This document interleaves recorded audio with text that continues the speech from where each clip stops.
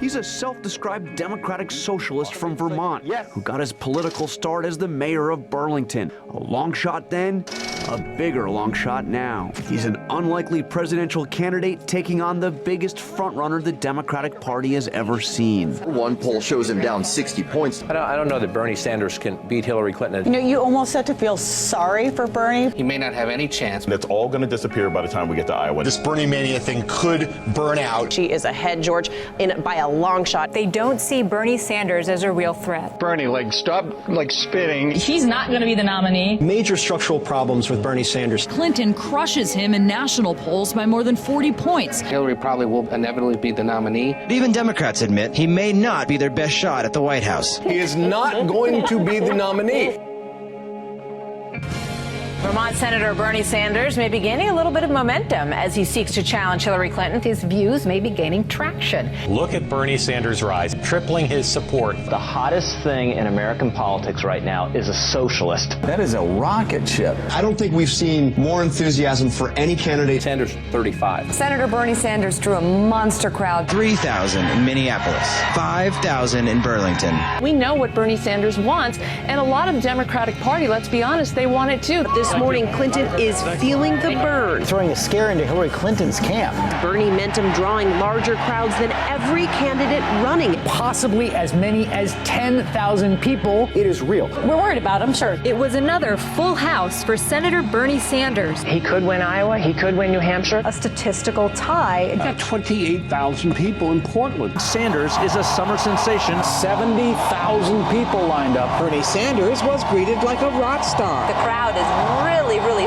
swelled. These people are very excited. Clinton dropping below 50%. Clinton's lead now down to single digits. Hillary Clinton has lost a third of her supporters. Sanders has nearly doubled his support. He has an electable agenda. Bernie Sanders beating Clinton in New Hampshire. Sanders gaining 15 points. Once thought to be the longest of long shots with a commanding lead. Bernie Sanders could get elected president. Hillary Clinton is feeling the burn. Checkmated by Democratic Socialist Senator Bernie Sanders on fundraising. It was a record-breaking weekend for Bernie Sanders. Who do you think the Democratic nominee will be? Sanders. What Bernie Sanders is running against is literally the power structure. Bernie Sanders getting his first endorsement from a member of Congress, Raul Grijalva. He has gotten 1 million individual donations, and he reached that much earlier than Barack Obama did. Congressman Keith Ellison says he will support Vermont Senator Bernie Sanders. No one could predict the huge crowds and the surge of popularity for Bernie Sanders, a man who's been around the block fighting for poor and working class Americans. Who won the debate? Bernie Sanders! Bernie Sanders won this debate.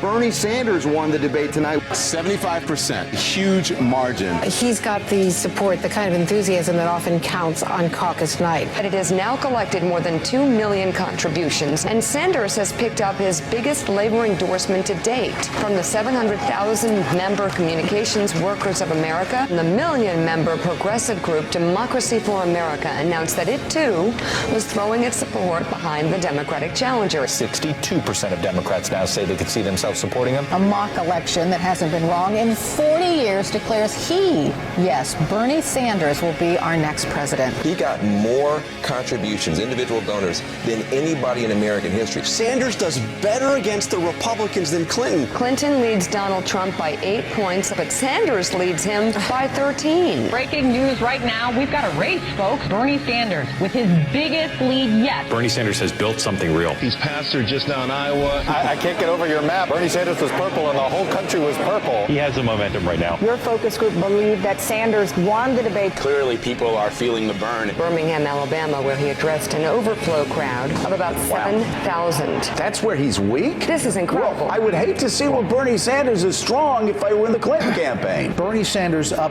27 points. With 13 days to go, it's Hillary Clinton's nightmare scenario. There is no way to describe these new New Hampshire numbers other than stunning. People that think that Bernie Bernie Sanders is like the easier target right now. Oh, no. Do not sense what 2016 is all about. What do young women see in Bernie Sanders? They actually think that he's better on specific issues. He's captured both authenticity and joy. Bernie Sanders is catching up to Hillary Clinton nationally. 15,000 people turned out in St. Paul after 6,000 flocked to see Bernie Sanders in Duluth. Bernie Sanders with 49. The former head of the NAACP will endorse Bernie Sanders. He's tapping into the anger about Wall Street, about the economy, about the middle class. He's direct, he's blunt, he's funny. Bernie Sanders still has a hold over the youth vote. As Bernie Sanders pulled into a virtual tie with Hillary Clinton in a national poll, he packed the famed Exeter Town Hall so tight, the fire marshal shut it down, and a spillover crowd waited in the snow. In a statistical tie, and in New Hampshire, Sanders is way out in front. Bernie Sanders will decisively win the Democratic presidential primary here in New Hampshire. Bernie Sanders, we project, will be the Democratic winner. They're watching some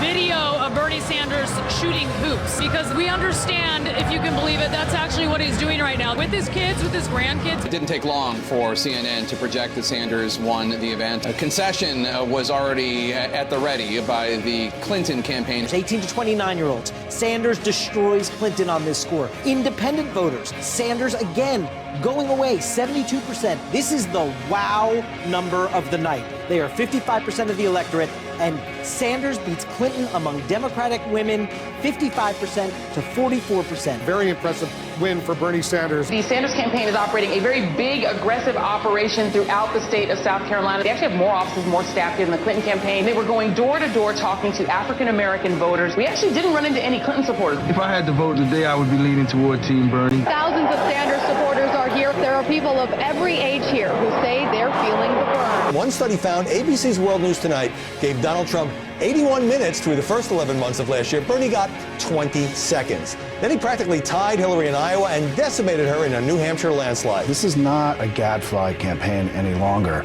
They're holding their own against the Clinton machine. It's kind of amazing to watch. Senator Bernie Sanders clobbered Hillary Clinton in New Hampshire with a huge win. In fact, this was the single largest margin of victory for any non-incumbent in a primary since JFK. According to a new national Fox poll of likely Democratic voters, Hillary Clinton is actually trailing Sanders by 3 points. When we come together as a nation, when we say enough is enough, when we stand together, there is nothing we cannot accomplish.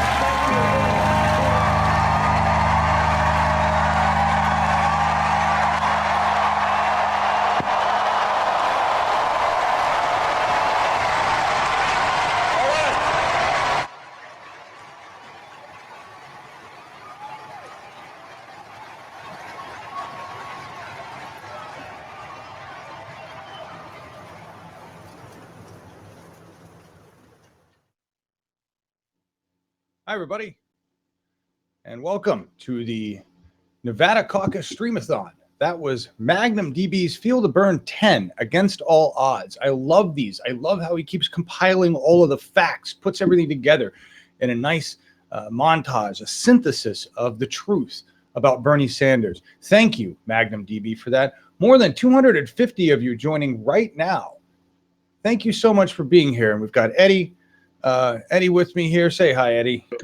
How's it going? Hey, John. Good. How are you doing? Pretty good. Exhausted. Just finished watching Deadpool. Yeah. Awesome. You were telling me that you were doing that. So how was Deadpool? It was awesome. You have to watch it. Yeah. I'm not even familiar with the. I wasn't a comic book guy. Isn't that a comic book? Come from that? Yeah. That tells you how old I am. What? I'm actually not a comic book person either. I just saw. Yeah, I just always been a fan of Deadpool. So just to see this was just like, oh my god. Yes. Alrighty then. My life is officially complete. All right. Well, moving on from what I would consider non-reality, I suppose, to the reality of what's going on. It's Nevada Caucus Day, folks, and the truth is that Bernie Sanders, according to that one Fox poll, has the lead nationally. We've seen what we can do. I think the media has seen what we can do. I find it, I love watching the videos because I love watching the expressions on their faces.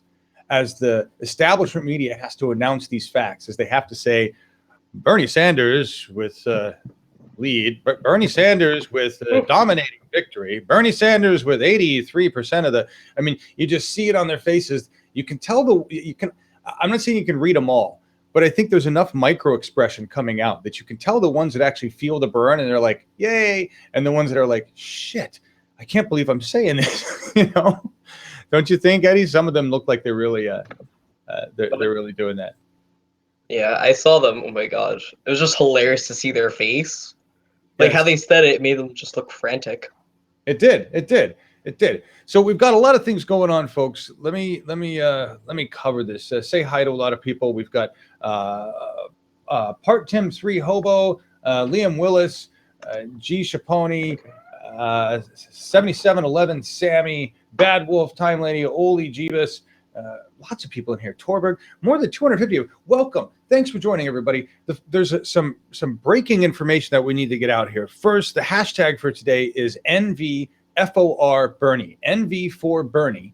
That's the hashtag you need to be blasting out all over the web. I know the card at the beginning is totally my fault. I thought we were still using the America Together. We're not. Aiden sent out a message this morning and shifted it. And I apologize dearly to Jesse, who was cranking out our media and had to do like 9 different changes in like a half hour.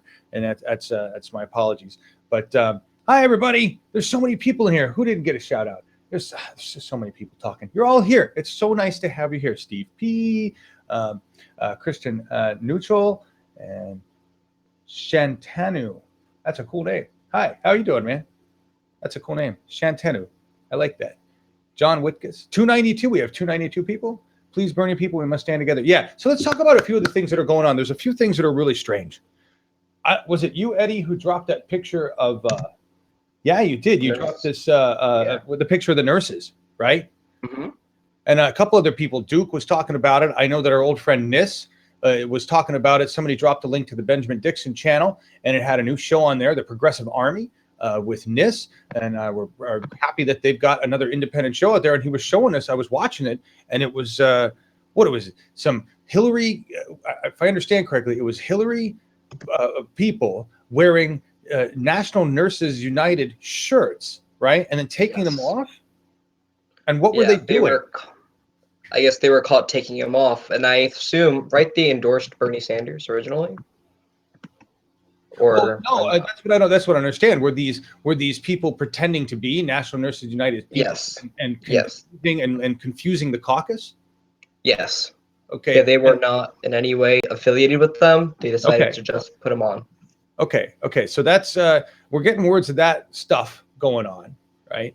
And then I know I've heard rumor of some other BS happening. We just lost you, Eddie, but that's all right.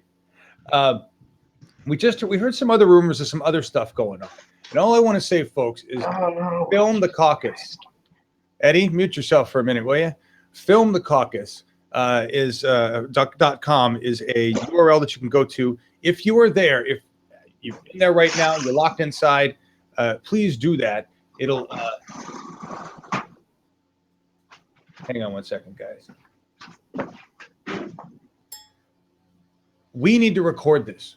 We need to keep a record of what's going on. We've seen what happened in Iowa. Apparently there's some investigation into something going on in New Hampshire now. I just saw a link come through about that. We need to film our democracy. We need to film the unfortunate status of our election process, because it's just not together. I'm hearing statements. This is the other thing I was seeing in Twitter. Somebody passed a note saying that there are people just leaving, 300, 400 people just leaving lines out of frustration. Please don't do that. Please, Nevadans, stay in the lines. Don't leave. Make sure you are counted. Make sure your vote counts, because this is about saving a planet. This is a battle here, and we are fighting a war against an establishment that will do anything it can to rig the game. It's already done everything it can. We've had some crazy stuff go on already, right? So please, please, please, we certainly don't want it to come down to 20 different high card draws or something, because we don't have enough people there. Bernie the venture capitalist layer. Nice. I'm just checking out what some of your comments are. Just checking out what some of your comments. Hey, Eddie, we got you back. There you are. Nice to have you. I did mute you. Oh, now you're gone. All right, make up your mind, man. It's all right. Do we have comments running? I'm not seeing comments cruising through in the lower. Oh, yeah, we do. Right on. Comments. Let's go. Here we go. What do we have to say, folks? This is a Stream-A-Thon. We're just checking the results as they come in. I suppose I should actually go to the results, and then when Eddie's ready, we can talk about this Reddit. This is one of these things you younger kid, the millennials do. This is a Reddit thread. Can't hear, and we'll be checking that out. We'll be checking that out. But first, let's take a look at the actual results pages. We are going to be looking at this page, right? Which is Politico. So this is the Politico Nevada Presidential Caucus results. They have this lovely chart here with the map, and I'm sure it'll fill in with all sorts of pretty colors and stuff, and so we will use that. And we will also be looking at, is it that's another video. This is the time left to caucus. I suppose it would help if you could expand it. There we go. 2 hours, 18 minutes. I'm not sure what that countdown is left for, but that's what this is telling me right now. So there you go. We'll be looking at that stuff. And we've got a lot of fun videos to run. A lot of fun videos. As a matter of fact, this one was one that I was going to run to open the show, but I'll cut to it later. That's Bernie Sanders, A Future to Believe In by Satcham Interactive. But we have Scott Galindez. Scott Galindez is in Harrah's, and I want to check in live production really quick and see if he's said anything, because Scott is actually at a watch party, one of the bigger watch parties. And interesting. There was just a screenshot, folks. Let me see if I can pull it up here, of some actual results information. It's not it's certainly not conclusive, but this is a screenshot of overall Nevada Presidential Caucus results. And this is delegates allocated currently 8 out of 43. Clinton with 3 delegates, uncommitted 4, Bernie Sanders with 1. And that's what we're looking at there for that little brief bit of information. And that completely threw me off where I was going here. It's going to run this color bars video, but what we're doing tonight, folks, today is supporting Nevadans, recording the caucus. We're going to watch some videos. The hashtag is NV4Bernie. That's NVFOR Bernie. Okay. And just going to talk to you, run some comments. Those 8 are super delegate. Thank you. Thank you. Good to know that. Huffington Post is another place we can look. Eddie, if you could drop different links, if there's another place I should be pulling results from. I'm really just going off what you guys are dropping in here right now. Sure, no problem. And are you ready to talk about this Reddit page and tell me what the heck's up with this? Whenever you're ready. All right.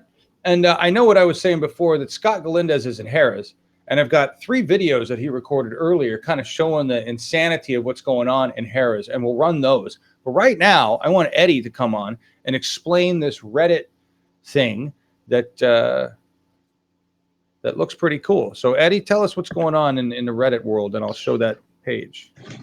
Yeah, so there's this thing called Reddit Live. I think I started explaining it yesterday. There's a thing called Reddit Live where basically you have people from certain forums or boards, as they call it in Reddit, where they basically go and post updates constantly to a certain topic. So this one that John's showing, I think, is pretty much the Sanders for President board live thread for the Democratic Caucus. So pretty much whenever new results comes in, basically they can put in what they want. They can put in like links to certain issues or just normal updates in certain ways that can get the word out. They use this for many other things, for what happened in Paris, to get people alert. This can help out a lot in showing people. I used it for Blizzard once. I used it for Iowa originally. And right now I'm working with them to get more information through Twitter, Reddit, if I can find it, and any other sources. So if you want to, so if you guys want to message me some stuff, I will be on the YouTube chat, and I will be able to put some links on there if you'd like. Nice. Thank you. Yeah, Does everybody watches me refresh that page? There we go. But yeah, John, join. There's people. There's 90-year-olds on Reddit. There's 90-year-olds on Reddit. Here we go. Yes, You know what happens when you refresh the page? There it goes. It does that. That's what happens. You refresh the page. 90-year-olds on Reddit. I get that. And there's 90-year-olds on YouTube. What it takes for me is time, Eddie. I need time. I don't have enough time. You know, my day's kind of filled with Bernie and YouTube and what we do here. YouTube and Twitter. That's basically where I spend my life. I don't have time to add Reddit to that mix unless this becomes something valuable for us in the broadcast where we can click on links, go to them immediately, see what's going on. Then absolutely, absolutely. I didn't see any. I'm waiting for the political page to update. I know that Duke is looking at that page in comments, but if you guys see anything crazy going on, what do we got here? Yeah. Ali just posted 42-4 Bernie, 45-3 Hillary on CNN Live. I'm not exactly what that number references, but that's interesting. We'll find out what that references, please, guys. Tell us. Apparently, Duke is saying those are early voters. Yeah, those are early voter polls. Yeah. Okay. Early voter polls. Thank you. And yes, Miles, I see in your comment in Slack, no coin tosses this time. It's Nevada, folks. It's Vegas. So we're doing high card draw for ties, which to me is just as dumb as a coin toss. We have a modern society. It's the 21st century. We should be using modern means of recording this information. We shouldn't have people huddled in buildings to do this. It should all be done electronically. It could be done electronically. It could be done securely. We've talked about that before. It's just an absolute joke, that it doesn't happen. It speaks to the antiquity of our election process, our democracy. It's not good stuff. Oh man, I hate it when this happens. My Chrome browser, when I load up. Sometimes I think.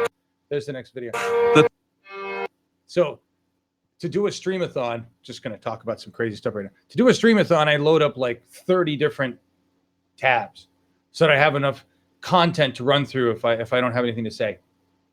And what happens with Chrome is that every once in a while it decides to break. So I've got 30 frowny faces with the black folder right now, and it's going to take me forever to reload every one of those, and that's never fun. I might have to make Eddie just sit there and talk about something for a while I do that. But, oh God. But we will actually. It's funny. I saw someone talk about blackjack. That's what Scott is doing. He Pai Gow Poker. In between running video, he goes into Pai Gow Poker in the hopes of winning a big jackpot so that he can travel around with the Bernie camp. I don't know how the Hillary camp does it. I know everybody involved in that has tons of money to travel around in the press, but with the Bernie camp, basically there's a charter, and if you can afford to get on the charter, you travel. If you can't afford to get on the charter, you don't travel. That's basically the way it goes. They're not covering any fees for anybody. You know, it's pretty much, and there's a very small group of people that are actually the traveling press that cover Bernie Sanders' campaign proper, right? Scott and Biff and other individuals that go out for us to record these events, to do these things, they're just doing it on their own. Scott does it for independent news, reader-supported news, and we're lucky enough to have him with us. Biff and Kim Ward just travel on their own. I don't know what they do it for other than they're crazy, they love Bernie, and they want to help democracy, you know, and they're fantastic. And that's when I guess the reason I'm bringing that up is, in general, is because a lot of times people ask, you know, well, why can't you fix this, or why is this feed crappy, or what's happening here? And you got to understand, we're getting feeds off iPhones and, you know, other smartphones and HD camcorders attached to converter units that are attached to MiFi units that push up to Ustream that we grab here. That, I mean, This is, you know, we're a rogue resistance network for a reason. And that reason is that delivering Bernie Sanders live is very difficult unless you own your own multi-billion-dollar media network. And even the crowdsourced unit that that you guys funded, okay, you guys funded our upstream. But even that unit is difficult to get around to the places, even in the hands of the ground staff. And when we get it to event places, sometimes we're told you can't even broadcast. Nope, you can't hook that up. No, you can't. No. Because we don't own the right to stream from that event. It's owned by an establishment media company. And the rights are sold by the DNC. I mean, this is the craziness of this, folks. They have a stranglehold on our information in so many ways. It's frightening. It's absolutely frightening how the media oppresses the truth. It's just ridiculous. And I guess I'm gonna load this video, but I'm kind of going off on different topics. But I wanted to make a big thank you right now to Cenk Uygur of TYT, who publicly endorsed Bernie Sanders, and for a guy of his independent news network reach and social status. That's a big network. And I said, thank you, Cenk, for providing us however many years you've been doing this of excellent independent media coverage. You have been fighting this battle for the truth for a long time. We're here. We started up very recently to provide the truth about Bernie. And I appreciate the fact that we've got a larger and larger number of independent media outlets, new ones starting up all the time, that recognize that we need to be the new muckrakers, that recognize that it's our job to rise above the establishment media bullshit and preach the truth. And it could cost us jobs, it could cost us paychecks, it could cost us relationships. But the truth and saving this planet are far more important than paychecks, Morgan Freeman, than jobs, Will Ferrell. Jesus, and every Hollywood actor out there that's saving their career by voting for Hillary Clinton. I don't know. You guys blackball people. How about the consumer blackballs you, and we don't go pay for any of your movies, so that your value as an actor drops. When you sign up for Hillary, and the reason I say that, and the reason that sounds harsh, when you sign up for Hillary, folks, you are signing up to doom this planet. That's my personal feeling. Because there's no way an establishment government is going to do jack shit in time to save our planet from environmental disaster. Absolutely no way. Forget all the other issues. Income inequality is irrelevant, folks. Bernie's going after income inequality so that we can have a government that'll actually do things like fix the planet. You put any establishment politician in our government, and in the next 50 years, we will not have a planet livable. 50 years. They're talking about the max temperatures in 100 years. What do you think it's going to be like in 50 years? Do you know that there's a tropical storm right now in Fiji? 162 mile an hour winds, 200 mile an hour plus gusts. Never seen before. Unprecedented. The ice sheets in the Arctic melting. Unprecedented. We are looking at a catastrophic cascade failure of our environment, the one environment we all share. And anybody who thinks the issue is petty bullshit differences between Hillary Clinton and Bernie Sanders, you are blind. You are staring at the forest. You are missing the fucking earth. Forget the trees. Forget the forest. Look at the earth. Have a bigger view, folks. This is what we have to do. We have to reach Hillary supporters. We have to reach the adults, the young, whoever is still voting for Hillary, that are not connected to the internet. These folks are connected to cable news networks. They're connected to establishment media. And that is what we're dealing with here. Let's run this little Bernie Sanders, A Future to Believe In little piece. I like this. And then we'll see if we can't get some of these other links back up on the Chrome browser. Sometimes I think that the people in this institution and in the White House are really losing contact and not knowing what's going on with the American people. They think that maybe, given all of the crises facing this country, it's about time that there was some bold leadership here and that this institution made some hard choices. I'm worried about the fact that our workers are seeing a decline in their standard of living. They want to see our industry be rebuilt. That's what they want to see. No more B-2 bombers, no more Star Wars. Let's make the quality products we need. Let's invest in American industry. The American people want to see our kids educated. They want their kids to be able to go to college. They want to wipe out the fact that 5 million children in this country go to bed hungry. They want child care for their kids. They want decent education. Let's have the guts to give some leadership to this country.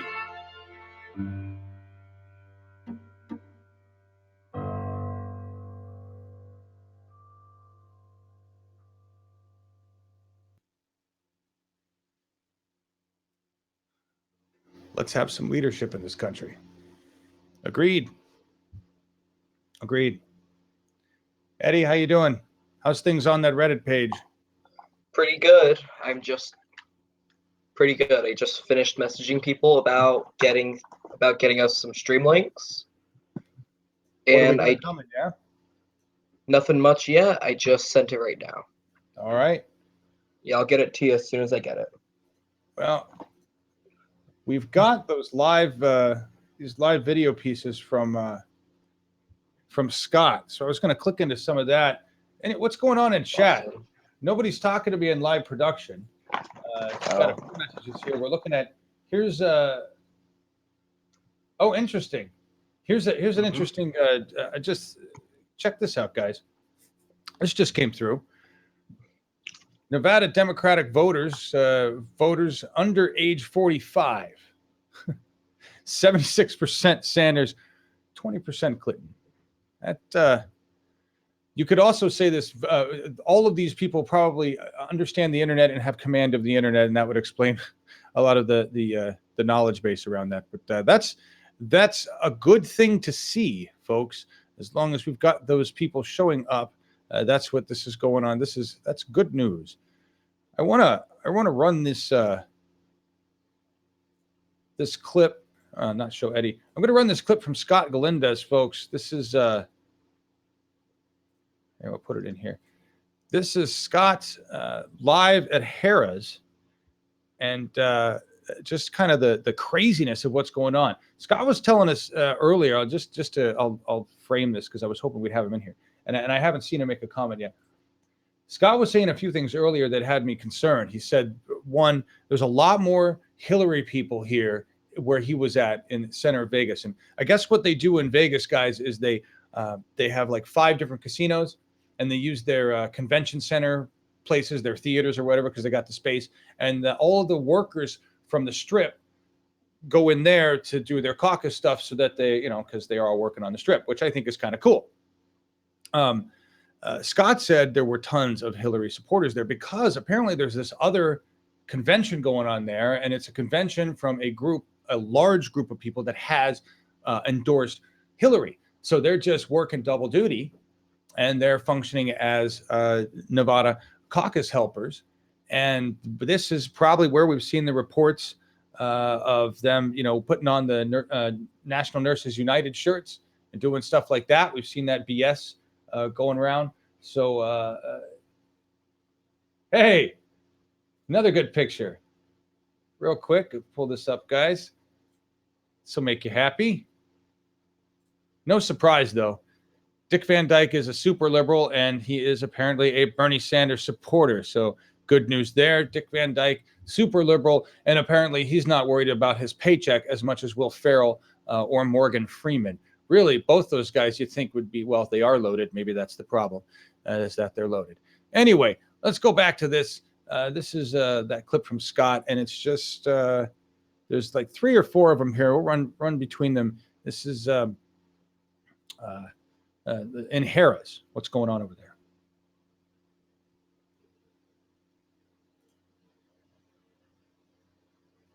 You guys are blocking, please.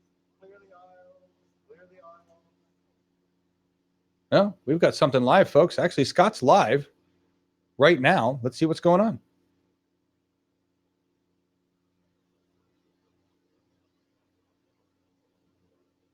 It should kick in a second.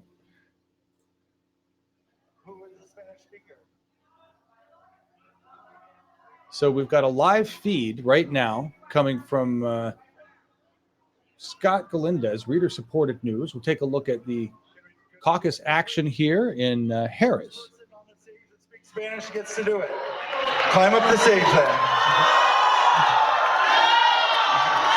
Clear picture, low frame rate, but at least you get to hear the caucus action live from Harris in Nevada. Okay. Okay. Okay. Okay. She's not good. Okay, we've already got one person. Hold on, everybody. I'm going to have to clear the back if you keep shouting. Okay, you are observers, not catcallers. Observers. Okay. Fact is that I bet half of this room is fluent in Spanish. Is that correct? Is that no? Okay. The point being is anything that she says, you're going to be able to understand if she's saying something that's pro-Hillary, right? Okay. No.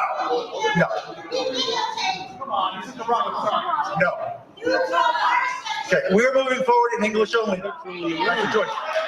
Nobody neutral in the room. This is going to happen really quick. If somebody next to you is not English speaking, please make sure that you're next to them and can translate as quickly as possible. Okay. Sorry. Okay. Where is Donna and Where is Donna and Amy? Okay. We are starting the count, folks, so stop moving around. Okay. You're going to do this third. Senator Susie, go over on this side. Good. Everybody with a form, stand up with the form. If you see somebody without a form in their hand, scream out and let me know because they're going to be moved to the back. Okay. So keep the aisles clear. Senator Susie, if you can count that section, Christopher, the middle section, and Amy, that section. When you've been pointed at by one of the counters, sit down. Okay, do you want to start over?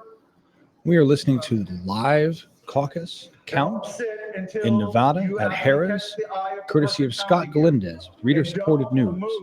This is a live feed of the caucus count. You have to have a form to be counted. If you don't have a form, you have to be in the back of the room. If you've been counted, you must sit down. It's only going to delay everything longer and longer and longer.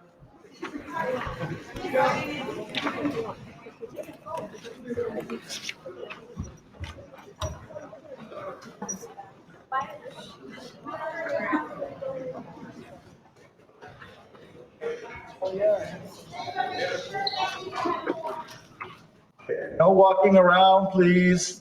I see you walking around. Sorry.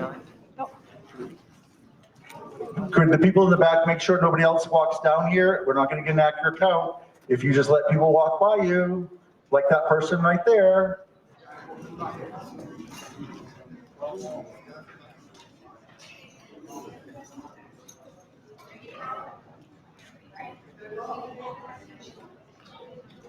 Okay. Amy, are you done counting? You didn't get counted. Okay, Amy, come back down. Donna, you're done? Okay, one, the three of you have been counted. All right. No, I've got them. You got them? Yeah. Okay. Three people right there. With more than one person to count the same. What do you have?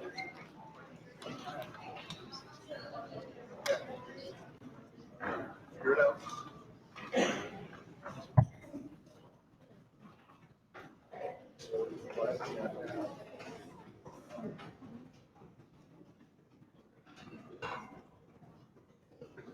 Once again, is there anybody here who is undecided or supports somebody other than Hillary Clinton or Bernie Sanders?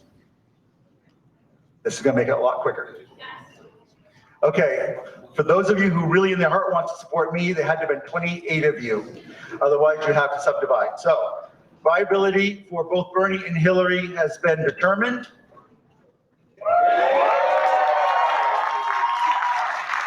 Okay.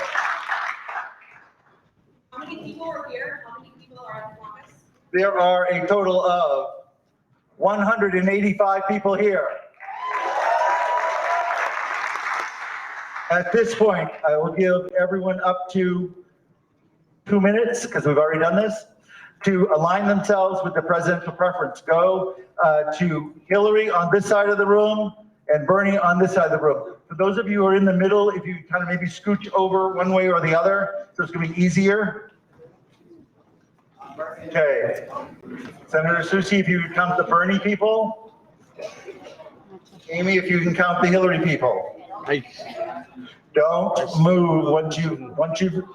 Okay, there are folks still in the middle. You need to move over to the one way or the other, guys. one side or the other. Want to make Okay. sure you're So everybody on this side of the room is supporting Bernie Sanders, right? Everybody on this side of the room is supporting Hillary Clinton, right? Okay. Don't move, because you're ending up, so just wait till you're counted by either Senator Susi or by Amy. Do you want everyone, how do you want to do it? You want to stand up or just count their heads? Why don't you stand on this side, and after I pointed you, you can sit down, okay? So 1, 2, 3, 6, 8, 9, 10, 11, 12, 13, 14, 15, 16, 17, 18, 19, 20, 21, 22, 23, 24, 25. Okay. This next one. 26, 27, 28, 29, 30, 31, 32, ma'am, 33, 34, 35, you want the answer. Okay, now I'm starting back here. 36, 37, 38, 39, 40, 41, 42, 43, 44, 45, 46, 47, 48, 49, 50, 51, 52, 53, ma'am, 54, 55.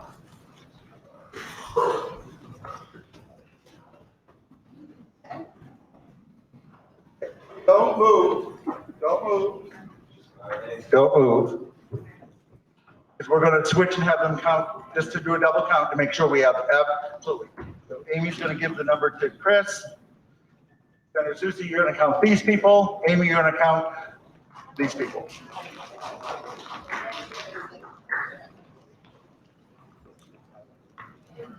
Okay. Here's the issue. We had 185 people counted, but it doesn't add up to 185. That's why I'm telling you, don't move. Okay, stand fast until you're counted. I can't hear you. Okay.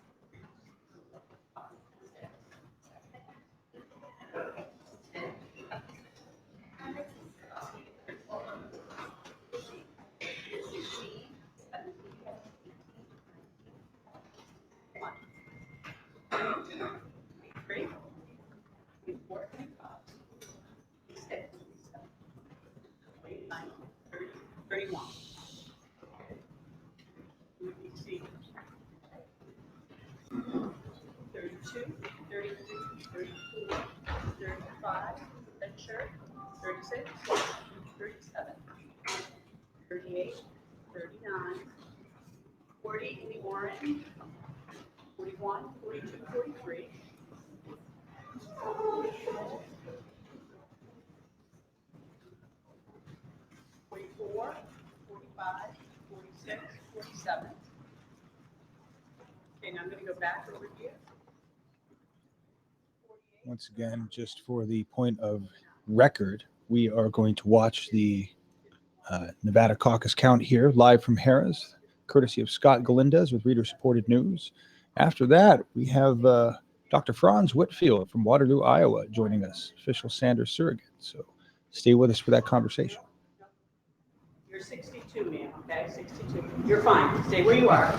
63, 64, 65, 66, 67, 68, 69. Seated, please. No, don't count me. 70. I did count you, sir. 70. Don't count me. I'm pressed. Okay, you're sorry. So 69, sir, who just held your card up, please sit down. 70, 71, 72. Please sit down, sir. 72. 73. Please sit down, or I'm not going to be able to count you. 74 in the white, okay. 75, 76, 77, 78. You, the three women there together in gray. 79, 80, okay. Yep, 81, 82. Please sit down. 83, 84, 85, 86, 87. Okay. And all of you are observing in the back. Okay. You didn't count them. You didn't count that. This table.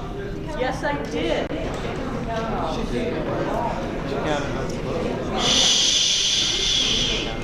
90, 91, 92, 93, 95, 96, 97, 98, 99, 100, 1, 102, 103, 104, 105, 106, 107. 108, 109, 110, 11, 12, 113, 114, 115, 16, 17, 18, 119, 120, 121, 122, 123, 124, 125, 126, 127.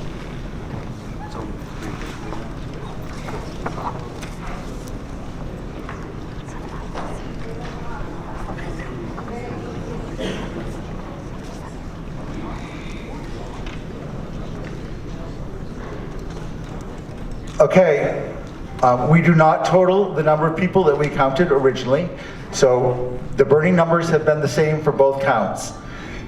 For the Hillary people, I need everybody in the back, that not the observers, but the voters, to come forward and all sit together, very close, no spaces in between. So come on from the back. We are not getting the same number for the Hillary people. So come down as quickly as possible. Come on down. If you're sitting at one of the round tables, I would prefer that you come down. It's going to be a lot easier. There's plenty of space in between here. It's going to count. Otherwise, we're just going to keep counting over and over and over.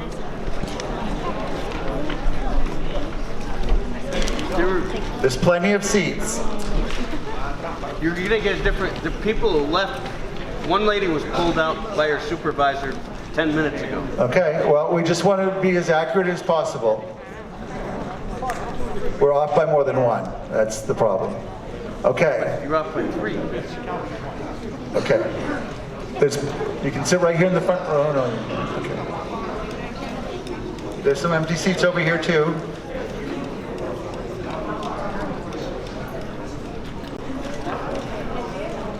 There's some empty seats on this side. Just jump in. They're all friendly. Okay. Quickly, quickly, quickly, quickly. Come on. Come on. Help each other.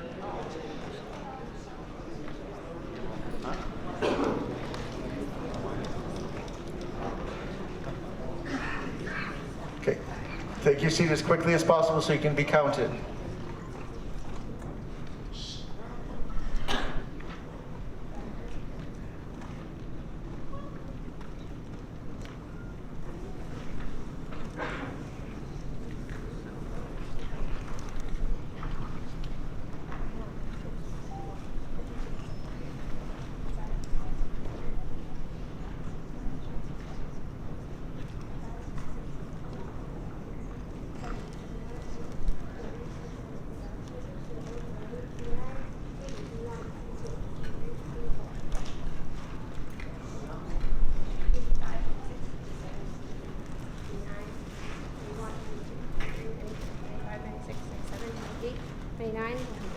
101, 2, 3, 4, 5, 6, 7, 8.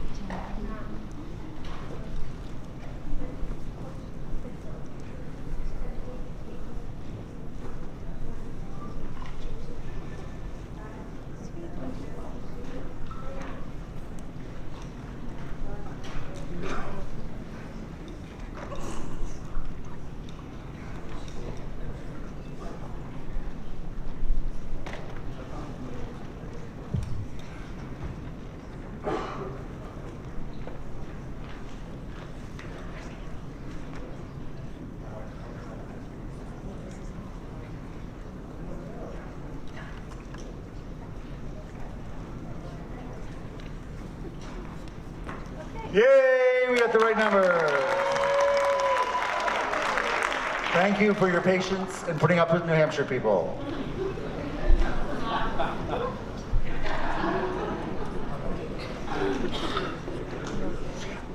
While Chris is doing the math on how many delegates each candidate gets, we have forms. This is actually electing delegates. You possibly were already asked. Let me just read ahead while he's doing the math. Election of delegates and alternates. Now that we have awarded each group, we have not, but each preference group will elect the delegates they would like to send to the county convention on April 2nd. Before we do so, I'd like to read another statement.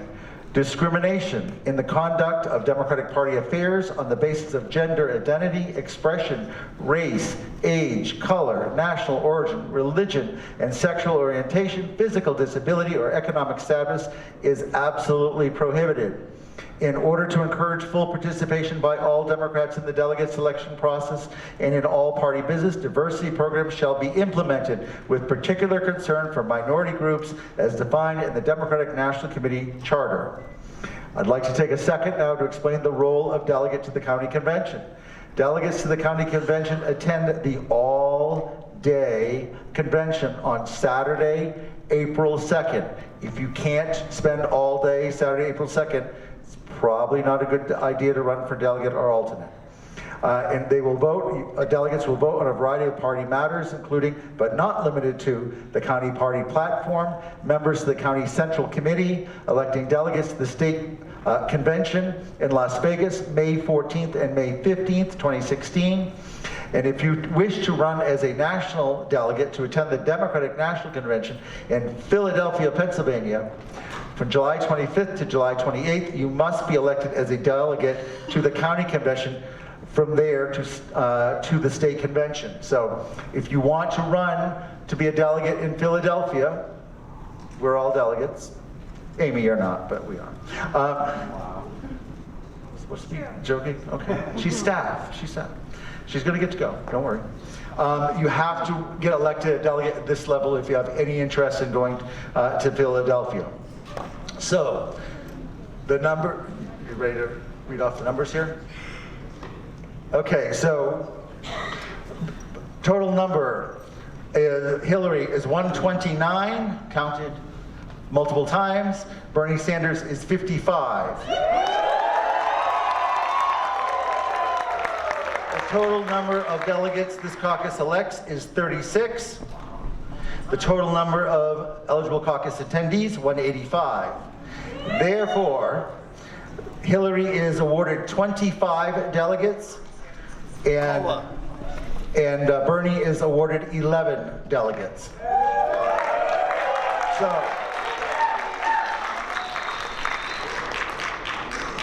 the one person that left would not have changed the percentages in any way and did not impact on the awarding of the delegates. Okay, so now we need 20, where are the forms? Okay. Why don't we start, I know this is taking a little bit of time. So Bernie folks, you need to elect 11 delegates and 11 alternates. Anyone who wants to be a delegate, raise your left hand. Anyone who wants to be an alternate, raise your right hand. And then she'll give you the form. Is that really the best way to do this as quickly as possible? If there's a representative from the Bernie campaign who wants to do this. Is there a representative from the Bernie campaign that wants to quickly do this? Okay. Okay. So we need 22 of the 36 of you to agree to be the delegate or an alternate. And you can't, if you don't have that form completely filled out and turned back in, you're not going to be designated as a delegate.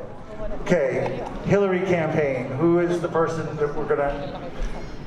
We need 25 delegates and 25 alternates for Hillary.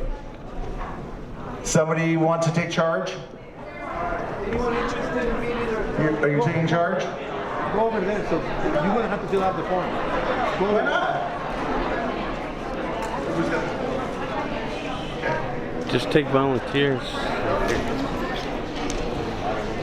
We need 25 delegates and 25 alternates. That the alternate is in case the delegate isn't able to go, then the alternate gets picked to go in their place. Okay. 25 delegates, 25.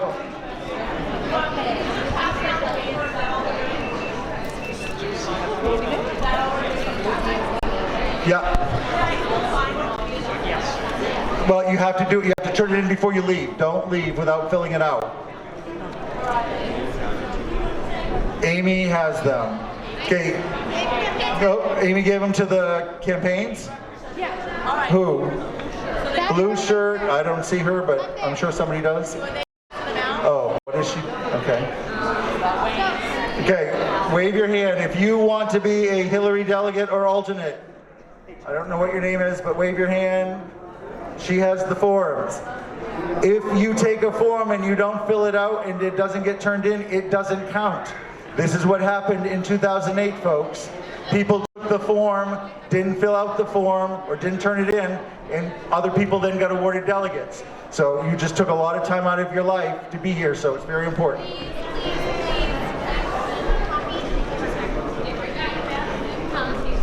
Keep the back pink copy and give us the white and yellow. When you've completed your form, if you can bring it up here. Is that what we're doing? Yeah, bring your form to the stage. When you've completed the delegate or alternate form, if you could please come forward. And it's going to be for Bernie, the first 11 forms that say delegate will be counted. We're not going to pick between people. It's the first come, it's first 11 for alternates, and for Clinton, the first 25, and the first, for delegates, first 25 for alternates. So.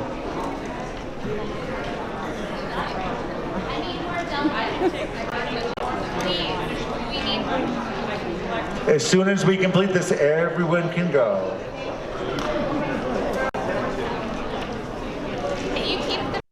April 2nd. Yes. If you were going to the Republican convention, it'd be April 1st. April.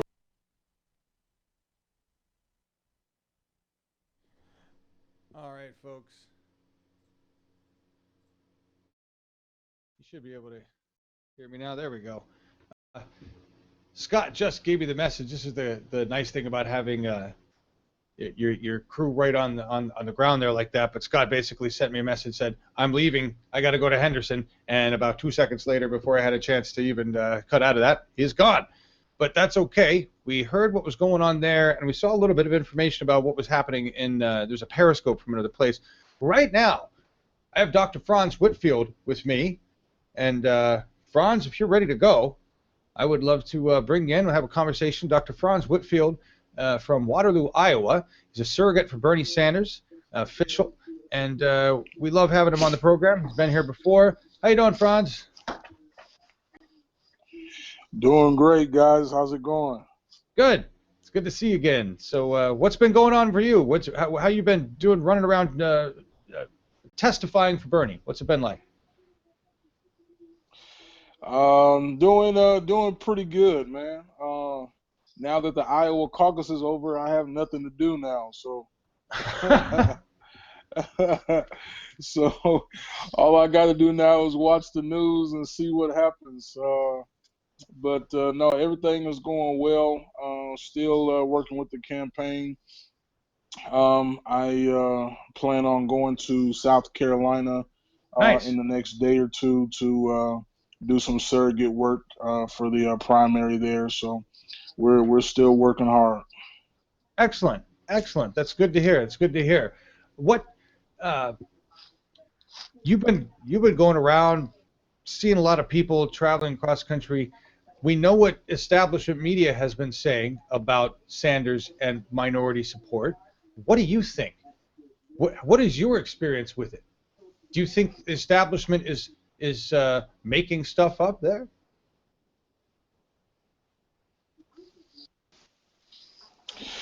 Well, my thing is, I think the minority, the African American support is increasingly growing towards Senator Sanders.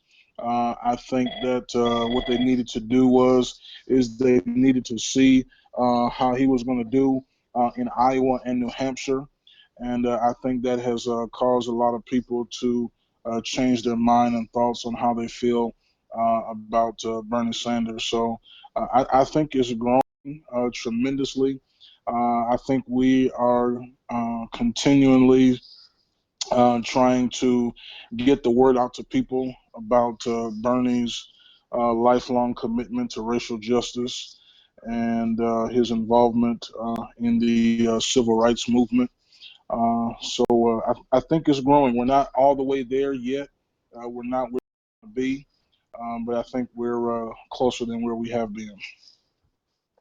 Awesome, awesome. Yeah, I would agree with you there that we're definitely closer than we have been. I think we just got some numbers coming through. I didn't quite read the full result. Eddie, if you have the details, that would be great. It said something like Bernie Sanders up 11%, Latino support, Nevada. I didn't quite catch the full number, but you know, if you've been watching the mainstream media, Franz, and seeing what they're saying, there seems to be a couple things going on. One, we see these PACs. There was the Black Caucus PAC that was for Hillary Clinton. But you know, the media points at one direction. When you really look at what's going on, it was a small group of board members and lobbyists. They didn't even ask the actual members of the actual Black Caucus, right? They just did this to. But the media doesn't report it that way. Yeah, you know? yeah, and they're not going to report that. I mean, Bernie has gotten a little bit more media attention than before, but you know, the media is going to be in favor of Hillary Clinton. I mean, I'm seeing that on pretty much all the news stations, and you know, it just shows, you know, the kind of shady campaign that Hillary is running. You know, she was just interviewed the other day, I believe, by CBS, and she, you know, openly admitted that she hasn't always been honest with the American people. You know, people are disgusted with this Goldman Sachs, you know, transcripts. Right. And, you know, and so she's now getting these questions, not just from Bernie, but she's getting these questions from people, and she doesn't know how to answer them. You know, she says that she'll put them out, you know, if the other candidates do, and she never has to worry about that with Bernie, because Bernie has never given a speech to major corporations and Wall Street corporations like that. So, you know, she needs to go ahead and throw them out there. Exactly. Not only that, but did you hear her? What was it, on February 8th? She actually said Senator Sanders took $200,000 in Wall Street money, and then she goes, "Well, I mean, the clip is hilarious." She's like, "He took $200,000 in Wall Street money, sort of, not directly like I do, sort of, right?" And then Jake Tapper comes on CNN. I don't know if you saw this. It's beautiful. It's like one of the rare moments where CNN actually reported the truth instead of distorting it. And Jake Tapper's like, "No, Hillary, we're sorry. He didn't take Wall Street money. That's not what happened." So she blatantly, but everybody in that room, here's the reason I'm bringing that up. Like, everybody in that room was all fired up about it. Yeah, Hillary takes Wall Street money just like Bernie, blah blah. And it's a misrepresentation. I mean, to me, if you were, let me just pose this to you: if you were Bernie, and Hillary said that about you, isn't that slander? Isn't that basically slander? You're lying. Yeah. And that's exactly what it is. Politics is it's a crazy business. I mean, and in politics, people are out to hurt each other just so that they can win. But Bernie Sanders isn't that person. He hasn't slandered Hillary Clinton. He hasn't bashed her and downgraded her. He's been very professional about what he's doing. And one thing I've discovered, is that when people slander you and when they talk, bad about you, like Hillary has been doing about Senator Sanders, that means that she understands that she has some competition. Right. So that's all it is. And so it's fun to watch. How we are handling this thing, correctly. We're not handling it like we're not, losing, but we're handling it the right way. And so it just shows that Hillary is scared. She's absolutely scared. She's absolutely Yeah. scared. And let's take a look at some of these numbers, man. We have some numbers just coming in, results. I'm looking at everybody talking about them in chat here. Here's where we're at, everybody. We've seen a lot of scary numbers flying around, I know, and we heard a lot of scary numbers in that caucus we were watching, right? This is the result right now, 50% to 49.6. I've seen two numbers coming around, one that says 7% reported, one that says 11% or 12% reported. I think the bottom line is very little reported, okay? Yeah. Very little reported. And remember, a couple other things to remember, folks, that we don't need to freak out about too much. Let me see if we can put. Let me change the view here. I want to get. Let's go like that. There we go. All right. Just sit with me, Franz. So, what I want everybody to remember is these are going to county delegates. All right. This isn't the big deciding delegates. It's just going to county delegates, folks. Yeah. So there's a lot more movement here. Looking at the rest of the map here, not a lot of areas reporting.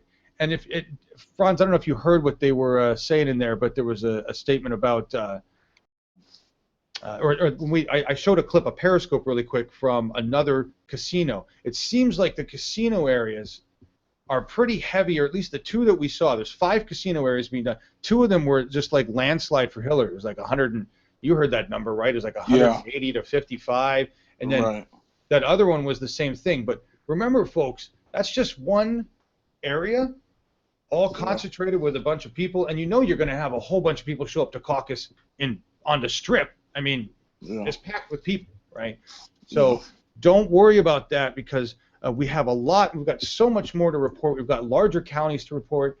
And, I wouldn't worry about it too much. What do you think, Franz?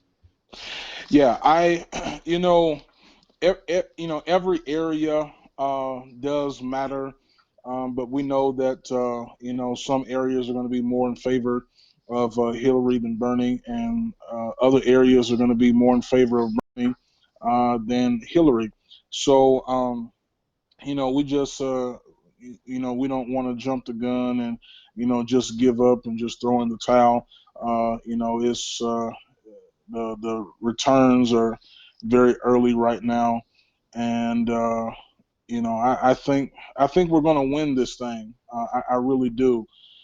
There's a lot of people who are in support of Bernie in Nevada. People are really passionate.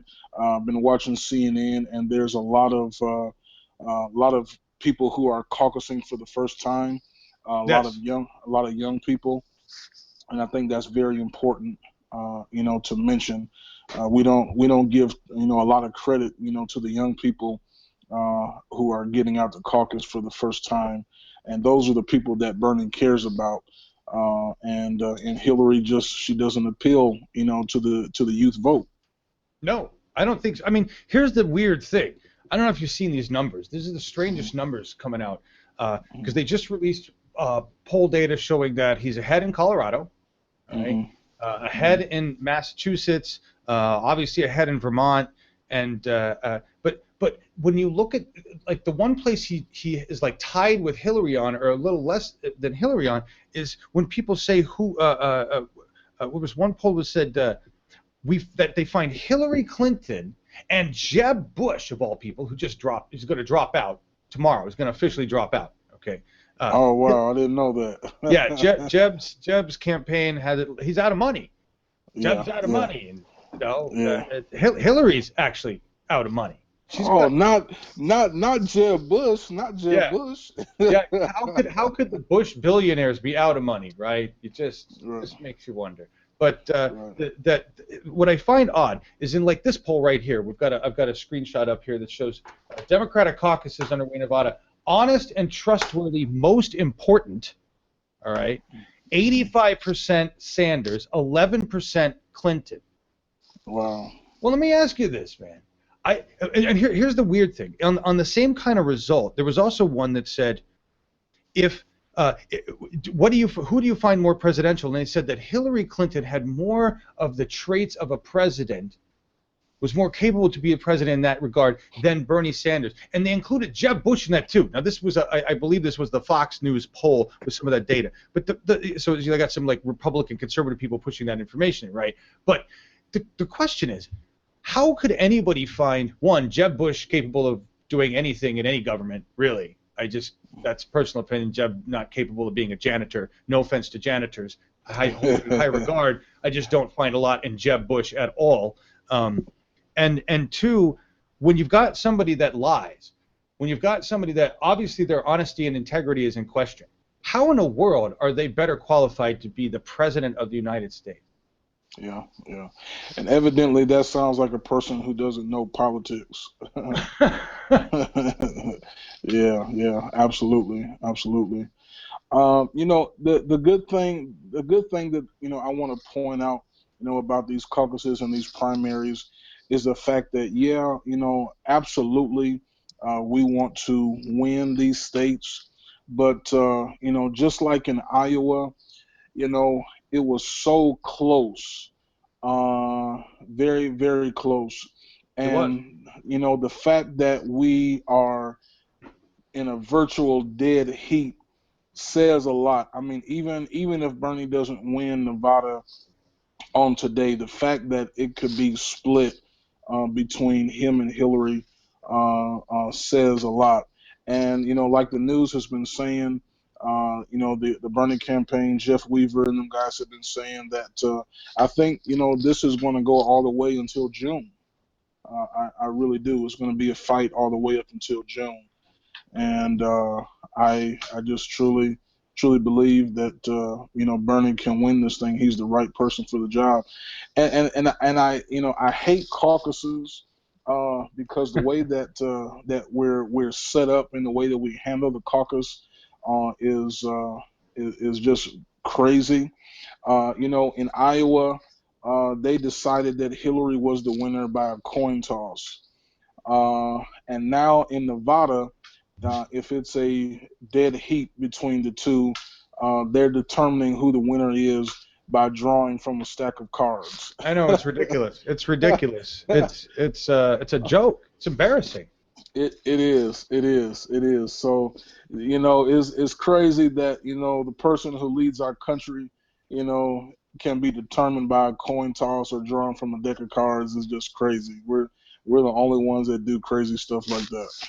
Yes, I'd agree. I just want to update you on some breaking news. I'm looking at the people in chat actually have a better handle on recent news than we do here. Looking at a bunch of different things here.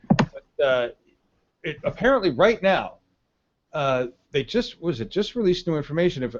Am I reading it wrong here? This Eddie's got 15% reporting Clinton 50.4%, Sanders 49.3%. But I just saw something come through the chat that looks more recent that says it's flopped. That now Bernie Sanders is ahead. Sorry, John. I said the wrong. You said that backwards, Eddie? Yeah, I said that backwards. Sorry about that. Okay, so what is it? What is actual numbers? What's going on here? Sanders is 50.4, Clinton 49.3. So Bernie is ahead at this point Yes. with 14% reported. Oh, Yes, I'm crazy. at that right now. Eddie, hey, don't be scaring us like that, Eddie. Sorry about that. Oh man, but this is beautiful, guys, because usually it doesn't happen until later. You know what I mean? Bernie's numbers usually get better at the end. So this is you know, as the larger areas come in. So this is a good sign already. I hope. I don't want to jinx the. Don't want to jinx it. Yeah, but, don't be like Eddie. Yeah. Oh, that's freaking awesome. Well, thank you, audience. Thank you, audience, for pushing that in and letting us know what's going on. And thank you, Franz. Is there anything, you know, before you go, you don't have to go. You can hang out with us. I'm just going to run another clip here. But, you know, we had talked about doing a show together, doing something, getting something going. Do you have the time now to do that? Yes, most definitely, most definitely. Yeah, and I would love to do it, man. I was crazy tied up, man, with the caucus and everything, and I just didn't have things organized. But now I'm living a boring life and thinking about getting me a couple cats and stuff. No, we've got a revolution to win. You don't get to settle down with some cats. We got like you said we've got all year. We've got a long way to go to get this man in office. So let's talk after this event, and I brought you into Slack, and we'll get you together. I've got some ideas. We just brought a bunch of new people into our production group. Tim Black is with us in chat, and I said that I wanted to do a show that focused around African Americans and what's going on, and I'd love to put that together with you. I'm just pushing that out publicly because now you can't back up. Yeah, right, absolutely. And you know, just one last thing before I go, you know, I just want to target and pinpoint the African American support. There may be people watching from South Carolina or states, other states beyond. But I just want to point out that in regards to the African American vote, you guys have to remember. A lot of people don't remember Bill Clinton, President Clinton, with the 3 strikes and you're out rule that really affected the African American community. And President Clinton sent more African Americans to jail with that than any other president in U.S. history. And a lot of people don't see that, and I think that's a very important thing to point out. So, when you guys are going out to caucus or you're going to your primary or going out to vote, remember that who has been there to support the African American community. And Bernie has had that lifelong commitment since the 60s. So, just look at the facts and you guys will see that Bernie's the best choice. Absolutely. Thank you for that. I appreciate that personal testimony. That's important. Yeah. So thank you guys so much, man, and look forward to working with you guys again. Absolutely. Dr. Franz Whitfield, everybody. Waterloo. Are you still in Waterloo? I'm still here. Yeah. Awesome. Well, we're going to have your invite to Slack is there, and I'm looking forward to having you join us in BTV and putting something together that just amplifies the voice of the people. So cool. Thanks a lot, guys, and keep on feeling the burn. All right. See ya. All right. Yeah. Dr. Franz Whitfield, everybody. So very cool. Somebody we would never have been connected with had Bernie Sanders not united the nation. I never would have known that man. Never would have known Eddie. Never would have known anybody in the audience. All of us getting together here. I'm just seeing a new update. Here. 22% reporting. 22.6% reporting. Bernie 49.3. Hillary 50.6. So I guess we flip-flopped. I saw somebody else say that MSNBC had already flipped it back. So maybe we're just going to go back and forth for a little while, guys. But hey, that's all right. It's all right. Eddie, what else is going on? Anything in that Reddit thing happening? Nothing much. I'm adding the results right now. So far, we do have news that the Nevada Caucus website has just crashed, according to Legion of 7. Oh, seriously? Mm-hmm. Wow. All right. So that's not good. Are those all your updates? Those are all your updates. Oh, I'm on it. I'm looking at it. No wonder. They are absolutely right. The Nevada Caucus site has crashed, folks. If you're already there, you know this. But here's what we're seeing on the Nevada Caucus site. Nice. This should actually be. That's basically what's wrong with our government right now. We have an internal server error. Our government is not serving the people. So yeah, that's an internal serve error, I suppose, what that should be. But the Politico site is still functioning, and right now it just shows more colors on the map, and the same results, basically 50.3 and 49.5. I'm waiting for more results to come through, and we'll let you guys know what's going on there. Anything else? Any breaking news, Eddie? No breaking nope, nothing news, guys. much. Guys, NBC News live updates. It's much faster. I checked them all. All right, let me know. Let me know. What we're doing here is just trying to report the news, chat with you guys. Going to run a couple videos. It's going to stay alive on broadcast until we have final results for the Nevada caucus. We saw some instances of, I don't know. I'll tell you what we saw in Harrah's. You heard what Scott Galindez was saying. You heard, a little bit of confusion there. But if you remember Iowa, that was nothing. The Iowa one that we were broadcasting, the different streams we picked up for Iowa were absolutely insane. What was going on there? Just ridiculous stuff. That was actually, well, I thought that host was rather rude. I actually thought they were all kind of rude there. It was definitely nicer in general.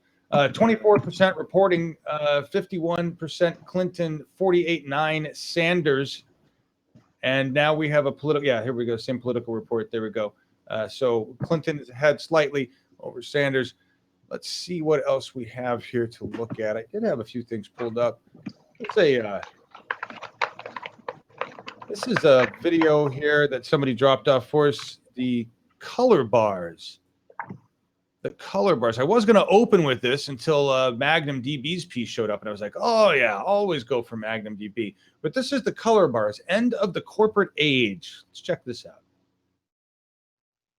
The wealthiest people of this country have seen a tremendous increase in their income, while at the same time, the standard of living of working people and poor people has declined.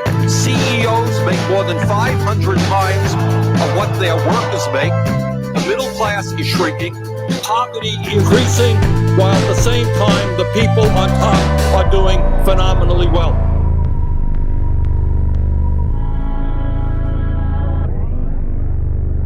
People always tell me, man, you're wasting your time. Can't you see the monolith is immobile? Yes, I tell them kindly, still I've made up my mind. 'Cause the sky above's as big and limitless as it ever was.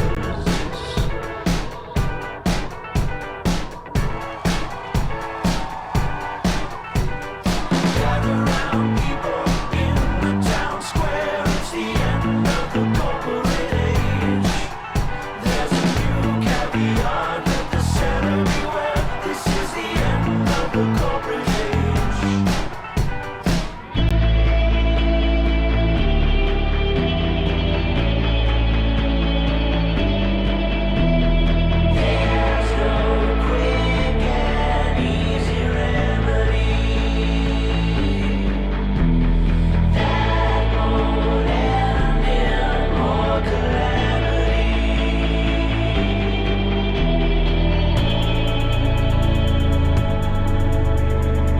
This is a fantastic time. From my standpoint, this is the best time that I've ever had. All the bloviators keep on spreading the meme that there's only so much room at the table, telling us we're lucky to be eating the scraps, but we've got all the facts and we're taking our places back. Billionaires shouldn't be allowed to hide in the shadows.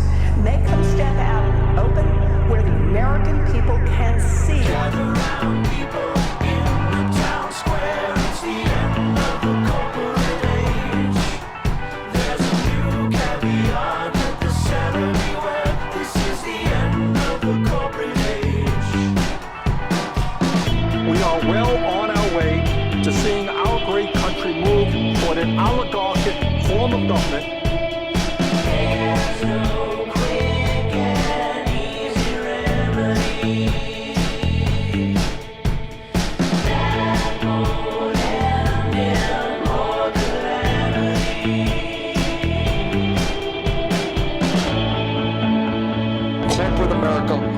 Wall Street, the major campaign donors are so powerful that no president can take them on unless tens of millions of people say, guess what, Washington, you are going to start representing the needs of working families and the middle class, not just the billionaire class.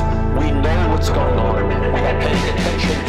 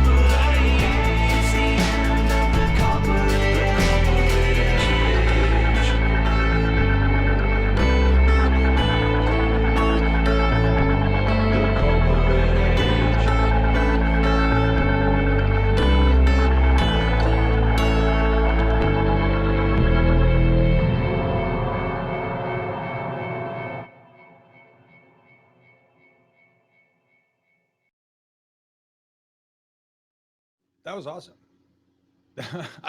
That's the first time I've heard that tune. I love that song. I'm going to run that more. That was the Color Bars, End of the Corporate Age. And really, that video must have just come. Yeah, it did just come out February 19th, 195 views.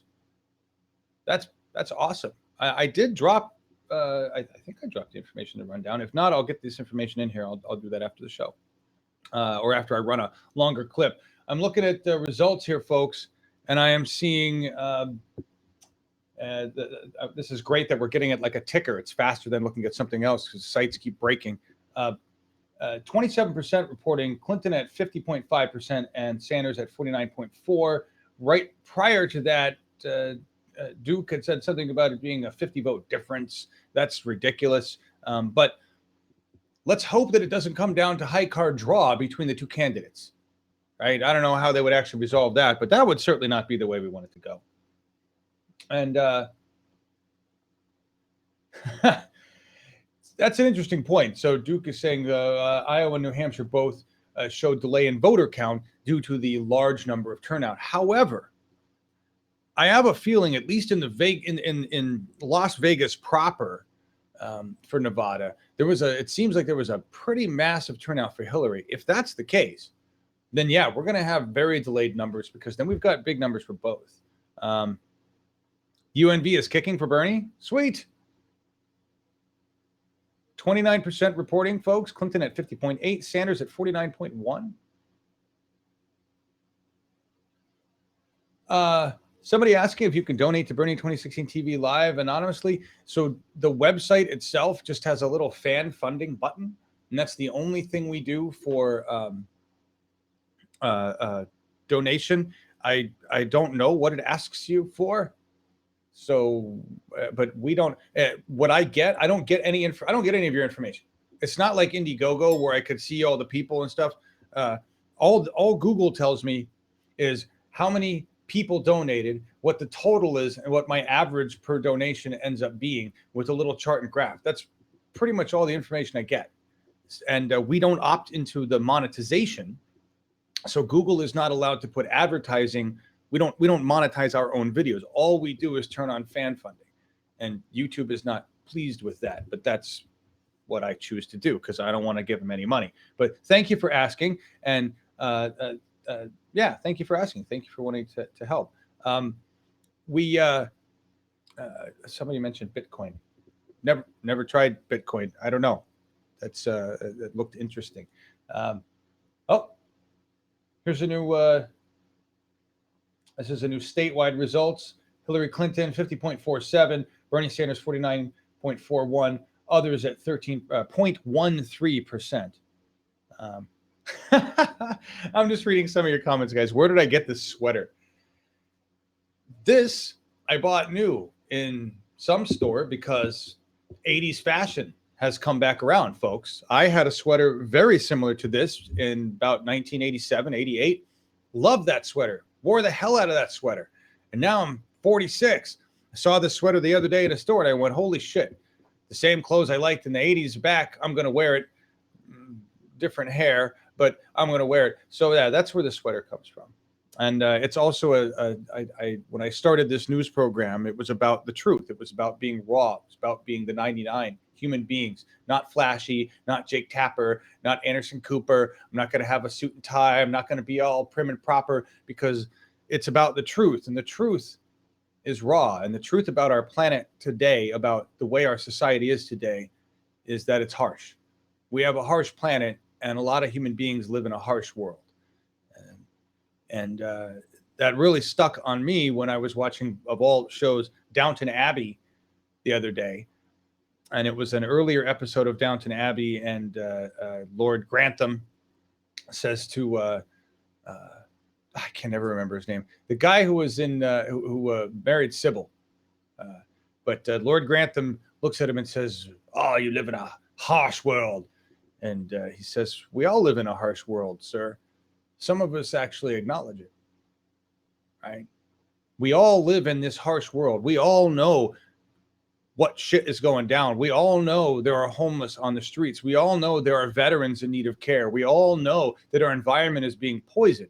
Some of us acknowledge it and choose to do something about it. The establishment government has no interest. If they had interest in doing anything about any of these things, they would have done incremental change and started fixing it 40 plus years ago. And that's the difference. I'm just reading some more of your comments. I appreciate that so much. I can't pronounce your name. GKUJIAN. You're going to have to explain it. This channel is at least as good as TYT. That's really nice compliment. I appreciate that. TYT has had many, many years of honing their craft. And we do things a little differently here, but I appreciate that. Really, this whole thing was created just for the purpose of getting Bernie elected. The larger endeavor of the Global Engagement Network is something that I want to do, but it's not important to the effort. But we can talk about that another time. Anyway, Tom Branson, thank you. I never remember his name, Tom, because every time I think Tom, I think Thomas Barrow, Mr. Barrow. And he's a totally different guy, although we like Mr. Barrow now. I won't do any spoilers. We do have all of the Downton episodes. We binge watched, so we're done. I won't talk about anything that happens, but if you want to see, I don't know, we're going on crazy stuff. You want to see the what I think is the continuation of Downton Abbey, and very, very interesting in terms of social development of human beings, is Mr. Selfridge. That's a great show. We're watching Mr. Selfridge. But anyway, enough about this stuff. Where are we at in numbers? I'm relying on you guys to tell me what's going on. Eddie, what's the latest stats? All right, we're at 32% reporting. Hillary Clinton's currently at 51.7%. Bernie Sanders is currently at 48.2%. All right. Yeah. And there's nothing shown for other on Google. Let's see. All right, for uncommitted voters, it's 0.1. 0.1. Interesting. Interesting. Yeah. Well, that's good news, folks. I suppose that's good news. Eddie, I'm leaving you up there for no reason. There, we'll get you out of there. Looks like you got some nice sun hitting you. That's good. Eddie, So far, yeah, what's up? Oh, so far it's a difference of 180 votes. Seriously? Yes. Just 118 votes. Yep. There's currently 3 uncommitted, and they get 4 delegates. Wow. So far. Wow. Yeah. That's impressive. I just saw, did you just say 33% reporting? Yes. Somebody just posted that. That's fantastic. All right, guys. We're going to run this. I'm going to run this clip right here. This is Ben Jealous and Breaking Down Walls. Bernie Sanders. It's from the official channel. And we're going to run this, and then we're going to talk about it. I finally found the article that has the quote that I keep talking about the direct two-faced nature of Hillary Clinton. Just as you start unraveling this, right? We have to be the truth tellers. We have to carpet bomb the net with this truth that Hillary Clinton has lied directly to the American people. She said one thing, turned around, did something completely different in Congress. So it's just, Anyway, Ben Jealous, folks, testimony. Going back to the old neighborhood can be hard sometimes. Walls have been built invisibly around the old neighborhood, and that police brutality is used to keep folks hemmed in, and frankly, opportunity locked out. I spent my entire life in the civil rights movement. I came up in the NAACP like my mom came up in the NAACP, like my father came up in the Congress of Racial Equality, like Bernie Sanders came up in the Congress of Racial Equality. Black Lives Matter. We need to combat institutional racism from top to bottom in a broken criminal justice system. I'm supporting Bernie Sanders for president, and all of us who have joined this campaign are there for the same reason. He has always fought for a populist position of let's fight for all of our families as if they are our own. I'm Bernie Sanders, and I approve this message. Thank you, Bernie. Thank you, Ben Jealous. That's powerful stuff. I don't know about you, but I am certainly more moved by a single individual's personal testimony than by the endorsement of a PAC. You know, I would rather listen to we played this morning the endorsement of Mary Kay Benson, just one of the 99, recording a video from her living room. I will trust that testimony over the testimony or the endorsement or the large check of any super PAC. People before profit. People before corporations. It's what this country was built on. And Bernie Sanders understands that. There are more than 500 people with us right now. Thank you so much for being here. You have many other places you can be. You really do. I really appreciate that you're with us. Thank you so much. Miles Dyer is from the UK, and he's got quite a track record of being on YouTube, and he's a prominent YouTuber, and he has definitely felt the burn in the UK and created some beautiful videos that we've run, just eloquent political speech, talking about what's going on in the establishment media. Miles is a member of our Slack group, and he'll be joining us here in about 20-30 minutes to come in and help relieve me on the vamping between information. And I'm glad to have Miles in here because he's definitely a much smoother talker than I am, and he's dashing, and he's from the UK, and he's much better to look at, you guys. So you'll enjoy that. But he gave us this website that I think is just absolutely fantastic. He said, I may be biased, but I think The Guardian has the best results. Well, I will have to agree with you. Just like the UK definitely has better health care than the United States of America, as well as many other social programs. It seems to me The Guardian over there in the UK area has the best live results. This is great. Check this out. I'll zoom in just on the Nevada portion so you guys can see what's going on there. This is absolutely badass. Smashing, smashing, Miles. This is fantastic. Isn't that word back in fashion again? There's a lot of 80s shit that's back in fashion again. I couldn't believe, those of you who remember the watches with the big fat bands, that was a ridiculous fad, like 1982. I had a watch with a big fat band, lots of weird stuff on it. I think that's back in fashion again, or maybe it was. I don't know. Eddie, what's in fashion these days in high school?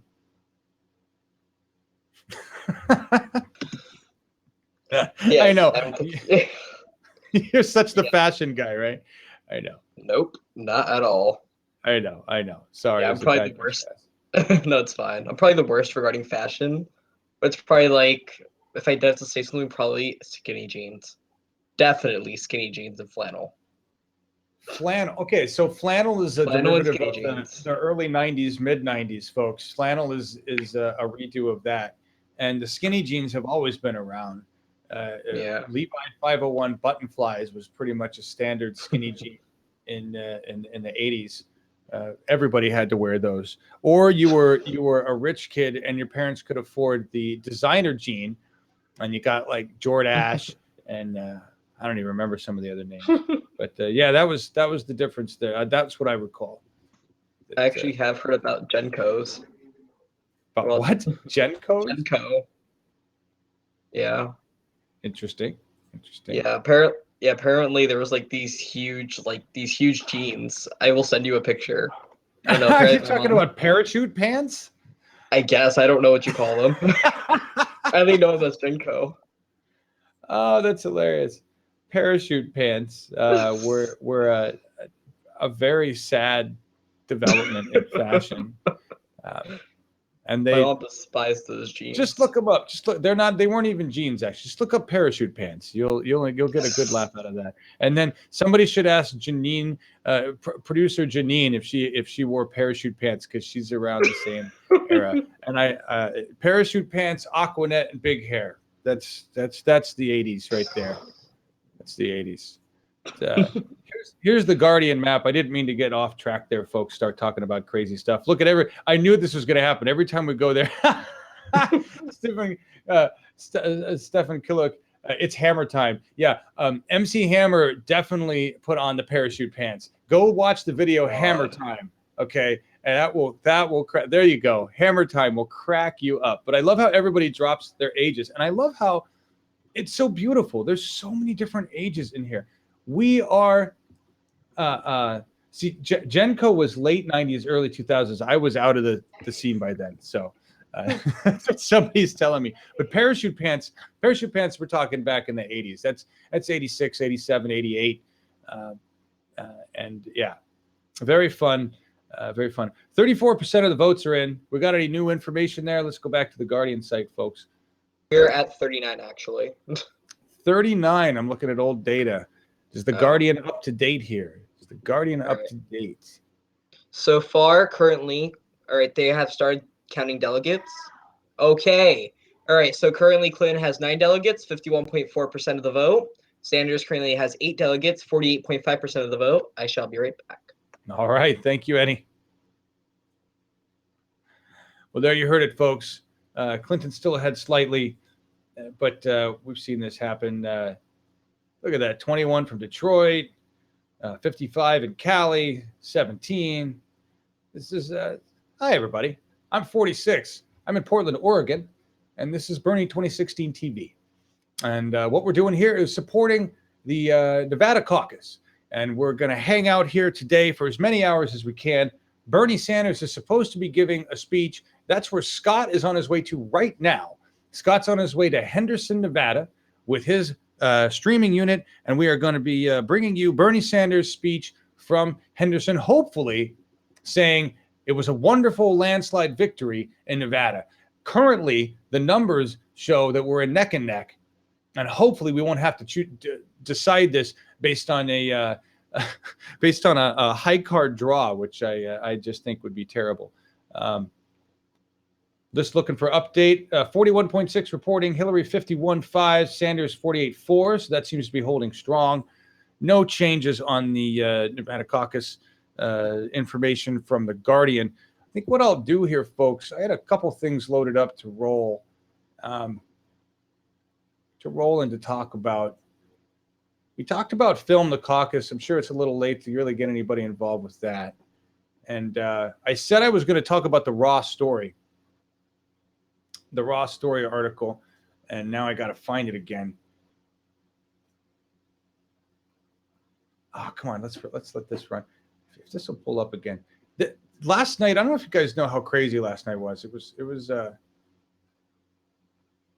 Where's the video? Here we go. Here's the video. This is what I want to show you. The concert last night. There's a lot of people that wonder how many people show up at these Bernie rallies. How crazy it is.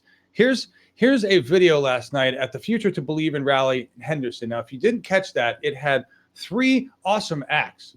Fantastic Negrito.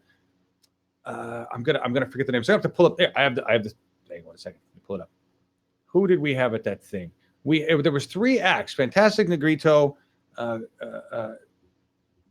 Something Batman. Oh, look, it was a cool concert. Scott has the better footage, but the line There were so many people at this thing. The place was packed. Here's a quick Twitter movie of the line getting into this thing. Just check this out.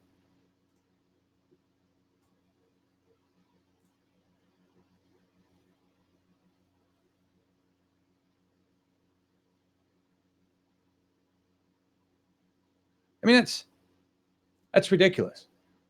Line wrapping around the building. If there's any indication of favorability, it should just be in the lines that wrap around the building. Hillary doesn't draw these crowds. No other candidate draws these crowds, right? We all know this. No other candidate draws these crowds. Bernie is a phenomenon. Let's this is what I was talking about earlier, the Ross story, folks. This is the piece about, and pull it up in the right thing here. This is the piece that has the information where it shows that Hillary Clinton is literally trying to bribe. She's literally trying to bribe senators. She's saying one thing to the American people, and then she's trying to get senators to vote the way she wants. This is what the piece looks like here, and I know I'm backwards in this, but I want to read this to you. It basically says that an email, October 8th, 2011, to Clinton from her aide gives notes about the state of play in Congress on the proposed trade pacts. Okay, so I'm going to go a step up a thing. Emails show Clinton seeming to personally lobby her former Democratic colleagues in the Senate to support free trade agreements. Personally lobbying former colleagues in the Senate to support free trade agreements, FTAs, with Colombia, with Panama, with South Korea.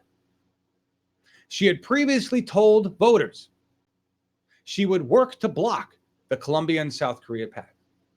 You say one thing to the voter, and then you go do something else for your own gain and interest with the establishment. This is how all of the establishment works. Remember what Killer Mike said the other day? Just wait a while. Just wait a while, Black Lives Matter. Just wait a while, disenfranchised poor. Just wait a while, minority groups. Just wait a while, environment. That's how the establishment works. Hillary Clinton says one thing, then does something else. That's literally what this comes down to. Lying, directly lying to the American people. And again, I ask, when you're lying to the American people, when the American people find you unfavorable, when they don't think you're honest, how in the world can they possibly think you are qualified to be the president of the United States? Is that what we're saying? That we expect our president to be a good liar? I find that to be, I don't get it. I don't get it. Hillary Clinton still ahead. 41.6 reporting according to this. Eddie, you have any different results?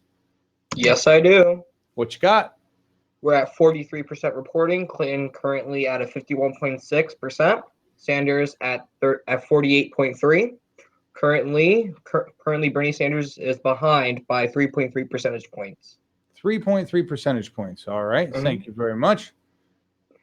That is good to know, folks. And delegates have not changed. It's still at 9 and 8. 9 and 8. That is very good to know. Thank you so much, sir.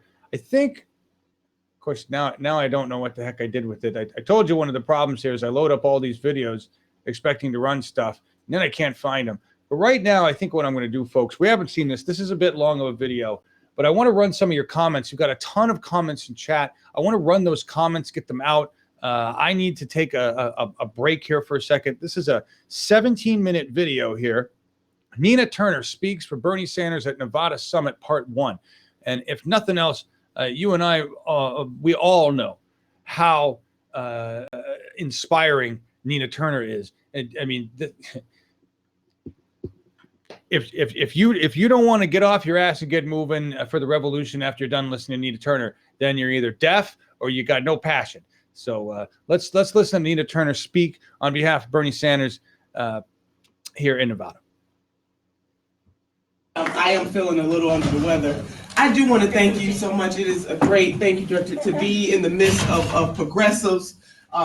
Electra told me, because I was feeling a little down, she said you're about to go into a room and all the energy is just going to permeate because you're with the battleground born progressives. So it is such a pleasure to be here with you. You know, I just want to start off saying titles are good, but purpose is better. And I want that to be our foundational point for our conversation today, because we got a whole bunch of folks with titles.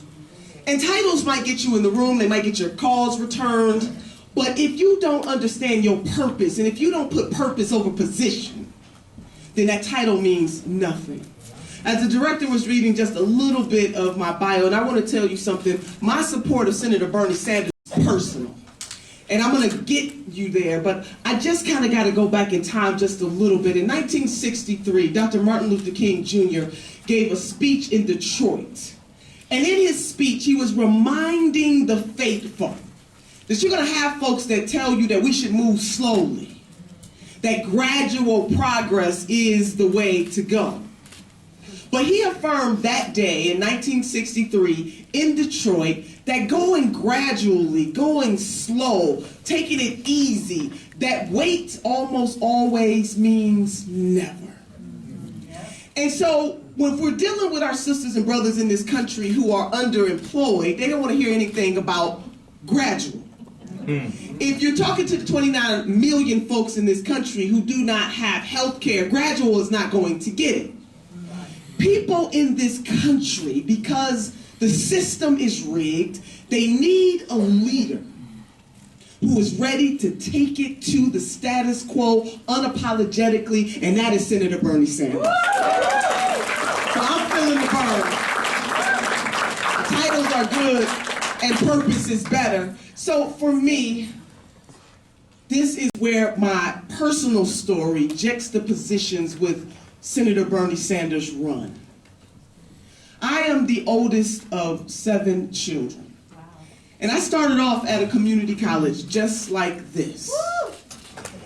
And I'll never forget the day that my husband and I were told to go to the hospital after long days of work. The note was on the refrigerator door. We didn't have text messages and all that stuff in the dark ages. Just good old-fashioned note on the refrigerator door. Right, goddess? Right? So I was not, though, prepared for what was going to happen. That my husband and I got to the hospital, my mother was there, and I didn't think anything of it because my mother had a history of high blood pressure. I thought it was just one of those things. Little did I know that that day was going to be a defining moment for me and my siblings. When we got there, we were escorted to a room called the family room. We opened the door, and all of my siblings were already there, and they were crying. I have one brother, he is 6 feet 5 inches tall, and I had not seen him cry since he was a little boy. The doctor walked into the room and she said, "Family, I hate to inform you, but your mother is in a coma." And I asked the doctor, could I go to the room where my mother was, the woman who was not perfect, but she nurtured 7 children. She tried to do the very best that she could. When I got to the room, sisters and brothers, I noticed that my mother's eyes were rolled to the back of her hand and her tongue was hanging out of the left side of her mouth, and I could no longer contain myself. As the tears started to stream down my face, I started to have a flashback. In the African-American tradition, there is a song called How I Got Over. My soul looks back and wonders how I got over. My mother was an evangelist. She was a spiritual woman, and we went to church all the time, and we believed in the spiritual tenets of the Christian doctrine as my siblings and I prayed by my mother's bedside for her to come out of that coma. But she never did. And the doctor told me as the oldest child that I had to make a decision about pulling the plug because the machine that was next to my mother's bed was the only thing that was keeping her alive. And oh, by the way, would I like to donate her organs? Progressives, that day was the hardest decision I've ever had to make in my life to this point. But I had a conversation with the creator of the universe, and I said, Lord, if you have mercy on my soul and you give me strength, I will become a cycle breaker for my mother's memory.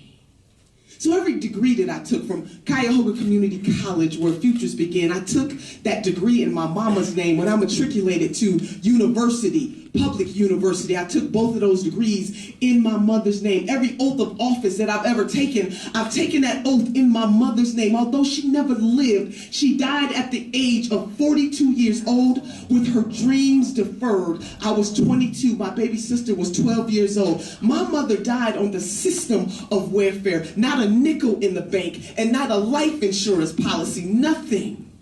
And she was born a single child of solidly middle-class parents. My grandfather fought in World War II. My mother could have grown up to be anything that she wanted to be. But sisters and brothers, how many of us know that everybody doesn't run the race at the same pace? So when I juxtaposition my journey with what Senator Bernie Sanders wants to bring to this nation, I think about my poor mother and other poor mamas and daddies just like her, who tried their hardest, working 2 and 3 jobs. They tried their hardest to make it, but the system is rigged. For me, this is personal. When the senator talks about universal health care for all folks in the greatest country on the face of the earth, I flash back to my mama. This is personal. When I think about what it took to become a first-generation college graduate, and I think about our young people today as they take their degree in one hand and saddle it with debt in the other, this is personal. But for my husband and I, it wasn't so much our college education. It was really when our son walked across the stage, we knew that the cycle had been broken and generations of turners would never turn back. When Senator Bernie Sanders says that this nation needs to prioritize its priorities and put people first, that speaks to me. So when people say that we cannot have universal health care for all, we cannot afford to fund college education for every child in this country, I think something is wrong with that, because as the great United States of America, we wouldn't be the country that we are today without the 13 colonies saying to King George, I don't think so. We gonna fight the good fight. We gonna fight against the status quo. We will be the United States of America.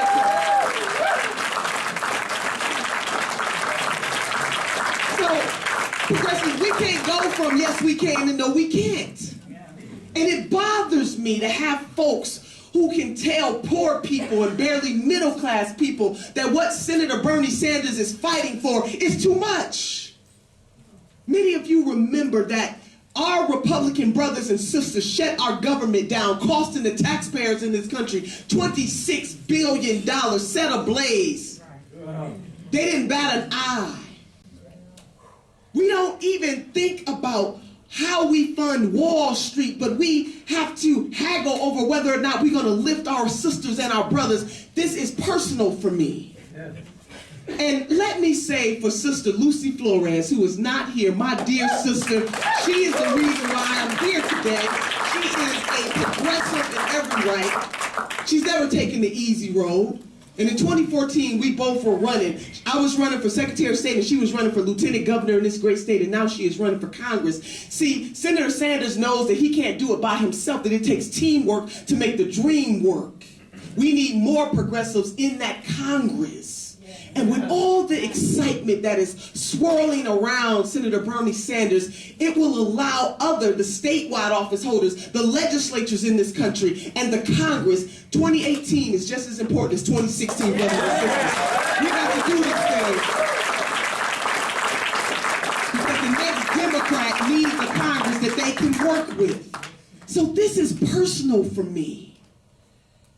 Gradual just doesn't get it, for me.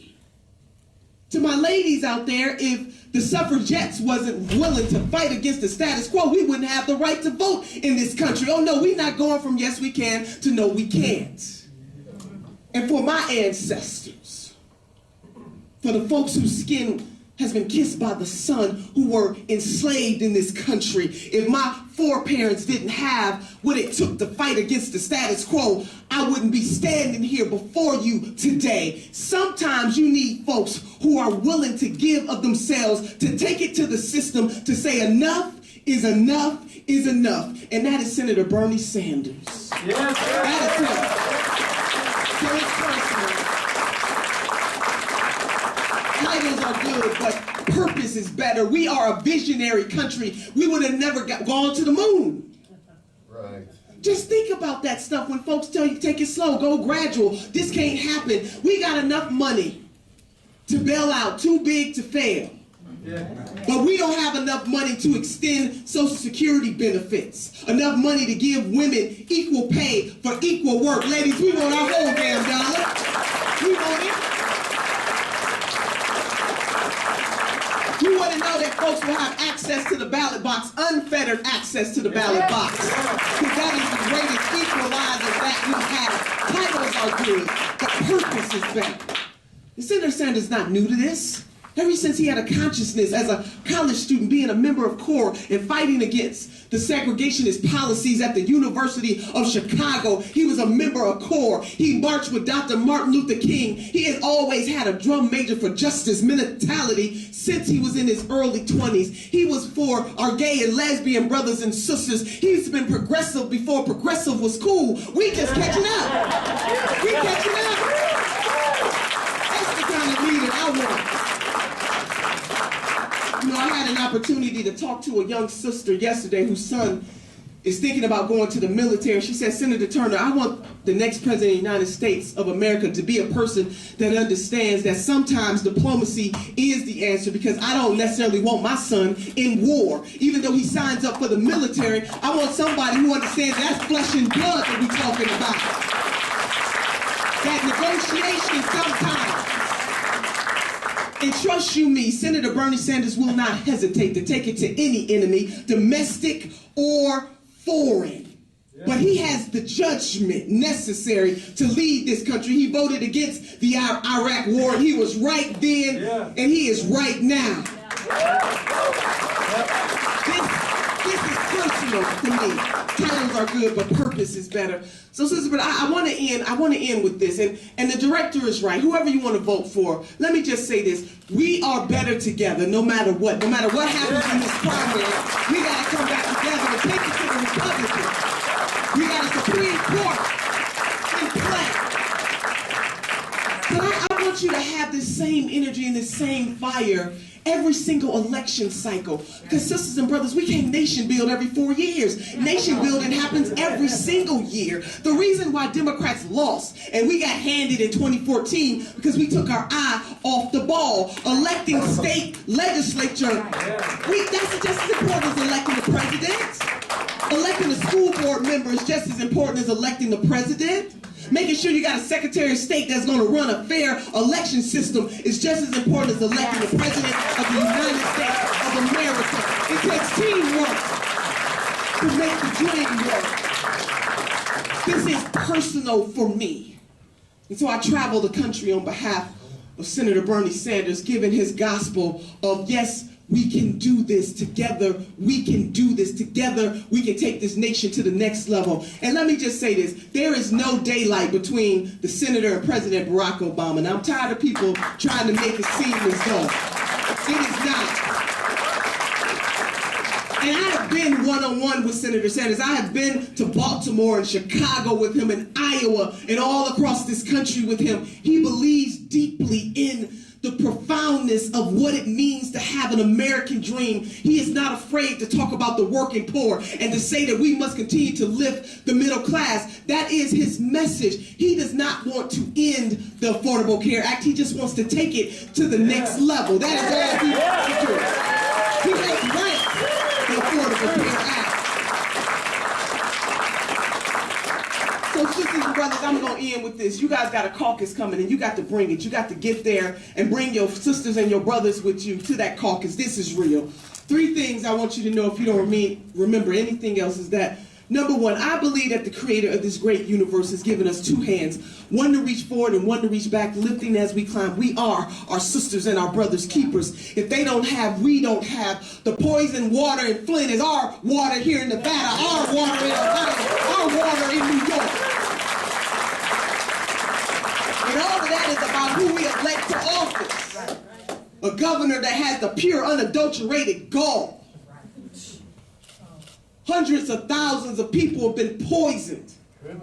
And he's still in office. Something is wrong with that. Senator Bernie Sanders said he needs to resign, and I amen that he needs to go. He needs to go. So we are our sisters and brothers keepers. Number two, and most importantly, we can't ask other folks to do more for us than we are willing to do for ourselves. I think Brother Frederick Douglass put it this way. He said, you might not get everything that you work for, but you will work for everything that you get. We understand that. You see, I'm a Mother Jones kind of girl. And Mother Jones used to say, I will pray for the dead, but I'll fight like hell for the living. And that is how I roll at all times. That is how Senator Bernie Sanders rolls. But lastly, in the words of my grandmother was hailed from the South. She couldn't read or write, but sisters and brothers, she could count her money. She kept her money in the Southern Ladies Bank and Trust with a handkerchief. She had her director, she had her money on one side and her pistol on the other. My grandmother was one of the smartest women I've ever known, and when I asked her what does it take to be successful in life, she said, my dear granddaughter, all you need are the 3 bones. I want to leave you with grandma's 3 bones: the wishbone, the jawbone, and the backbone. She said the wishbone will keep you hoping and praying because hope is the motivator, but the dream is the driver. The reason why we do what we do each and every day is because we hope and believe that tomorrow will be better than today. She said the jawbone will give you courage to speak truth to power, or in the words of Dante's, the hottest places of hell are reserved for those who in times of great moral crisis choose neutrality. Yeah. Sisters and brothers, we got a great moral crisis on our hands when folks are living from paycheck to paycheck. We got a great moral crisis on our hands when senior citizens have to choose between their prescriptions and their food. We got a great moral crisis on our hands when our young people do what they are obligated to do, like go to college or have a trade or go to the military, but yet they are still saddled with debt. That is a moral crisis. And when we still have 29 million of our sisters and brothers in this country who do not have health care, that is a moral crisis. When people are in crisis, they don't want to hear gradual.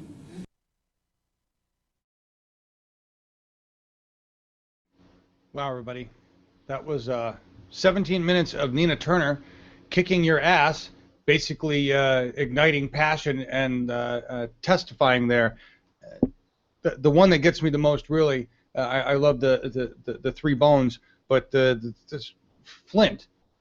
I don't understand what's going on in Flint. It's an absolute failure of government all around, and it's just disgusting. I mean, just everything going on in America is all around disgusting with what government has failed to do. But in Flint in particular right now, we have an obvious situation that's going on. We have Miles Dyer in the green room with us, not quite connected to everything. I know he's getting ready there. No pressure, Miles. Good to see him. And we're getting some different reports here. Getting some different reports going on here. I'm just trying to cut to some of the data here. Where are we at? Eddie, can you tell me where we're at right now? I'm seeing a lot of conflicting information. No problem. So far, we are at 57% reporting. Currently, Hillary Clinton leads at 52.0%. Bernie Sanders currently leads at 47.9%. He currently trails by 4.1%. Okay. Trails by 4.1%. Okay, thank you very much. That's what we really needed to know. Remember, guys, this is for county delegates. Remember, we're not even close. What was the total percentage reported so far, Eddie? 57. 57% reporting so far. Remember, guys, this is county delegates, and I'm going to show you something else here. This is we were expecting to see this. All right, but after the second wave of entrance polls from Nevada, sample of 627 caucus goers, Sanders leads 54-43 with Latino voters. Now, Latinos make up 20% of caucus goers. This is up from 15% in 2008. Just wanted to bring that up because they continue to say, and I mean, when I say they, I mean corporate establishment media continues to say that Bernie Sanders lacks minority support. And I don't know where they're getting that. The only minority support that Hillary really has would come from anybody. I mean, she put you guys in jail. Remember the 90s. Just remember the 90s. That's all I got to say. I think, Miles, are you ready? We got Miles ready to come in here. So everybody, Miles Dyer. Hey. Hey. Good to Got talk there to in you. the end. It's good to be on. Yeah. So what's your take on all of this stuff, man? So what's the latest poll number? Because I missed the last one that just came in. Sure. We are at 60% reporting now. They just update 61. Currently, and delegates have switched too, Hillary Clinton's currently at 52%. Bernie Sanders is currently at 47.9%. Right now, the delegate count is even with 9. Okay. I mean, in terms of it's all about the long game, I think, when it's for Bernie Sanders. I don't need to go through all the cliche stuff we've spoken about before, where you have Hillary Clinton, who has had decades of name recognition, and Bernie Sanders has had to work his way from the bottom up. You just need to look at the national polls, like on the Huffington Post, and you just see this continuous momentum. And the question is, do we give him enough time to allow that momentum to overtake Hillary Clinton? And so for Nevada, he needs to have a virtual tie or win it would be better. And I think he needs to come within single digits against Hillary Clinton in South Carolina. So I don't know. Anything could change. When it was the Iowa caucus, and it was the first time I'd ever tuned into a caucus, I woke up at 2 o'clock in the morning, and I just happened to wake up and I checked the results, and I think Bernie Sanders was 25% behind, but not all the results were in yet. And I stayed awake because every 10 minutes he got another percentage, all the way until the very end, where he was, 0.2% behind, which was incredible. And so, who knows? I mean, I don't know what precincts we've still got left to go. It may be that it is possible to determine, but I mean, I tuned into a bit of CNN's coverage, and all it is establishment pundits for the most part trying to think, how can we best frame this for Hillary Clinton? And that's what the game has always been. So hopefully I think one of the best results you can have is tie, because then when it's a question of electability, it's like, well, Bernie Sanders should be seen as an equal with Hillary Clinton. It's becoming, and they can't block it anymore, right? When there's only, the number that I saw, and I keep repeating, is 24% of Americans are still plugged in directly to cable news. They prefer their information from establishment media. Your beautiful piece on establishment media was just brilliant. I love that. We ran that before, and we're reaching people, unfortunately, like my father. We're reaching people that are 65 plus, and many of them, like my dad, while he goes to the internet to send an email, or he logs into a particular group, he doesn't use the internet for information. I think that's the really big difference we're looking at here. Definitely. But when we talk about grassroots movements and what that entails, there's actually so many facets to it, and a lot of the facets haven't been widely appreciated by the punditry we see and the political establishment. And another, the example you've just given is, I can think of lots and lots of people that I know who are middle-aged and above, who were Hillary Clinton supporters, perhaps have kids, and their kids are on the internet. They find these clips, they're like, but did you know this about Hillary Clinton? They start sharing it and have a conversation at the dinner table with all this enthusiasm. And actually, it's a bottom-up transfer of information in which parents are fascinated that their kids or grandchildren are interested in the political system, and they will have these debates. And yet, in some instances, they will be happy to block out any inconvenient truths about, flip-flopping and what have you. But on the other side of things, you can only ignore it for so long. And I've had lots of interesting conversations with a lot of progressive friends of mine in the UK and in the US who are Hillary Clinton supporters, and I can tell they are feeling increasingly uncomfortable because I think I was talking about the momentum and the fact that it needs to be a long game for Bernie, and it's, can he at least stay in the game long enough to be given the chance. Because there's one thing a lot of people aren't talking about, and you would never have guessed that this would be an issue for Hillary Clinton when this election cycle first started, because they were all boasting about money, about who was going to be raising the most. The fact that I think Jeb Bush and Hillary Clinton were going to be spending $1 billion each on their campaigns. Well, what's interesting, and I'm glad to see more and more people talking about it, is Hillary Clinton went out before the Iowa caucus to do some fundraising. I think it was for a financial institution of some kind. It doesn't matter which one, it's not good.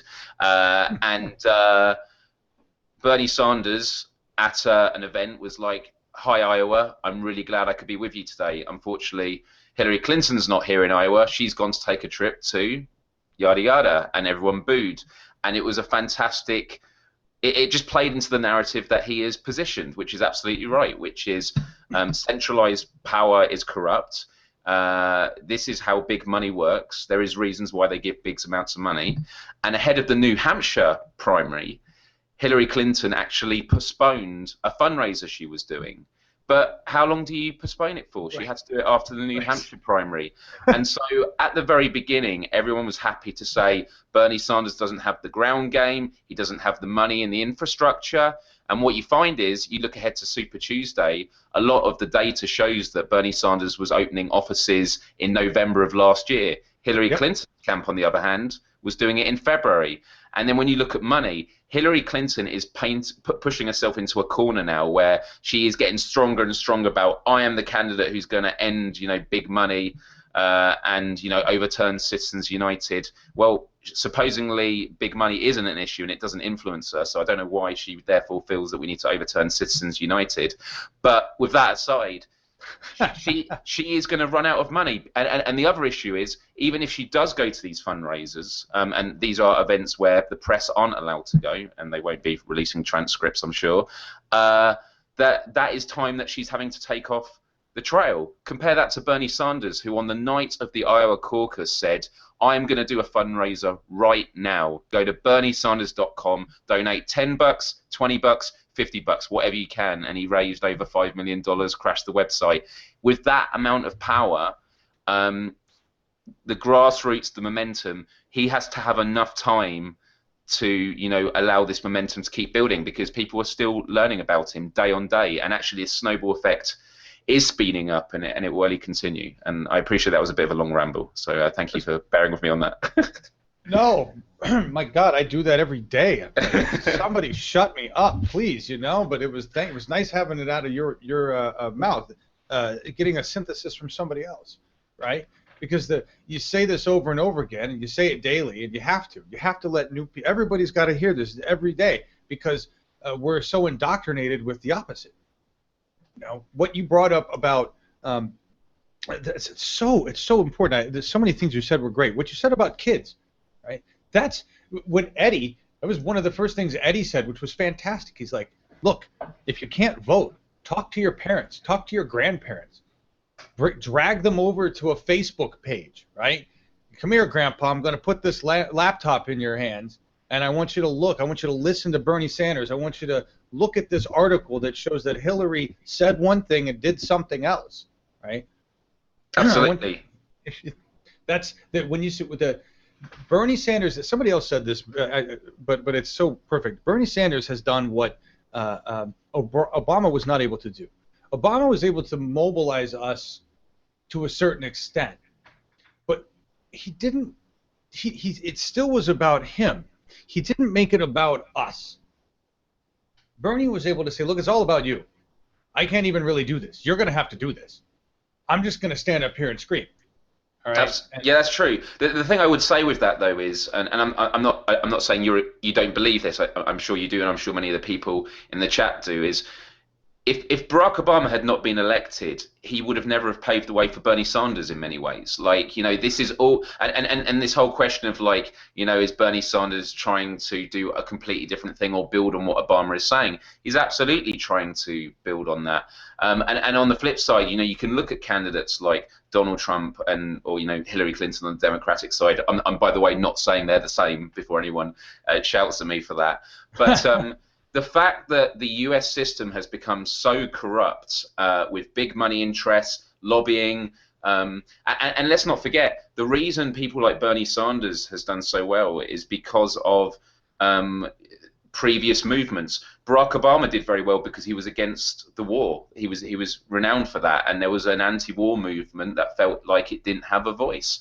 Well, while Obama was in office, you had Occupy Wall Street about income inequality, and that is the next part of it. And actually, there's a further bit which Obama had tried to deal with in the latter part of his administration, which is climate change. And I feel that Bernie Sanders is therefore fighting for it, and from a perspective of someone who is in the UK, and we have Jeremy Corbyn for the Labour Party.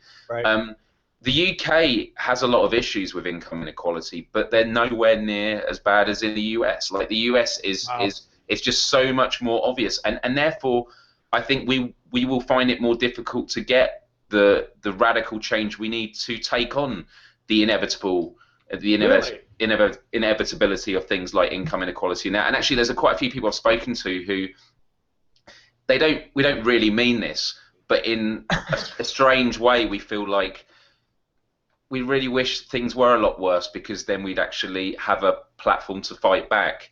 And it's why I spend every hour of my free time campaigning for Bernie Sanders, because usually, as I said before, usually it's always been about the lesser of two evils in US politics. It's which candidate is going to drop the least number of bombs across the world and drag the UK into the least number of wars. On this occasion, it's actually about positive change. And when we talk about, is it about incremental progress or taking a massive step and seeing how far we go? That's what Hillary Clinton talks about.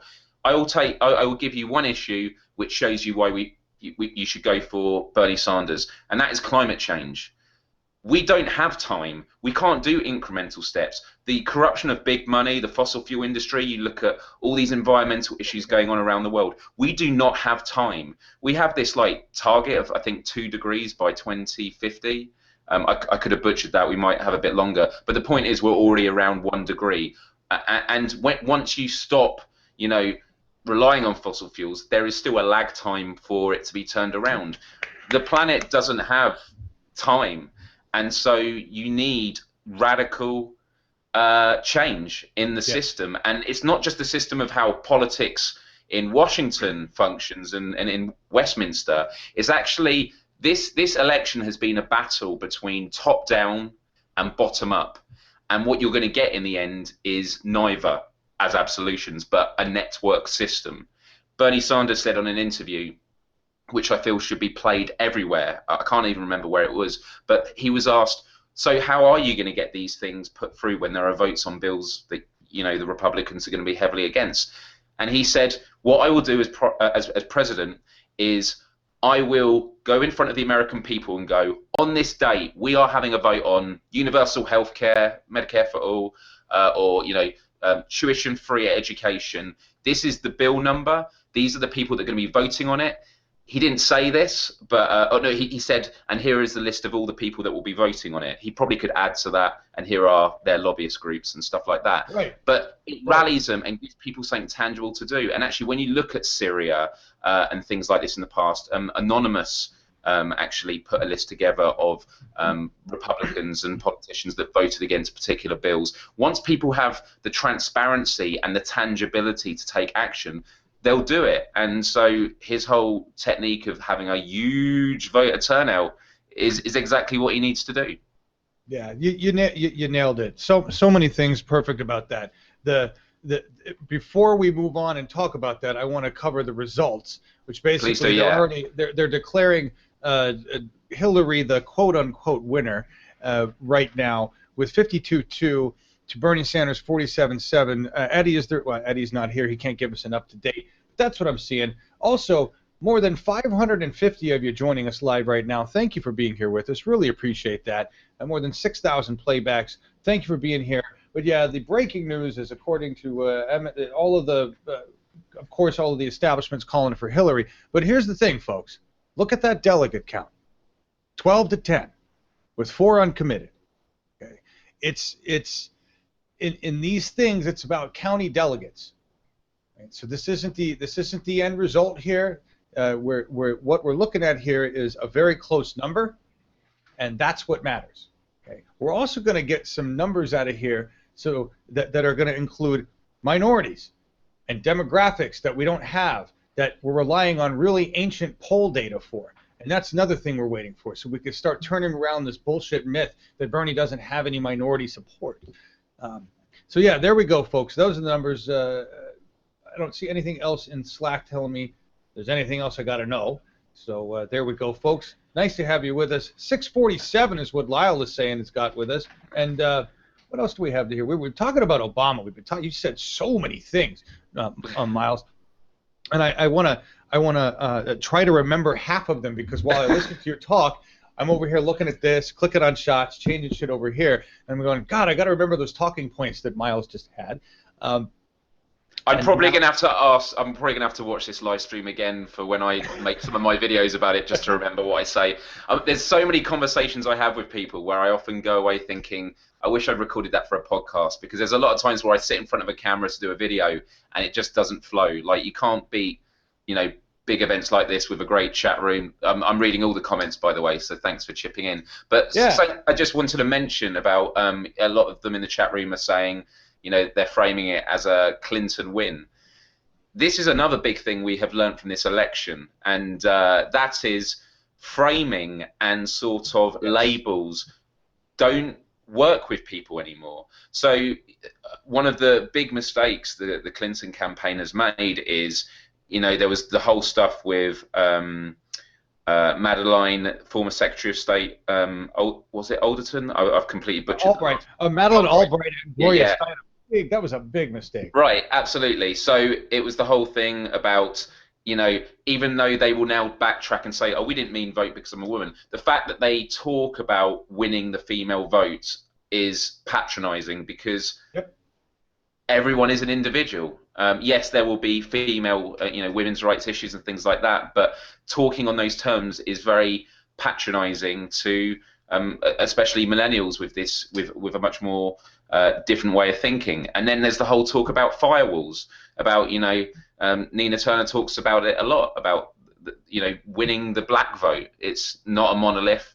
They don't all just care about black issues. They all have their own opinions on foreign policy, and these are things we're breaking through. So this whole notion of, framing it that Clinton wins, people can see through it, and I have faith. And I would just urge everyone watching this stream, and I to be honest, the people watching the stream aren't the ones that need convincing.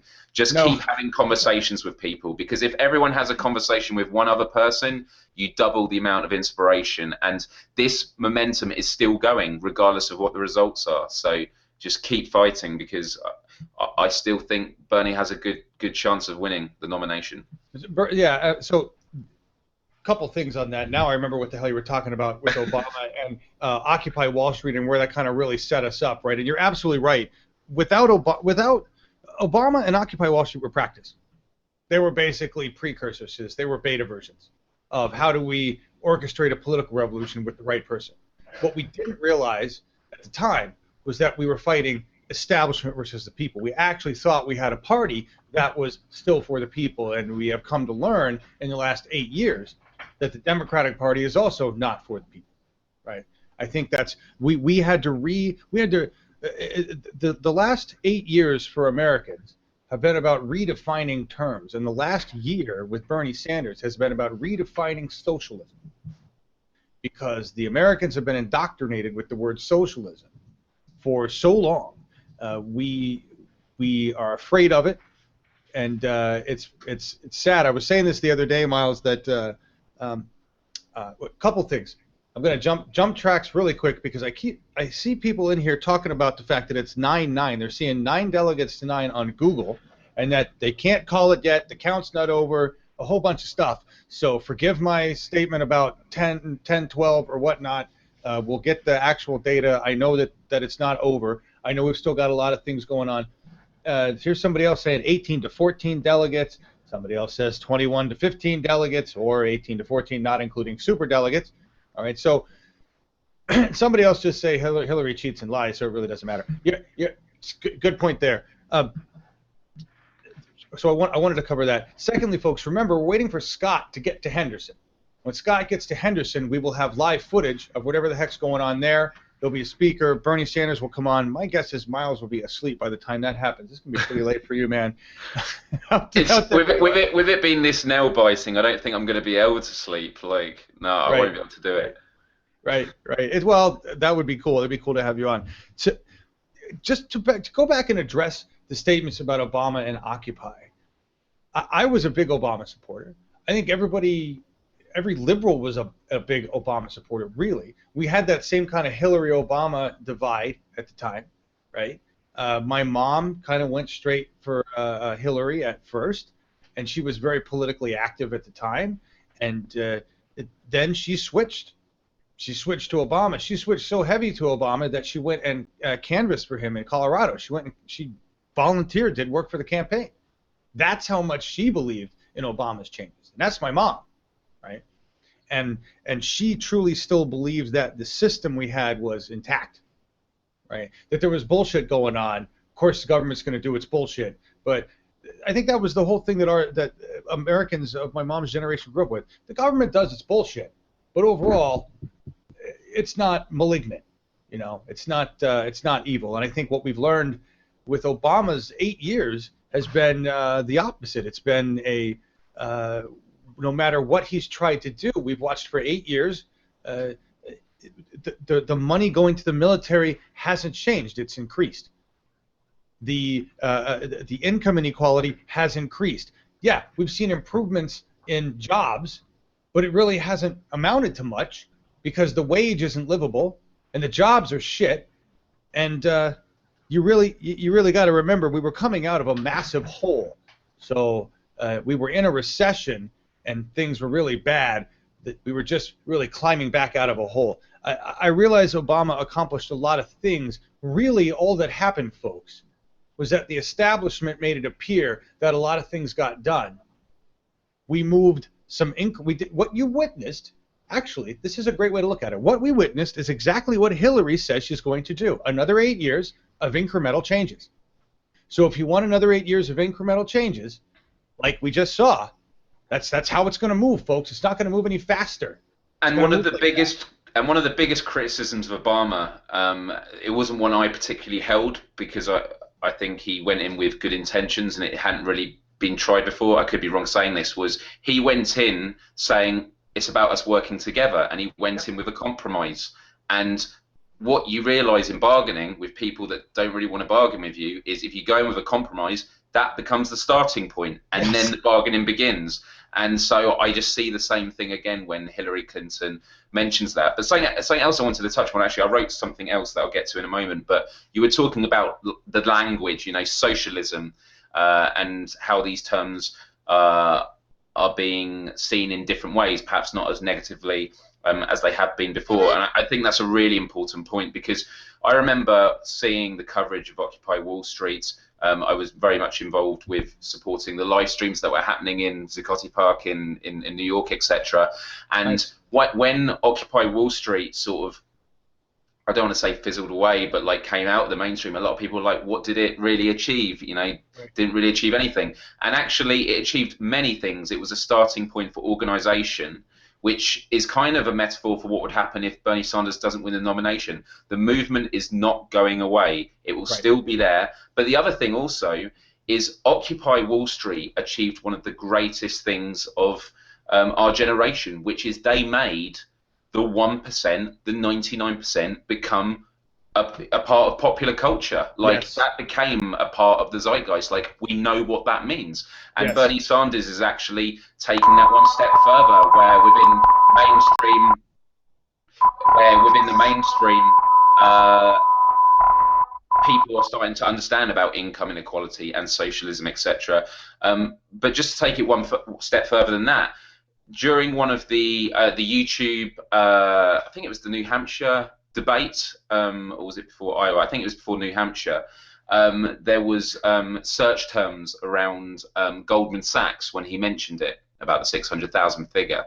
And they found that the search term Goldman Sachs went up by 600% during that debate because people got curious and people wanted to find out about it. And then even more so recently on PBS, Henry Kissinger. You have, on the chart of search terms, Bernie Sanders, Hillary Clinton is sort of down here. Yeah. And then Henry Kissinger just comes right up because people are curious. And so this is a real opportunity for education. And that, again, regardless of what happens in terms of the establishment politics and if Bernie Sanders gets the nomination, there is no doubt that the grassroots and the seeds that have been planted are going to be yet another wave. And just another quick point off that, we look at what happens with Greece and the EU and the big banks and the fact that they weren't able to get certain deals that they wanted, and people sort of see it as the banks are winning if they're able to push the government out.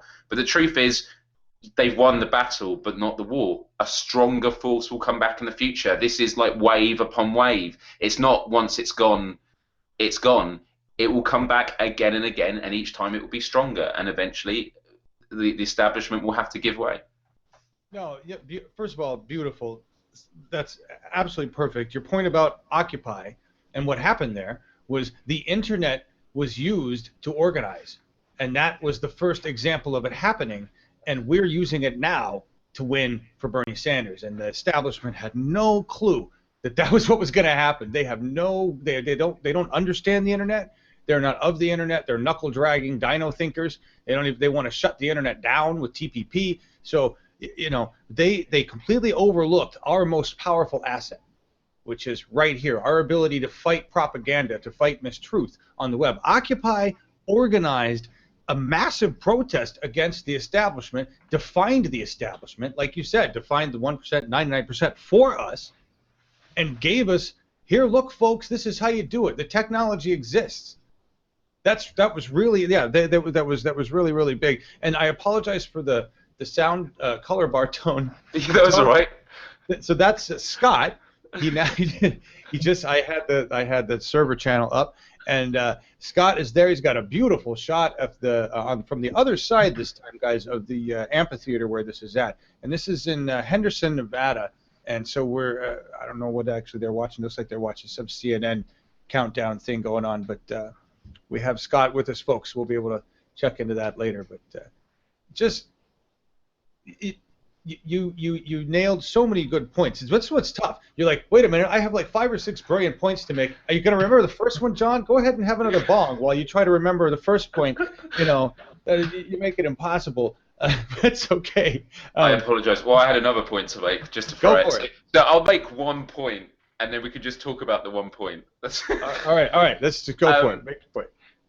It's about the framing of this election with the media, and we talk about if Clinton's going to win it. There's been 4 polls that we've been shown, each representing, I think, a quarter of the electorate, which is about perception of the candidates. So one was electability, experience, which Hillary Clinton wins by quite a wide margin on.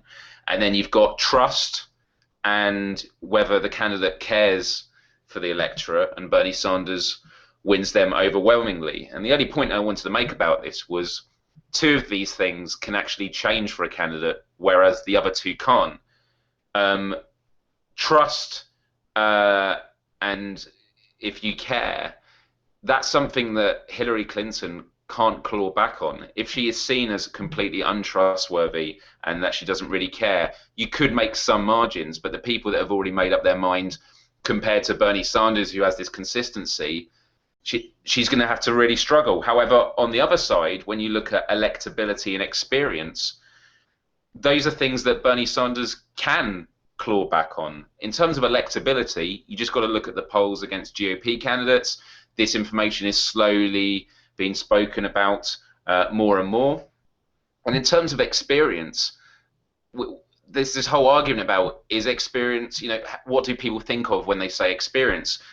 Bernie Sanders quite rightly often mentions judgment. There's a lot of people with great experience, but they don't have judgment. And so I feel like that should have been a poll in there as well. But my point is with these 4 things they keep going on about, the 2 that Hillary Clinton does quite well in doesn't necessarily mean that she will always have such a wide margin. And I think we should take some hope in that as well. I agree. I absolutely agree. If you look at Nate Silver's ridiculously complex breakdown of that. That's the deal. Bernie has to, those 50-50 states are the keys, right? And two things, people talking about your comments here about what you're talking about Occupy, and Hayhun had a great statement. With Occupy, we also got to see the militarized police show up. That's true. And the corporate media do a blackout. Now, I wasn't paying as much attention back then, but I'm guessing that's the case. Yeah, I will never forget when they actually, in Zuccotti Park, and they were burning the library books. That was how it was metaphorically positioned, but they were literally going in and taking all these, dismantling the library of where people had donated books and took them away. And then one night, they shut down, I think, a 2-block radius. They didn't allow any press to go in or anything, and the police went in there and tore it apart. And I don't want to say this with certainty. If my memory serves me right, and someone in the chat room could probably confirm, but the police also use sonic boom cannons. They're the ones that send huge waves that make you have to cover your ears because of the loud noise, and then it makes you more susceptible to arrest. By really pushing against the establishment, you actually expose the real problems that exist. So Bernie Sanders has done that with big money and lobbying. But also another thing people often mention, and it's the same with Jeremy Corbyn here in the UK, is why would you go for someone like this? Yes, you believe in them, but what if they're not electable, or it just doesn't work out? And my answer to that is, well, one of the reasons I get behind these candidates is because for people with so much sincerity, with so much authenticity, with such a strong track record of consistency and being honourable, if these people can't make positive change in the system, then that is the best chance we have of waking people up to the fact that the system is flawed, and that's why we have to do it. You won't see that if you have candidates going in who will just play ball and just keep the wheel going the way it has been. Agreed. That's why he says we have to replace everybody. Yes. We have to replace everybody. We have 400 and some odd number of seats available this time around, a third of Senate, whatnot. We need to replace them all. This was something related to back what you said before, and by the way, we have Sean Porter in with us, who could jump in the conversation in a second, but you were talking about, I wanted to address what, you can jump in a second, Sean, but I actually remembered one of your points from brilliant statement 9 times ago. We're talking about being that you didn't think the UK was bad enough to get the same shift in your government, the same as you, right? You said something to that extent, that you were sad in that sense. And here's the thing, man. You also said that this movement doesn't end with Bernie, right? Even if Bernie loses, there are so many people who have already said they're going to write his name in. If Bernie loses the primary, I'm sure there's a good portion of Americans that might actually just militarize, and I might join them, to be honest, because I personally will not stand for 8 years of an establishment government. I won't stand for 4 years of Hillary Clinton in office. I don't know how I'm going to defeat that, and it may be that what we have to do is reorganize and elect 453 people that we know are going to do our bidding in government. Right? And what Occupy, this is where it gets, everything ties in. What Occupy taught us was that we could use the internet. We had technology and skills that the establishment did not have. We can go around their systems. We can broadcast to the net where they can't stop it. We can broadcast the truth. We can organize en masse. All right. What Bernie taught us was that we could fund our own campaigns. Kickstarter. Yeah. Bernie said, guys, and when and then he proved it to the max with 333,000 requests per minute delivered to Act Blue when he said, give what you can, go here, right? 333,000 requests per minute. The standard server call, the max server call they were expecting, they'd never seen it go above 44,000. 300. So Bernie said, look, you've done Occupy, you've got the tech, and now it's time to mobilize as a revolutionary army. Now it's time to get your shit together, find your people, fund them, elect them and take back your government. We actually have all the tools we need on the web, which is why we cannot let them use TPP against us. It's really what it comes down to. But now I'm going to bring in Sean here. Sean, how you doing, man? Are you ready to chat? Yeah, sure. Hey, how's it going? Good. What you got going on? You're in here with Eddie and Miles Dyer, and I'm going to put us in a three-way, baby, once I get a chance. So what's going on? Thanks for having me. Nice to be on air with you, Miles. Thanks for joining us today. That's thank you. Awesome. And I'm checking out Twitter here while you guys were chatting. People actually looking pretty, they're sounding pretty up for the most part. I mean, lots of people are saying, just remembering the fact that Hillary was basically supposed to blow him out of the water here. We're still looking at if Latino voters actually came out for Sanders as much as we expected.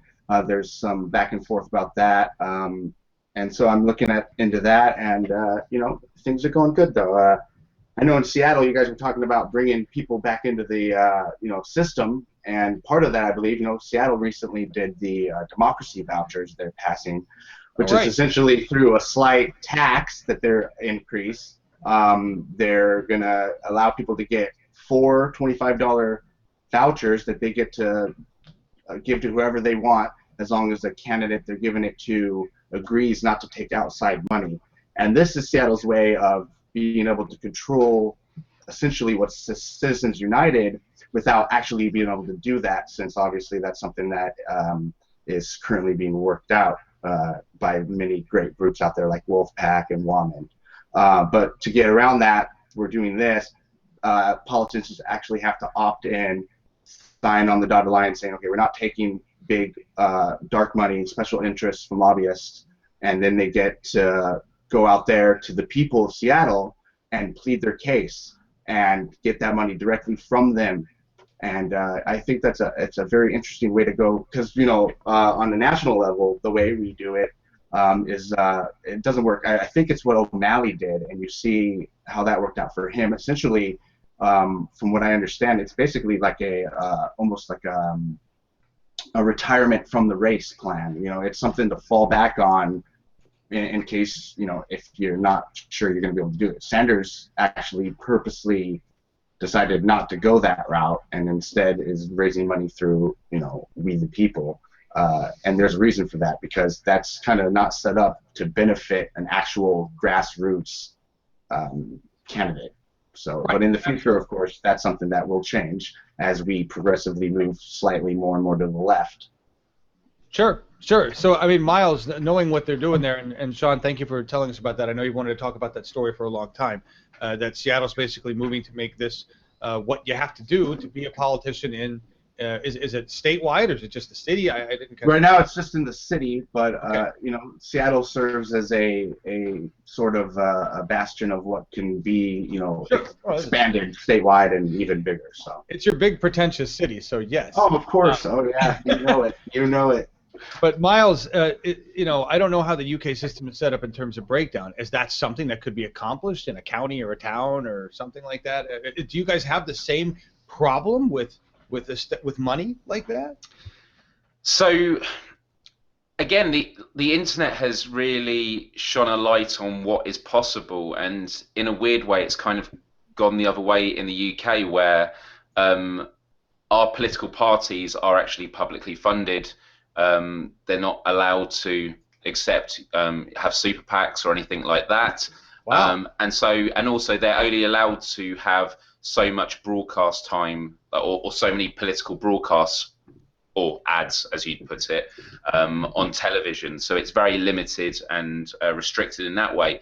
But saying that, and I don't have the statistics in front of me, but in our last election, which was last year, the amount of ads that were run by the Conservative Party that went on to win through the internet, like in-stream, YouTube targeting, those ads that you can skip when they appear up, the amount of money they'd spent on that and on Facebook, all of this went through the roof. And so that sort of goes around the restrictions they have on traditional television. And so I don't know, it's a bit of a weird one for me, because I kind of, when I look at UK politics, there are so many differences. Another one is we have a leader of each political party, and they work with the party for the 5 years leading up to the election.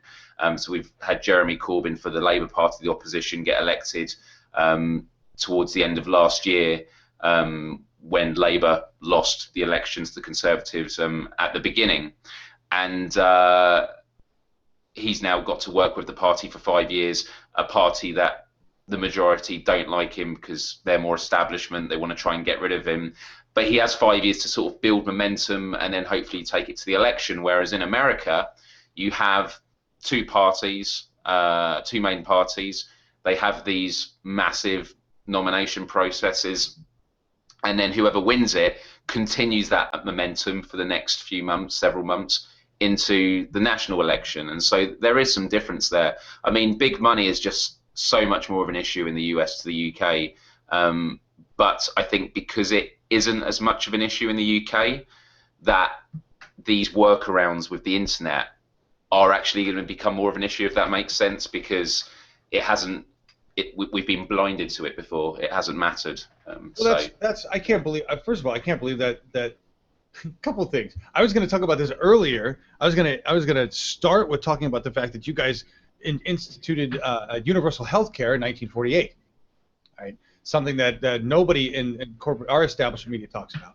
They don't talk about your healthcare system other than to say people complain about having to wait a long time. And I don't know if you've been to a doctor's office or hospital in America, whether you have insurance or not. You wait for a long ass time. Really doesn't matter.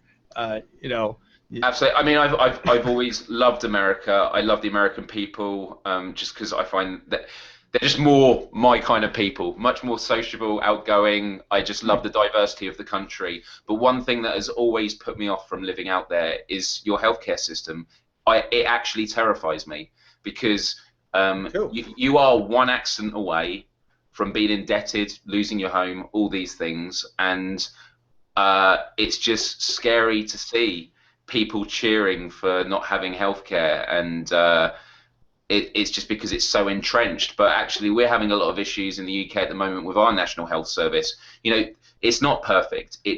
With an aging population, with more and more drugs and treatments coming out, which are expensive, there does need to be some reworkings. But what I'm seeing happening, and Noam Chomsky talks about it a lot with privatization, is what you do is you underfund things, you make it so that they don't work, people get angry about it, and then you pass it on to private corporations.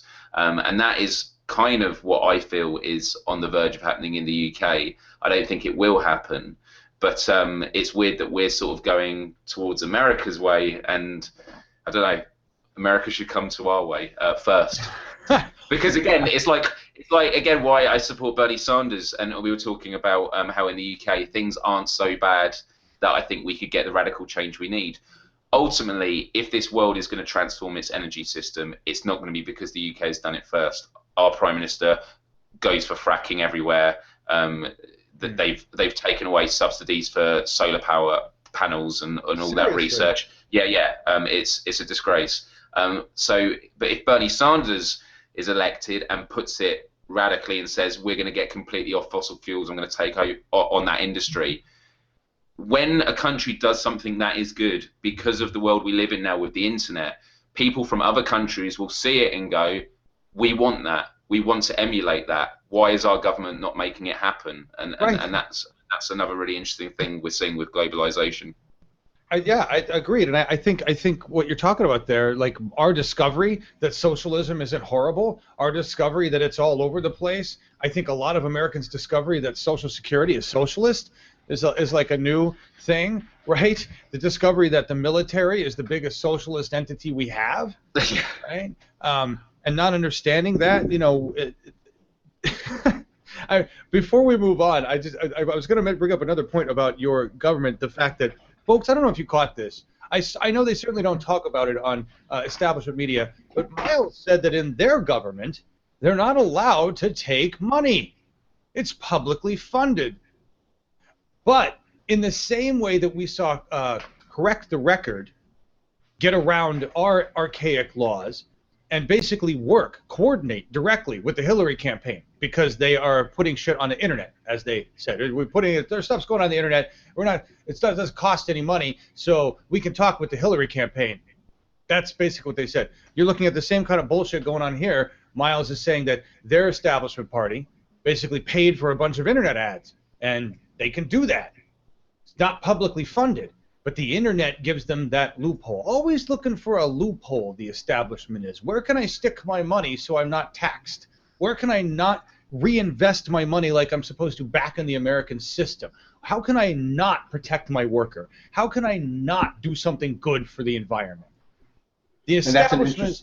Go ahead. I was going to say, that's an interesting line to draw, too, because you're moving to the internet, and eventually you're going to get to a point where one government official is going to say, oh, you're right, we need to protect this. You know, once we do this, it's basically a sign of what's going to come. Once we can move to the internet, it's going to be, well, we need to protect you guys from the internet, and they're going to start putting in laws and restrictions and making it less open and free.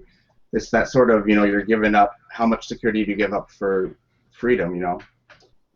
Exactly. Yeah, that's the next battle, and obviously with TPP and other stuff, they're already starting to wage it, and right now they're at the point, I think, where they're hoping people don't notice so much. You know, presidential year, they're hoping it doesn't come up, but it's up to people, you know, like us and stations like us to, you know, on YouTube, independent media of all sorts to speak up about that sort of thing. That is such an important point, and I think it's one that doesn't get mentioned enough, which is, we do have all these threats on the horizon. We have all these tools that empower us, and when government is threatened, they will try and quash it in any way they can. And so what it does is it's about the point of no return. I don't think they could take away the internet if they wanted to tomorrow. It is so entrenched in our lives. I always mention it like this: when you move home now and you go into a new place, your checklist of things isn't just like, you know, heating, water, you know, gas, electricity. Internet is on that list too. It is so entrenched in the way that we live. And so the question is, can we create global awareness about things that should matter to us, which is privacy, it's about equality and all these things? Because if we don't have that awareness, we won't know what we're losing. And so I think, again, even if Bernie Sanders doesn't win the nomination, if the seeds have been planted with all these different aspects, then that's a powerful tool. It's kind of like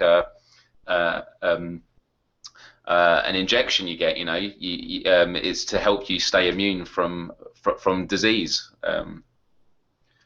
Exactly. That's true. If they try to dismantle, it'll be incremental, so that we, you know, hopefully that we don't notice something here, a little something there. And of course, then they'll have media to spin it as being something that's good for us. So. I think that's not good. I think we're seeing a big shift in that, folks. I think, you know, first of all, the generation that ignores the internet as far as a source of information is dying quickly. And I don't mean that in any, you know, no offense, generation that ignores the internet, but basically, you know, Alvin Toffler basically said it in 1975, 1977. Learn, unlearn, relearn, future shock, right? If those who cannot keep up, those who will not relearn and re-educate themselves are you're dinosaurs. You will not stay in the modern world. The modern world has moved to a transparent, global, communicative, social society, and we use the internet to source truth. We use the internet to check ourselves. And this is where the establishment failed. And this is where we know we can carry on. And when we need to raise money or pool resources, we have the globe to do it from. We're not closed. We're open. We want to work together to fix this place. And that can't be done with small incremental changes that are battled out between old gas bags fighting for resources amongst themselves. This is about us. And a couple things, we're going to move on. We're going to play like a 2.5-minute video here. This is just a parody of Moving On from Blue America. Another example of creating something in protest using the internet. I mean, my God, if we didn't have YouTube, if we didn't have all of the memes we have available, Bernie Sanders posting to Twitter to let everybody know, thank you very much for all your hard work, right? We have this that I didn't even play, folks. This was a little piece they were showing that Hillary Clinton supporters were allowed to, they were registering after caucusing. Okay. And I just got an article showing up from U.S. Uncut. The Nevada caucus is a complete fiasco. Of course. I mean, we're sourcing this information, and the reason I'm telling you all these things, folks, is we're sourcing this information right now. This is us. This is us finding the information. This isn't the establishment filtering it and bringing it to us. Here's Bernie Sanders' message. I showed it a little earlier, right here. That's a much more powerful message to deliver that way, and a faster way to deliver that message than an email, than setting up a quick address, or what they used to do with old can television. This is Bernie directly, right? And that'll go around the web faster than anything else, faster than any other media. That image with those words. So I guess they're not calling it, but basically Bernie's saying there's nothing left to do, folks, or there's thank you for your support in Nevada. Do we have a final update? Does anybody have final information? Eddie's still in here? It looks like he's gone. Are we still counting? Anybody know, Sean? We still got 20% of the votes to be counted. Is that where we're at? I'm Right, not, okay. I'm looking for latest information, what people have put in here. And 20% could still make a difference. Like every 0.2% can make a difference, as we learn in Iowa. Absolutely, absolutely. I mean, expect this to have issues, folks. Expect there to be problems, just like we've seen. Our system is antiquated. When we talk about our infrastructure not being solid, and we talk about this country in disrepair, that includes our electoral process. That includes all of everything. Our country is falling apart. Speaking of which, have you spoken tonight about how they decide tiebreaker situations? Yeah, with the have you seen the tweet about it? No. What did this? It was someone who said that Clinton's ace beat Sanders' 6, and someone tweeted saying, "I'll send you the image so you can show it to everyone later." But someone said, "Yeah, but this isn't poker. Ace is a 1. It's actually less than a 6." I loved it. That encompasses the naivety or whatever of the establishment in social media, right? Yeah. Oh, we're playing I've got my card, wrong game. which is exactly. What's it going to be next? They should just get the people in the caucus to fight to the death, maybe, if it's going to get that. No, that's what I was saying, like a little duel, like March 5 paces sort of thing. Something. Yeah. Like that. That would make it fun if you're going to do that, though. Yeah. Do something fun, and that would be interesting, whoever participated, but then I think you'd be limiting by certain traits or certain physical or mental characteristics. What we really need to do, and you guys know this, is we need an application for democracy. It needs to be on our phones. We know that we can build this. We know it can be secure. It needs to be open source and run by the people. Right?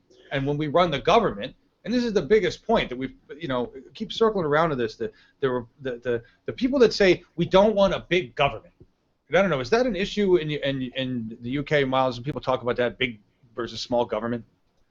They call it over here the nanny state. So yeah, about getting too involved in people's lives. But in terms of interpretation, I just feel like, again, it's about language. Like, what do people mean by that? Like, I see when speaking with libertarians, and I've always understood a lot of what libertarians stand for, and in terms of my own political affiliation, it's quite complicated. Like, I don't necessarily side with any traditional label, but they always talk about big money. Well, Bernie Sanders is saying he wants to get rid of big money and replace it with his own big amount of money. But the difference is that the big money that currently exists is with the few.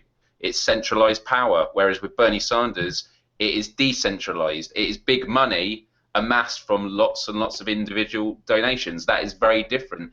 And actually, that's also the same with big government. Big government is bad if it's a centralized power with a few representatives who are in this establishment sort of ritual of every 4 years you go out to vote, and they try and keep things the same. Whereas what Bernie Sanders is trying to do is have a bottom-up, networked grassroots mixture in which he gets as many people into the political process. So actually, technically, biggest government you could possibly have is when the whole of America is in it. That is big government, but that is actually kind of the best option you have. This notion of you just keep shrinking government and allow the free market to do it. I mean, this is a debate for another time, and I'm not saying I know everything about it, but the thing that always steers me away from that argument is if you have small government, the whole point in a free market is you try and outdo your competition. And how do you do that? By growing government again with centralized power, big money, and writing legislation and bills that will then give you the edge on the competition. And so actually what you want is big government and big money, but not in these traditional ways that we've been seeing. We want big money by many, many people, and big government as in the participation of an entire population with consciousness. You just you took the word. I literally took the words right out of my mouth. I'm like, okay, I'm going to jump in and say this right now, and then you said it. I'm like, oh, good, he said it. No need to say it. I want big government. I want big government. I want big government that includes every American person. Right? Actually, I'm a globalist. I want one big government that takes care of the people, that's managed and run by the people. Right? But that's the key. That you just said it. Perfect words. That the if it's a centralized power within the big government, you got a problem. But if the power is distributed equally amongst the people, if they have an equal voice, and they no longer have an equal voice for numerous reasons, but the root cause is truly income inequality, because we now have a centralized power that has centralized all of the wealth, that has centralized all of the control, that has centralized all of the media, and the media is the control until enter the internet. So the internet is like our, it's our secret weapon, because they really don't understand it, and every time Hillary sends an email, we make more money for Bernie Sanders. I swear.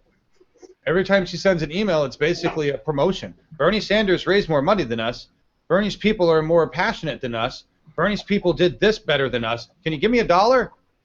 And every time she raises big money, she raises even more. Wasn't it a week or two ago that she raised $500,000 and Bernie Sanders told his supporters that, and so he raised 1.2 million overnight? Yeah. And it goes back to what we were talking about earlier. She's going to have a problem because a lot of her donors are maxing out. And he has...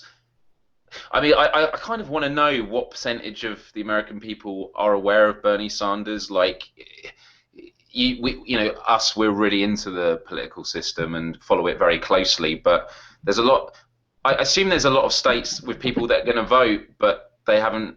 They just assume it's Hillary Clinton, and then when it comes near in the week before, they'll start looking at the candidates. So it will be interesting once you get towards the end how much a call to action to fundraise will raise with Bernie Sanders when you've got the whole of the US watching. Because once people get on the campaign, they don't just vote for Bernie Sanders and then wait and see what happens. They then become a part of these conversations and then support the future states. Like, it's very special in that sense.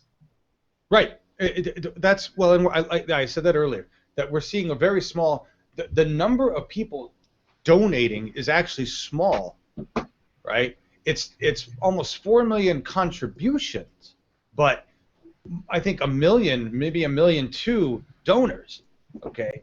We haven't even started tapping the donor base that can afford to donate at that level, right? That would be more willing to donate at that level. So you're absolutely right. I think this whole beginning piece right here, I have to address Seattle for you, Sean. Somebody asked me about Seattle. It was Anon asked me when Seattle became pretentious, and I will explain that. I will defend my statement on Seattle. Nothing against the people of Seattle, just the overall feel of the city. But let's hear it. Well, we got to. We got to finish the important statement, which now I don't even remember what we're talking. But we can move on to Seattle. Shit, I don't care. Move on to Seattle. Sorry, John. I was going to play this video. I keep saying that, but I might as well just explain Seattle really quick. Somebody else was saying that where are we at? 4.2 down. Do we got new numbers? 50 minutes left. Clinton 52.1. Sanders 47.8. 78% voted. Okay. I have just over 79% voted. Okay. 51 point. Yeah, just about the same. And then we've got some interesting, a lot of interesting comments coming. Somebody, I don't know if you see this. It says, "I'm jealous of UK because they have smarter voters than we do." Would you feel the same? But before we go there, I wouldn't agree with that. No, you wouldn't agree with that. No, I think no, I'm not representative of the average voter, and actually I care way more about US politics than the UK politics. Well, and that was an interesting statement that you made. And you're right about this. The UK making a movement to all renewables is not going to be a global shift. The United States, the big, we're the war machine. We are the giant consumer. We are the bully that pushes everybody around. We are the ones with all the fingers in everybody's pies. And so if we're going to make a massive shift, we have to do it, folks. Miles is right. We have to be the big catalyst to save our planet. And we're going to look at climate mobilization or mobilized climate. I can't remember the URL. I had it pulled up. But we're going to talk with Ezra Silk, who runs this organization, and he's one of the founders. And they have the documents listed out, just what we need to do. This is just like that silly movie with I can't remember, the 90s movie with Bruce Willis. We have a comet coming towards the planet. Okay, Armageddon, that one. We have a comet coming towards the planet, folks. It's just a comet that requires using your brain to understand. It's a comet that has been hurtling towards us for 40 years. We've been aware of it, and we've been ignoring it for 40 years. And your government, the American government, is saying, we've got another 50, 60, 70. We're right when it gets here, we'll do something about it. In the meantime, you got Bruce Willis. You have Bruce Willis. Yeah, that's exactly what. Don't worry about it. We'll be okay. Right? I don't know. I kept bringing up this. I had this link. Here's this link. I'm going to switch over to this link real quick. I still haven't explained why Seattle's pretentious. I realize that, but we're gonna do that in a second. I want to show this link. This right here. Extreme weather, and they're gonna, the Weather Channel. They're gonna. Established media is just gonna call this extreme weather, right? They're gonna say it's another extreme, unusual weather, and they're gonna put it on their extreme weather series where they have the shows about it and look at all the devastation. Notice that we didn't have these series before, right? There's more and more extreme weather, more and more. This tropical cyclone Winston re-energizes as it punishes Fiji with winds of over 200 miles an hour. Unheard of, unprecedented what this is doing. The Arctic just experienced a spike in temperature so high. I have a quote from a scientist. We'll have to pull up that article in a bit. Quote from a scientist basically says, "It's all unraveling." Those were his words. It's all unraveling, folks. Because when we look at the environment, we look at one little tunnel piece. Oh, there's a fire. Oh, there's an oil leak. Oh, radiation. Dead zone. Put this all together, folks. Something the establishment media will not do, because if they put it all together, what it looks like is a giant asteroid hurtling towards the planet. And it's so close that if it were in the sky right now, it would fill the horizon. And we don't give a shit. Our government doesn't give a shit. They would prefer to continue making money by fracking and dumping shit in our oceans and spewing methane into the air at rates just ridiculous, beyond imagination. But we can't see it, so it's not hurting us. Can't see the radiation, can't see the lead in the water in Flint. You can see the water in Flint, that's for fuck sure. This is what we're dealing with here, folks. That we need immediate shift. Immediate shift. The establishment media is never going to show that shift. And I don't know. I just had to go rant on that. I ranted on the environment for a minute, folks, because I just felt like it. There. It was a good rant. Thank you. Thank you very much. Now I got to find that video again. We got to watch a video. I just need a break. I got to go get a new cup of tea. Remember, this is a Stream-A-Thon. The whole goal here is just this is not a planned event. We're online. We've got another 2 hours, really, before Bernie's supposed to show up. So we got to fill 2 hours worth of time. with hanging out with you guys. There's still more than 500 people here, which is outstanding. Thank you for joining us. The hashtag is NV4Bernie. That's FOR Bernie, and we're still supporting Nevada. You know, it's not over, folks. We need to let them know that every vote counts. If they're in there, they're still waiting to be counted. We're hearing conversation about just craziness going on. So stay here with us. We're going to watch this video here. This is a parody. A friend of ours back in the early days of Bernie 2016 TV really was excited about these parodies, and this one's called "Move On" by Blue America.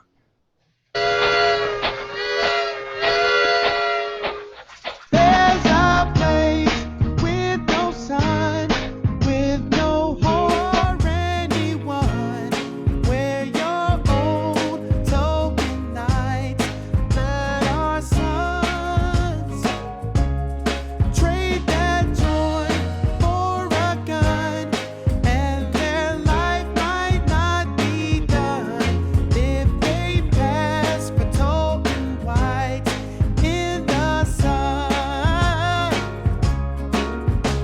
Like a long crowded dream that's rerun until we scream. You're running on, we're moving on. Like a branch of the banks that keep cheating to say thanks. Moving me, moving you, moving on. Hey, when it lose the fun,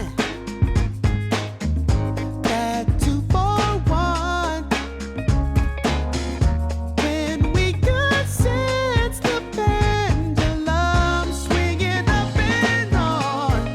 Moving me, moving you, moving on. Hey, you let the banks abuse the point of tails I lose, and heads their wealth accrues, 'cause dog by spending rules. Moving me, roll by you, moving on.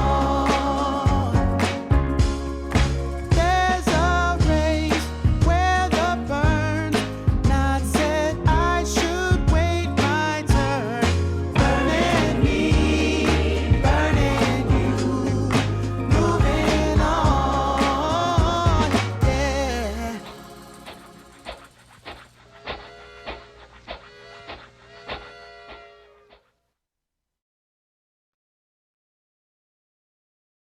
All right.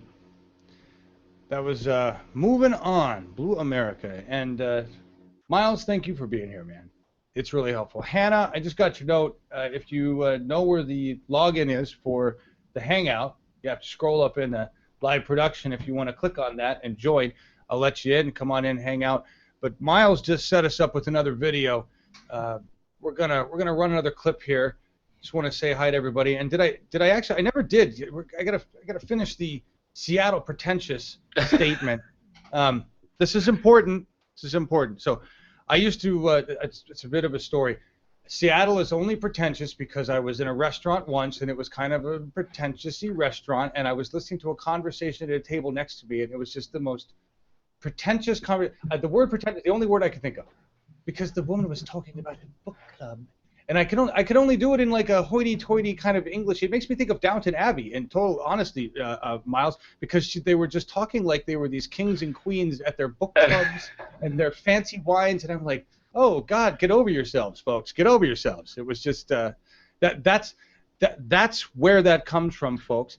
One experience in a very fancy restaurant overlooking the Fisherman's Market, whatever that Pike Place Market is, right? And so that's the bullshit reason. The actual reason is because I said I worked in a landfill industry, and there is the King County landfill in Seattle has it's a big landfill, all right, and it's got big landfill stuff, really expensive landfill stuff, and it's got a lot of room. It's a nice landfill. But Seattle doesn't have any of its garbage go there, even though it's really close. It's in the same county. It would save a lot of energy if they just put their garbage there. But Seattle doesn't put their garbage there. Do they, Sean? Sean left. He knows this. Seattle has their garbage trained down to the Columbia River, barged up the Columbia River, and I think put back on a train, or maybe it's just one train. Anyway, they take it to Oregon, folks. They bring their garbage to Oregon, where it is dumped in an Oregon landfill, and so Seattle says we are a green city because they don't have any landfill garbage. They actually use that statement. So that is why I consider Seattle. That is truly why I consider Seattle to be pretentious. So there, that's my whole story. That's it. I love Seattle. I've only been twice though, but yeah. I think I've only really driven through. What do you like about Seattle the most? Where do you go when you go to Seattle? I went to. Isn't it called the Vermont Troll? Isn't that what it's called? It's underneath one of the bridges.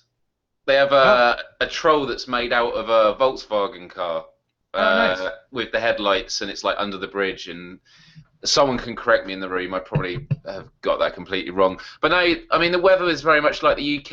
I love the night time with the city. It looks amazing, and yeah, it was just really cool. Nice. Yeah. Sorry. You got to talk for like 2 more seconds. I'm pulling up your video on. That's sweet. I'll just give an intro for it. So this video, there are so many great videos of Bernie Sanders, but this is one that I tell you, every time I watch it, I'm just like, I want to go for a run or go to the gym or something. It pumps me up so much. I have never wanted to punch the air so hard in my life. So if you've not seen this, it was originally called Bernie Sanders Beast Mode, and it is just the video will say it all. Just try and get through this video, everyone, and tell me you don't feel inspired and feel like you don't want to fight for Bernie Sanders right now. Enjoy it. The Vermont Troll. That was right. Sorry. Awesome. Nice setup. Thank you, Miles. In case you don't know, and you haven't seen the latest polls, the American people hold the President of the United States in contempt. They hold this institution in contempt. They hold the Republican Party in contempt. They hold the Democratic Party in contempt. They think that maybe, given all of the crises facing this country, it's about time that there was some bold leadership here.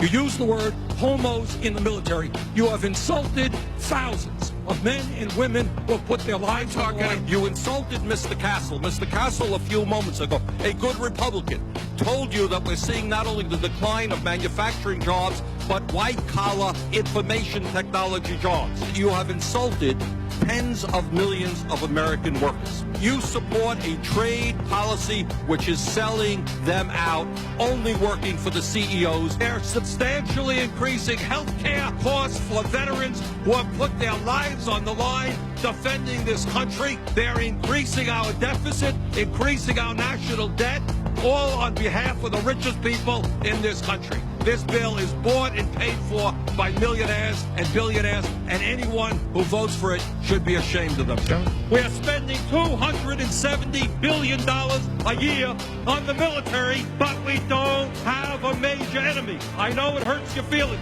I know you're upset about it. I know you're hoping and praying that maybe we'll have another war. Maybe somebody will rise up. Who are you worried about? Iraq? Panama? Who are you worried about? I'll tell you who I'm worried about. I'm worried about the fact that our workers are seeing a decline in their standard of living. They want to see our industry be rebuilt. Does any of this matter to you? Do you give one whit of concern to the middle class and working families of this country? CEOs make more than 500 times of what their workers make. The middle class is shrinking. We have the greatest gap between the rich and the poor of any industrialized nation, and this is an economy that is improving. I hate to see what would happen if our economy was sinking. What I have said ever since this financial crisis began, if a financial institution is too big to fail, that financial institution is too big to exist. If Wall Street does not end its greed, we will end it for them. You want to know why the American people are angry and disgusted and frustrated? 95% of all new income created in this country went to the top 1%. The United States has the lowest voter turnout of any industrialized nation on earth. And listening to this debate here tonight, the only question that comes to my mind is why 40% of the people bothered to vote. The previous speaker talked about two sides of the aisle. I suggest that he was implying that there are basic differences of opinion. I think most Americans don't perceive that. They see one big aisle. And they would like to see people in this body begin to stand up for the working people and the poor people and the elderly people who are getting ripped off outrageously by this SNL bailout. The American people want to see our kids educated. They want a Head Start program. They want their kids to be able to go to college. They want to wipe out the fact that 5 million children in this country go to bed hungry. Let's have the guts to give some leadership to this country. Don't underestimate me. No matter how many children live in poverty, no matter how high the unemployment numbers are, they want more and more and more. And I say enough is enough. Stand up, fight back, and make this government work for all of us.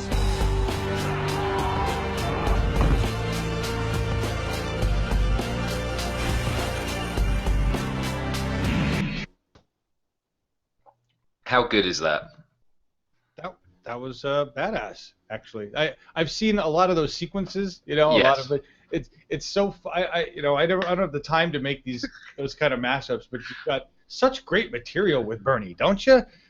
You know, he's just so passionate and fired up, and you put some good music behind it, mash up all the good ones. It's, you know. I just love the don't underestimate me, and then you just see the crowd, and that was like from before even Iowa. You know how far he's come since then. It's a great video. A lot of people in the chat are asking for a link. I can't post one because I'm not a mod, but hopefully a mod could share a link. Make you a mod there. Yeah, we'll grab that out of the Slack chat and get that in there, folks. And again, thank you for hanging with us. There's still more than 450 of you hanging out there, and we're getting, just from what I'm seeing, folks, I want to answer a few statements here. Obviously, we know it's not over. Of course, it's not over.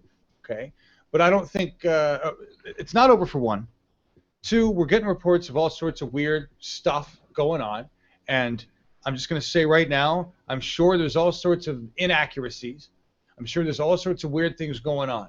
At this point, I don't know how many of them have been substantiated, not substantiated. I know that there were there's reports of Hillary Clinton supporters being allowed to caucus without actually registering, or registering after the caucus.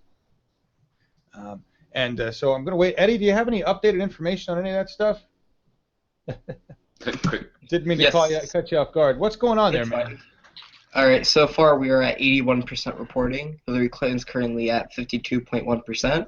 Bernie Sanders is currently at 47.8%. Currently, he's down by 4.3%.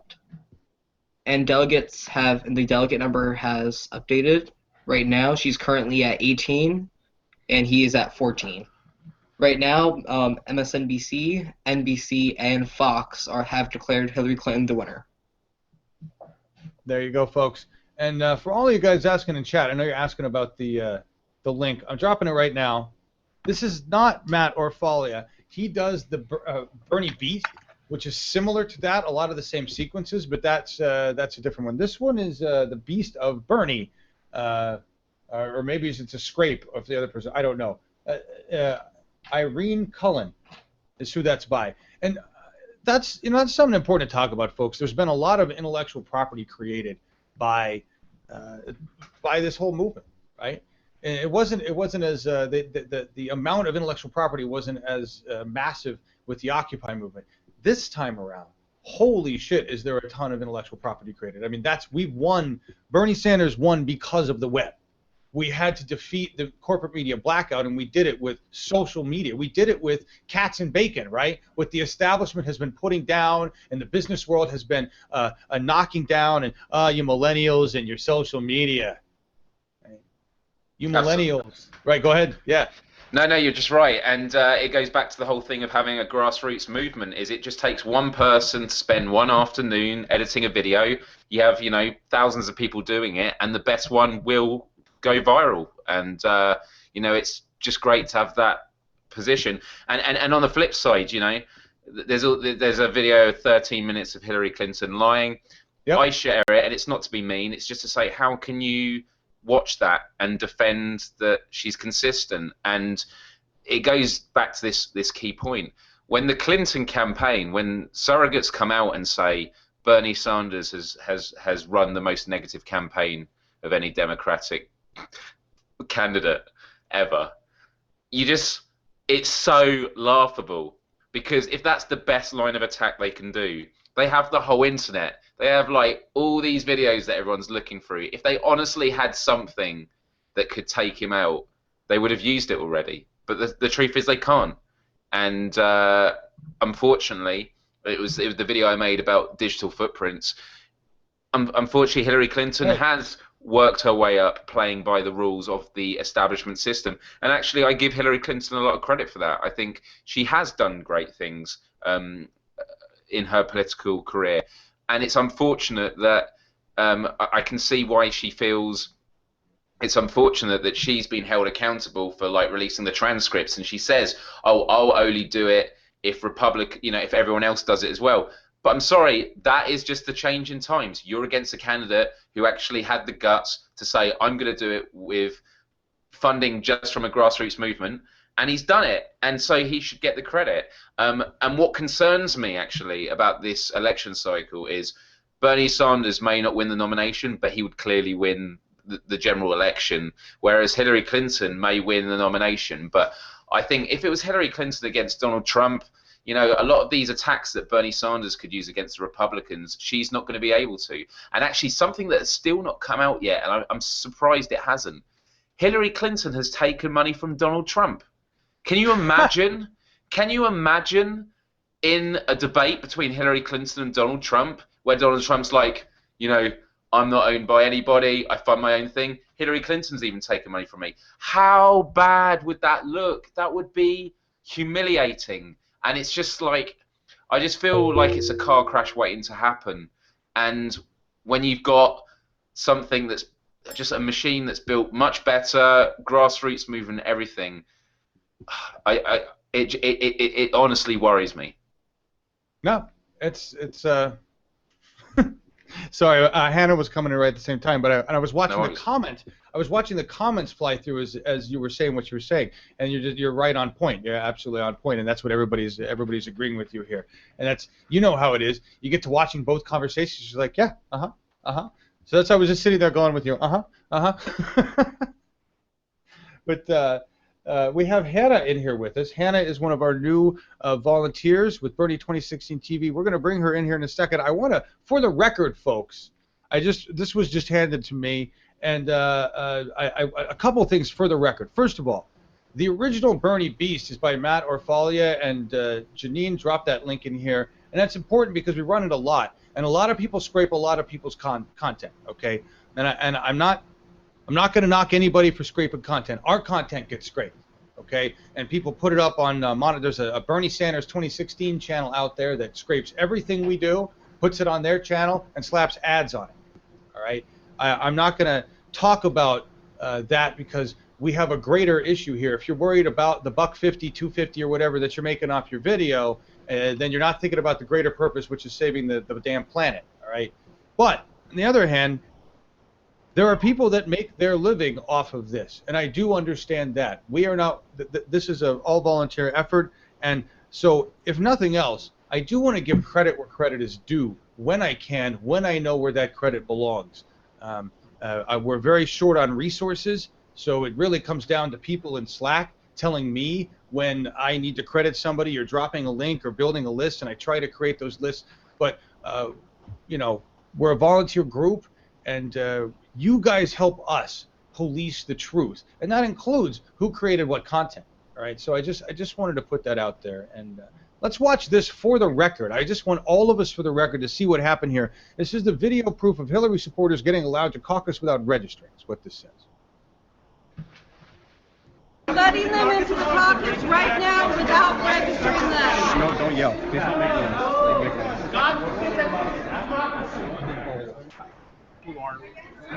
They're gonna do the count. They're all gonna be part of the count. They're not registered. They will register after. That's what if they had red shirts on, they will be letting. Right, yeah, exactly. Yeah, I mean, that's about the part.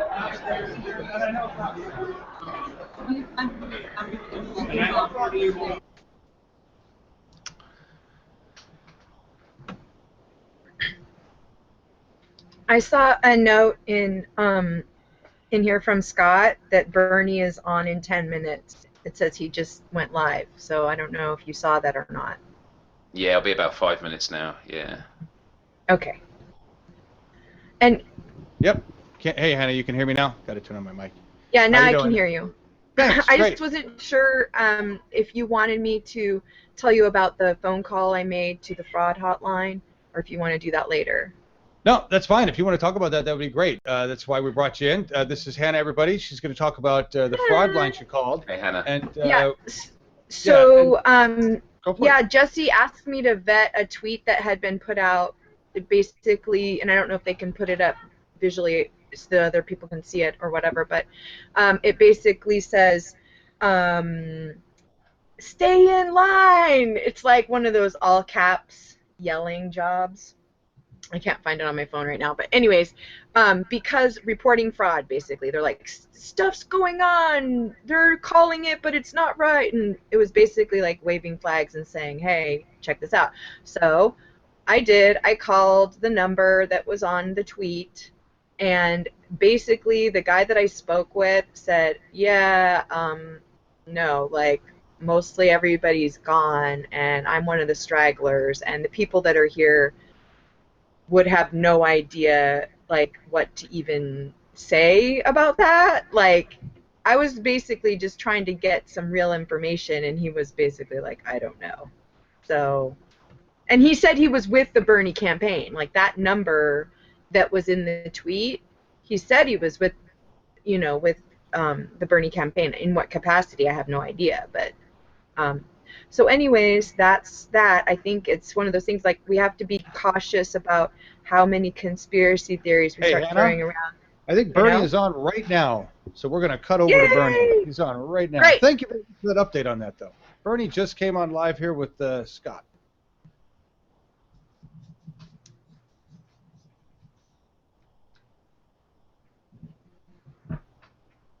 Thank you.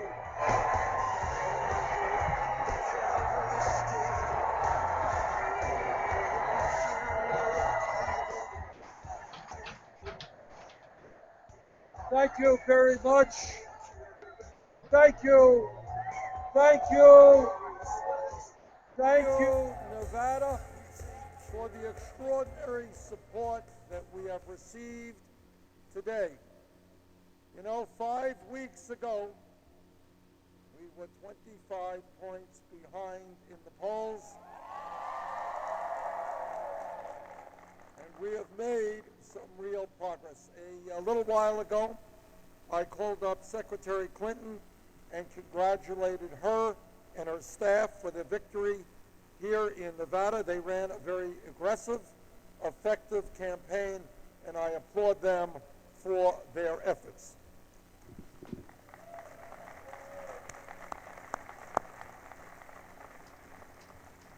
What this entire campaign has been about is the issue of momentum, is the issue of bringing more and more people into the political process. When we began in Iowa, we were 50 points behind.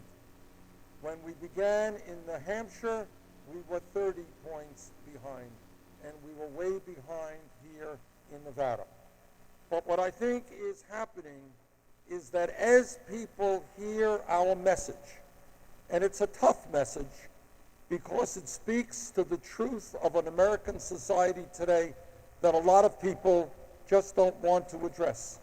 And that is the fact that we have a corrupt campaign finance system which is undermining American democracy and must be changed.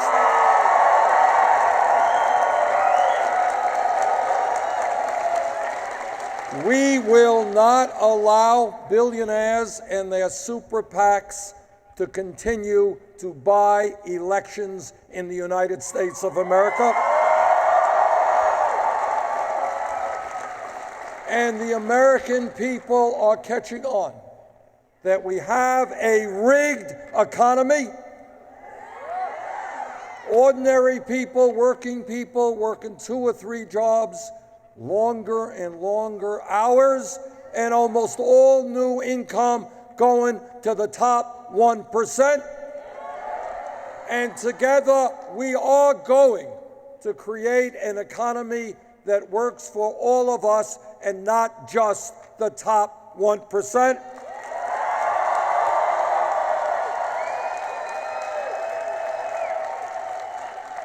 And the American people are catching on that we have a broken criminal justice system. A system which says today that some kid in Nevada or Vermont gets picked up with some marijuana, that kid will have a police record staying with him his entire life. But if you are a Wall Street executive and your illegal behavior destroys the economy and the lives of millions of people, somehow nothing happens to you. And our job is to bring justice back to the criminal justice system.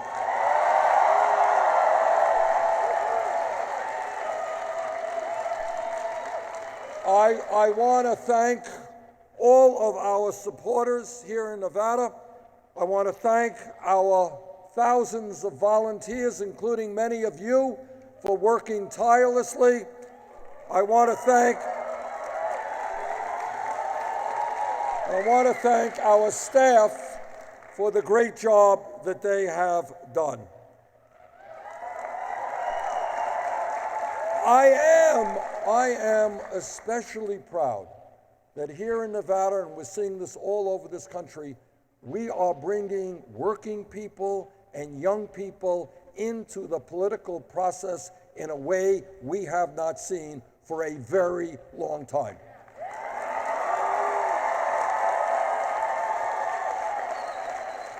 In a short while, I'll be on a plane to South Carolina, and then we're going to be competing in 11 states all across this country on Super Tuesday. And I believe that on Super Tuesday, we have got an excellent chance to win many of those states.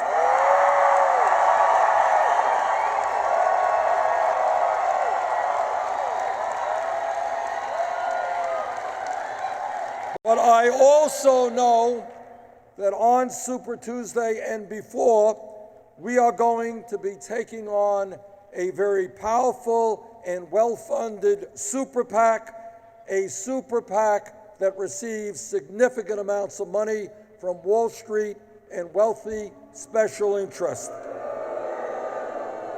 So as we head to Super Tuesday, we would very much appreciate the support of the American people who have been so kind and generous.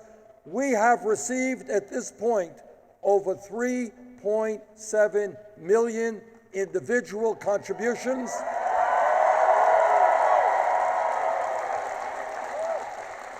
And if people want to help us out, they can do that at BernieSanders.com.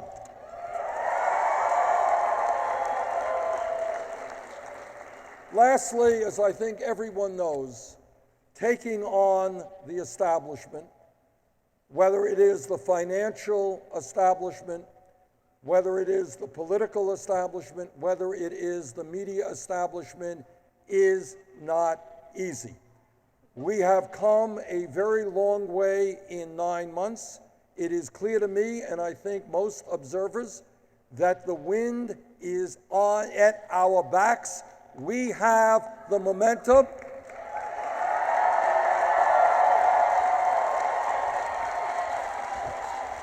And I believe that when Democrats assemble in Philadelphia in July at that convention, we are going to see the results of one of the great political upsets in the history of the United States.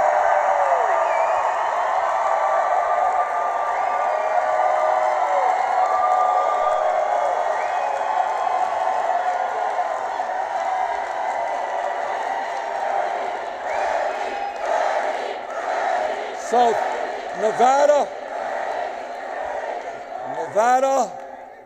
our volunteers, our supporters, our staff, thank you all very much. And now it's on to Super Tuesday. Thank you.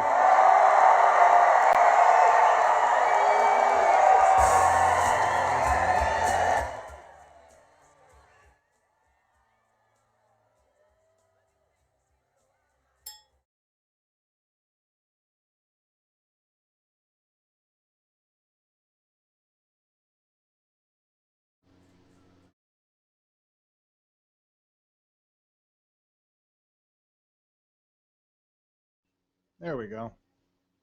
That was definitely short. Sorry about that, folks.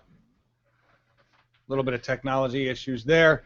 Me hitting the wrong buttons. I was surprised. That was a very short, announcement from Bernie, and he's still walking off there with the mobs of people. Thank you for Scott Galindez for being there. Drove all that way basically to bring us, I don't know, 10 minutes of Bernie. Is that all it was? That's like the shortest speech I've ever seen that man make. It was a good speech, though. It was. So the figure he gave, was it 3.2 million? 3.7 million. Sorry, and what time span was that over? Sorry. Well, it's funny that he says I've heard 3.8 million on Reddit, but the 3.7 million, 3.8 million, whatever that figure is actually just over the last, I think, since the beginning of the campaign, really. So that was the individual donations he was saying. Yeah, there's individual contributions by more than 1 million actual donors, right? Yeah. So, and that's the difference. Like for me, I've donated, I don't know, 10 times at least, but small sums, right? Like, oh, I have $10, or every time Hillary sends me an email asking me for $1, I go donate $3 or $5 to Bernie, right? That's yeah, the difference. Because can I ask about that? Because I've had conversations with people about the difference between the money that is directly donated to the campaign versus the money that is accessible via the super PACs. And it's my understanding that like campaign staff and also certain activities can only be funded out of the campaign funds itself. So that's what I'm wondering is how much money does Hillary actually have to make up for the lack of enthusiasm gap? Because Bernie's enthusiasm gap gives him all this amazing free labor, free advertising that he would not get otherwise. And so it's like his campaign to me seems very cost effective because he's just not spending a lot of money on stuff. Yeah. And it's both things. It's not only the most cost-effective campaign, it's the one that's going to end up raising the most money because a lot of his donors haven't maxed out yet. Whereas Hillary Clinton, and what we were talking about earlier is Hillary Clinton is having to go to these fundraiser events, but as she does that, she's actually having to leave the trail to go and do that. Whereas Bernie can just sit up there and just go to BernieSanders.com and probably crash the website again. And that's what's really ironic about this. It was Bernie Sanders is against the Hillary Clinton machine that has so much of a ground game and so much money, when actually it turns out Bernie Sanders actually, in the long run, could outdo on that. Yeah, I guess that is right there the number I'm interested in, because it just feels like smoke and mirrors right now. It feels like they're just trying to fool enough Americans that he can't win so that they will stop being enthusiastic about him. And like I'm sorry, when I saw that freaking arena filled with him last night, filled with all of that, I'm like, I'm pretty sure he's going to be president. I'm with you, and actually, you know, him losing by 5%, I think we're at the moment. You know, you kind of need the underdog mentality to remain. Like when he puts it in context of how far behind he was, and you know, this was a part of the big firewall. This is just going to make people get even more and more behind him and going, we can really do it if we just push a bit harder. And I think South Carolina, I think, is going to be the real turning point that we can really see how it goes. Well, and I think the fact that he spoke so noticeably briefly today is an indicator of a couple of things. One is I think he finally probably has a vocal coach on staff, someone helping him to preserve the integrity of his voice, because it has really kind of gone into the weeds lately. So there's that. So I think I'm hoping that's what it is, because I love his passion, but like he has to learn how to preserve his tool. The other component, I think, is expectation management. I think that they are really trying to carefully manage how closely he gets to a win and whether or not that counts as a win, you know? Well, Hillary right now, guys, is, well, CNN, I'm just reading comments, and CNN is calling it a giant win for Hillary, of course. They're marking this off as a massive success. This, I was just seeing, this is her firewall. Giant for 3%, yeah. Right. Huge. It's another barely pulls it off, and I'm interested to see some of the exit polls on demographics for Latino support and where the support actually falls. I think it's going to be very important. I want to run this clip because Tim sent this in earlier today, and we cut right to Bernie when it happened. But this is Tim Black on Facebook. Wants to give Bernie supporters a little support, and I appreciate that, because even though it's really a tie for delegates and whatnot, from understanding right now, and oh, interesting, CNN is all about GOP now.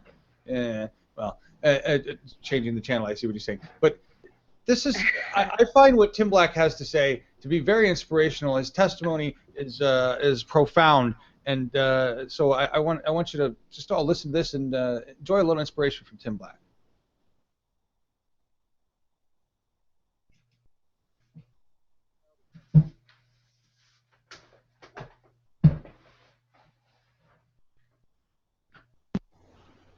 Hey guys, I just want to talk to you real quick because I think some people need a pep talk right now. There are people really upset, really like taking it hard what happened today in Nevada.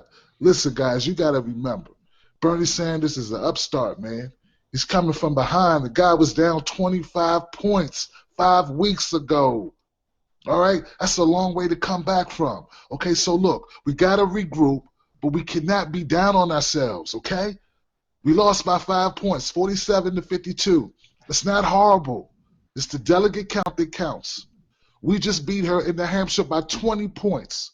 We lose Nevada by 5.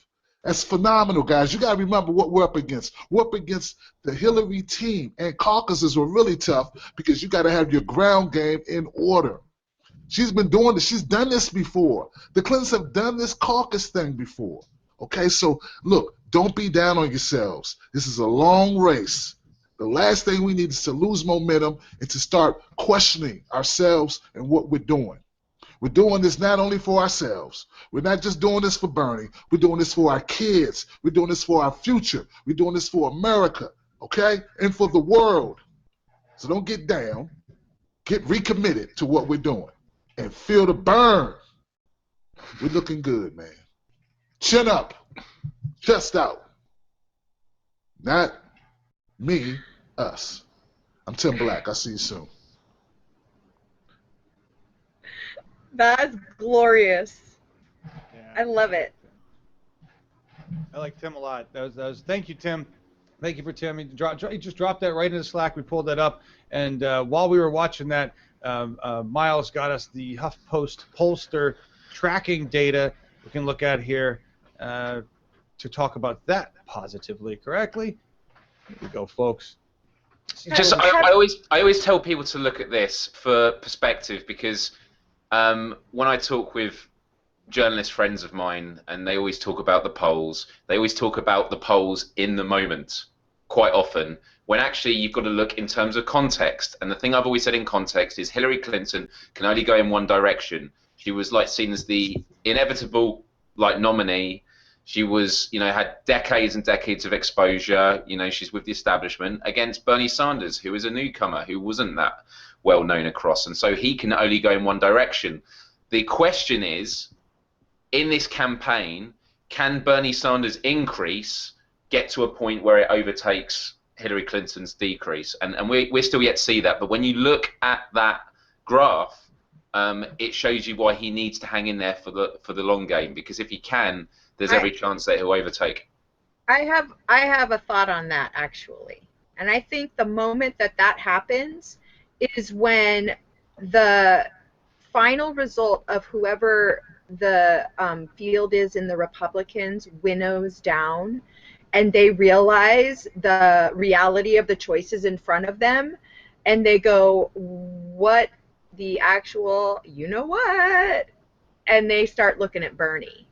And I think we're going to siphon off a significant percentage of Republicans who just can't stand to vote for, you know, whomever that is still left in the field, you know?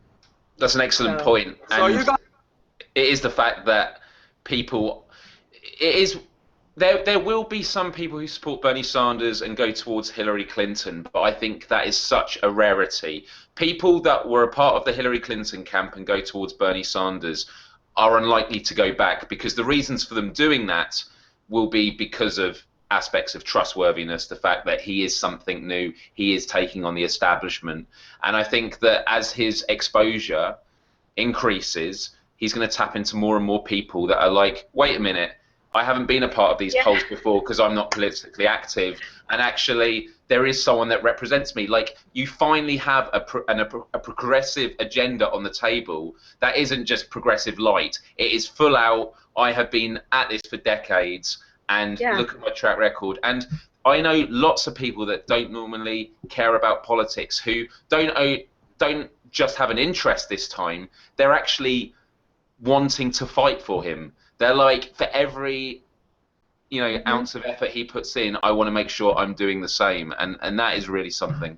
Well, and I think it's interesting because the part that, because I know a little bit about your guys's, sorry, bad English. I know what you meant. Excuse my Valley Girl grammar. Sorry, native Californian here. Our political system. The way that I understand it is that you all build coalitions, that like you all fight it out and you decide who is most popular, but then when it comes time to govern, whoever won that fight, like they pretty much get to do what their platform, right? Is that not pretty accurate?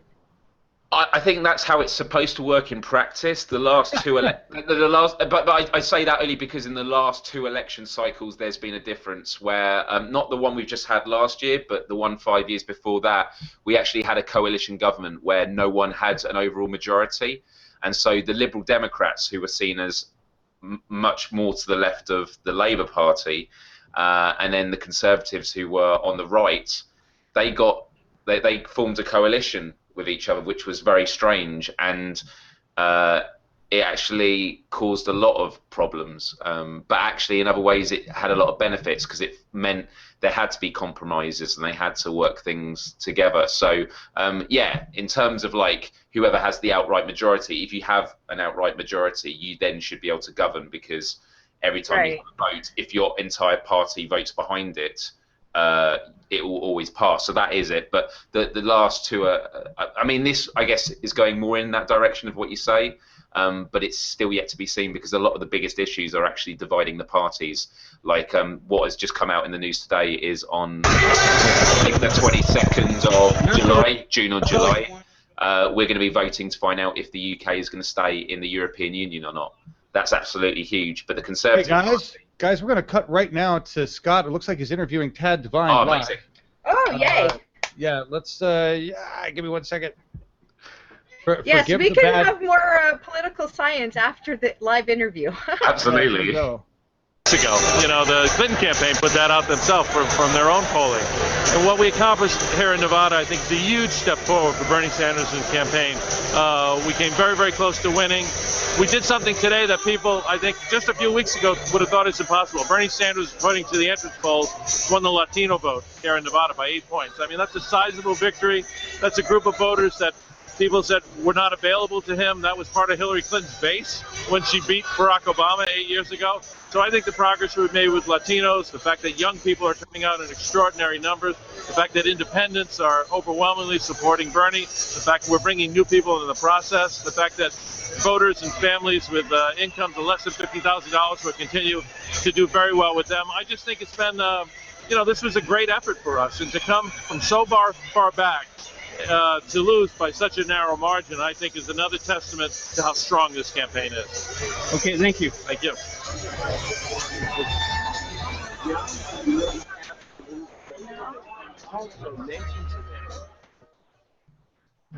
Let's just hang out here and let Scott roam. He did this last time, basically followed people around and got interviews, and what we saw was legs and then an interview. So let's see if he pulls up onto somebody else. He's basically maneuvering around right now. So do we need to do like MST3K until he finds someone to talk to, or what? We probably could, guys. I actually was going to let you guys know that, and certainly not with that lower third up there. If you guys want to continue talking, fantastic. I'm going to monitor this and just cut over when I see him, or if I see him come up with another interview. And then I've been going at this for a while now, and so I want to wrap this up and end with what we had earlier, which was Bernie Disco Inferno. Oh yeah, that was awesome. So I you guys were having a badass conversation, so I'm gonna cut it back to you and then monitor what Scott's doing. So continue. Well, that's funny because he mentioned the whole like music thing, and it got me thinking when you were talking about the fact that people don't know Bernie, like, and I have always thought, like, you know, people sing Mr. Sandman, you know, and they redo the lyrics for Mr. Sandman and like Bernie Sanders, blah blah blah. So the one that always goes to my mind as like a possible spoof mock-up is, you know, to know him. Sorry about my singing. Is to love him. You know that one? Yeah, I do. It's from like you know, 50s, 60s, or I think early 60s maybe. I don't know if it's Motown, but you know, that period-ish. So, because it is, once you get to know him, like, you can't not like him. He's like one of those people that is just, a person of character is really hard to dislike. Even if you disagree with their position, if they're a person of character, it's hard to dislike them. That's why there's so many people who rave about Scalia. Even though he did all these horrible things, he's like, but he's so funny, you know? Like, you're absolutely right, and it's not just about becoming familiar with Bernie Sanders, but it's also the injustices that he speaks of. I mean, we're talking about music. I'm a lyricist for a metal band, so I don't really sing. I shout it. We have a singer who does that bit. But there was a line in a song we wrote about mass surveillance and Edward Snowden, and the line I wrote was, "Once we know, it cannot be unknown. Looking away is to condone." And that is the nature of the human condition, that once you are made aware of the injustices going on in the world, and you know, which Bernie Sanders does very well, you're getting screwed over. You are getting screwed over, and you need someone who's going to have the guts to stand up with you and say enough is enough. And once people get bought into that, they're not going to go anywhere else unless there is someone who's going to take an even tougher stance. But unfortunately, when Hillary Clinton stands there and goes, you know, I've said from day one that the moment I get into power, I'm going to overturn Citizens United and do what I can to get money out of politics. Sorry, people are already aware of what the issues are, and they're very much aware of your track record, and that you are campaigning against the very system that is going to get you elected, if you do get elected. And so people may be we're uneducated about things until we finally hear about it. But the point is that people don't choose to be ignorant. And so if they are aware of these things and these injustices, there's no way that they're gonna regress the other way. Absolutely, absolutely, folks. And policies. Oh, can I? Yeah, hang on. Go ahead. Hang on, guys. Stop for a second. Right now, sorry, I'm trying to monitor. We got Hannah was in here and she just had to take off for a second. Thank you for that statement. I'm monitoring right now. It looks like we have Jeff Weaver lined up in an interview here, and that's why I was just like, hang on a second, guys. I think we're going right now with the audio. Appreciate everything. Can we get a picture with you? Sure, of course. So we'll talk to Rich. Thank you again so much. I don't want to take much longer. Hi, Rich.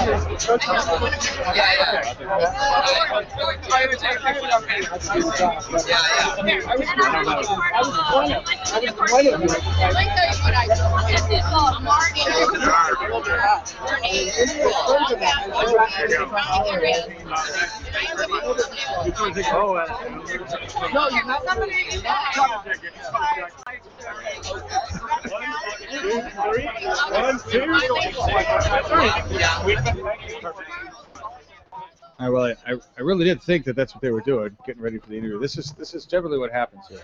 Wait. Feel about the results today? What are your ideas? So he's gonna ask. All right, yeah. Here we go. How do you feel about the results today? I'll ask you. Look, 5 weeks ago we were 25 points down. Today we closed it almost to even. We won Latino voters here in Nevada, which is a very big accomplishment for our campaign. Bernie's message of is really very aspirational, really resonated with the Latino community, his own personal immigrant experience, his father being an immigrant from Poland, growing up in an immigrant community, I think really touched a lot of people here in Nevada. So we're very hopeful going forward. I think it's going to bode well for us in Arizona and New Mexico and California and Colorado and other places with large Latino populations. Okay, thank you. Yeah. And do you feel a loss today? And there we go. Another drop-in interview with Scott there, Jeff Weaver. And I see all the great comments in here. Jeff Weaver is the man. He's fantastic. Yeah. I don't think we could have asked me, the people, personally. I couldn't have asked for a better team of people to represent Bernie Sanders. And I don't know. The first time I actually looked at presidential candidate, the people that work these teams, the people that are on their staff, the campaign staff, was with the Obama campaign, and I think it was the campaign manager that Obama had. I was like, I like that guy. He seems like a nice guy, David something or another, right? And he seems to be a pure establishment person at this point. Certainly seems to be pushing the Hillary Clinton ticket there. But that was the first time I was aware of these people and their power and what they're and the what they do. And I think Tad Devine, Jeff Weaver, and the other individuals, those are the two individuals we see most often. But they seem to be people of integrity. They really are of the 99. I don't know. Have you been paying attention to that longer than I have, Miles? Say that last bit again. Sorry. Have you got more of a different insight on these characters that run the campaigns from watching American politics? I don't. I think it's just because it's such a bigger political machine out there. You do need other strong characters, and I've very much liked the people that have worked with Bernie, because I think people like Jeff Weaver have got a lot of strength and can be a bit more. I mean, look at the whole controversy around Hillary Clinton and the database and the breach that had been made, and Jeff Weaver came out there and said that they are trying to sabotage our campaign by withholding this information. Like, that's stuff that Bernie Sanders did come out with, but you kind of want to hear it from the guy who is, running the campaign. And then Tad Devine is also really great. He knows how to speak in the media. He's well respected, and so yeah, a really good team. But then let's not forget Bernie Sanders' wife. I think she is the secret weapon. She is just so amazing. And with her backstory, and when you hear the interviews of her and like the perspectives that she has, the first lady, that role, that's not really. Maybe it's just me being ignorant. I don't think that's as much of a thing in the UK. Whereas I've really noticed that they do have such a strong part, not just in being there at the front, but like politically. And I think Bernie Sanders for that reason has an excellent team. Absolutely, I agree with you, and I should not have left out his wife, because first she'd be the first lady with a doctorate. Okay, she's got a desk next to his. I will have no doubt that she will have a desk next to his in the Oval Office. And here's my thoughts: if you had a choice between King and Queen Bill and Hill, and Bernie Sanders and wife running the country, it's not a hard decision. Not for me anyway. And not a hard decision probably for our chat room. No, and they're saying such great stuff. John looks like he.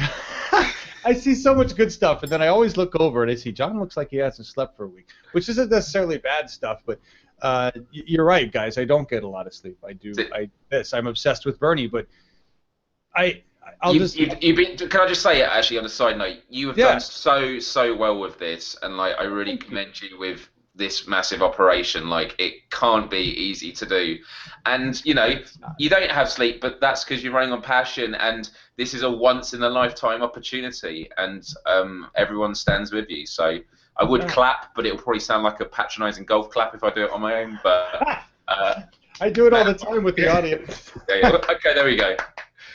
Thank you. I get a lot of that from these guys too, and I really look, the fact that you're here, the fact that anybody's here tells me that this works, that we're doing something that means something.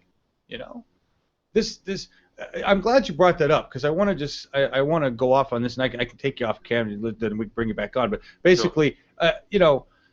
I swear, last rant, folks, and this really isn't going to be a rant, but something that I want to point out, not necessarily to the older generation in particular, but to the younger generation, as to what the establishment is telling you. And we're going to look at some of the numbers, but basically, here's the math.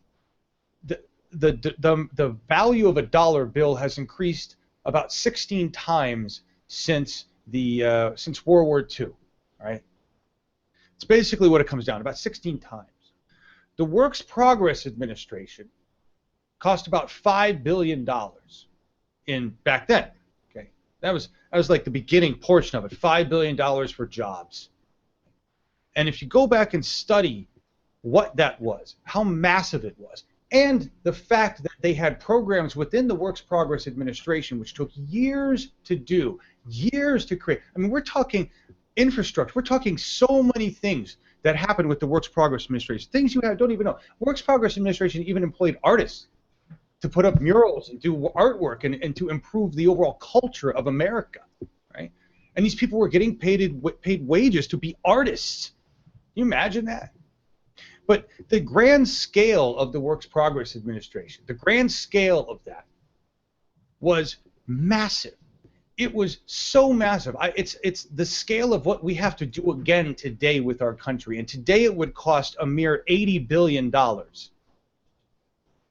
And Bernie wants to spend so much more than that, and we need to spend so much more than that to fix so many more things and to upgrade our entire nation, our entire world to survive, right? But here's what pisses me off, is the generation that did the Works Progress Administration, the radicals involved there. They had no problem. I mean, they argued with it, but they did it, right? They said, this looks impossible, but we need to get it done, and so we're going to do it. Well, a lot of those same people sit in Congress today, okay? We've got, then let's come forward a little bit. Let's look at JFK. Let's look at going to the moon in less than 10 years on 16K of processing power. Let's look at Mercury Redstone astronauts. Let's look at the Apollo missions. How fast those happened. How quickly we learned. And everybody said that was impossible too. And those people that did it, that made it happen, are now sitting in establishment government arguing that we cannot do the same to our nation now, that we cannot make those kinds of changes now. And I want to know what makes us any different from you, right? It is our D-Day, folks. This is our D-Day. And we're going to look at, in the newsroom next week, we're going to look at the size of D-Day, how incredible it was, what was put together. And if you looked at those plans today and we said, look, this is the choice. We either do D-Day or the asteroid hits our planet and we all die. You'd be freaked out. You'd be like, that's not going to happen. There's no way that's going to work. Look at it. You need all these people doing all these things at the same time. You're going to invade beaches. You're going to do air support. You're going to do ground support. This is not going to work. Ridiculous. And then you were told, but you have no choice. You do this or you die. That is where we are at. And the establishment is telling you that you are not capable of doing your own D-Day. And I say they lie because they just don't want it to happen. So I just wanted to go off on that. We talk about what we're capable of doing, what we do here. It's hypocritical to me when I hear people who say Bernie Sanders' ideas are too big, they're too crazy, because I say go look back at history, look at how we got here. You wouldn't be here if we didn't think big and crazy. This whole country was started on big and crazy, folks. We knocked over some tea, we had a party, and we said F you to his government. Sorry, Miles. Anyway, that was it. That's all. I just wanted to go off on that. I'm done, folks. Do you have anything to add to that, Miles? I just had to go off on that. No, I was just reading all the comments and that as you were speaking, and it just goes into exactly what you were saying about why everyone here is this collective consciousness, and the fact that I mean, with my own personal experiences, something I did from 2006 was a 24-hour live stream to raise money for UNICEF, and it was a charity event, and it was a way of having people all over the world, no matter what time zone they were in, no matter what currency they had, to be able to donate to a common cause that they truly believed in. Wow. And that was kind of what sent me on the journey of becoming this like internet hippie of like, this is how the world could really be changed. And it taps into exactly the things you're mentioning, that not everyone has money. I mean, actually, the thing that I'm gutted by, and a few comments have said, by the way, there's a few of my friends watching who I didn't expect to be watching for this long.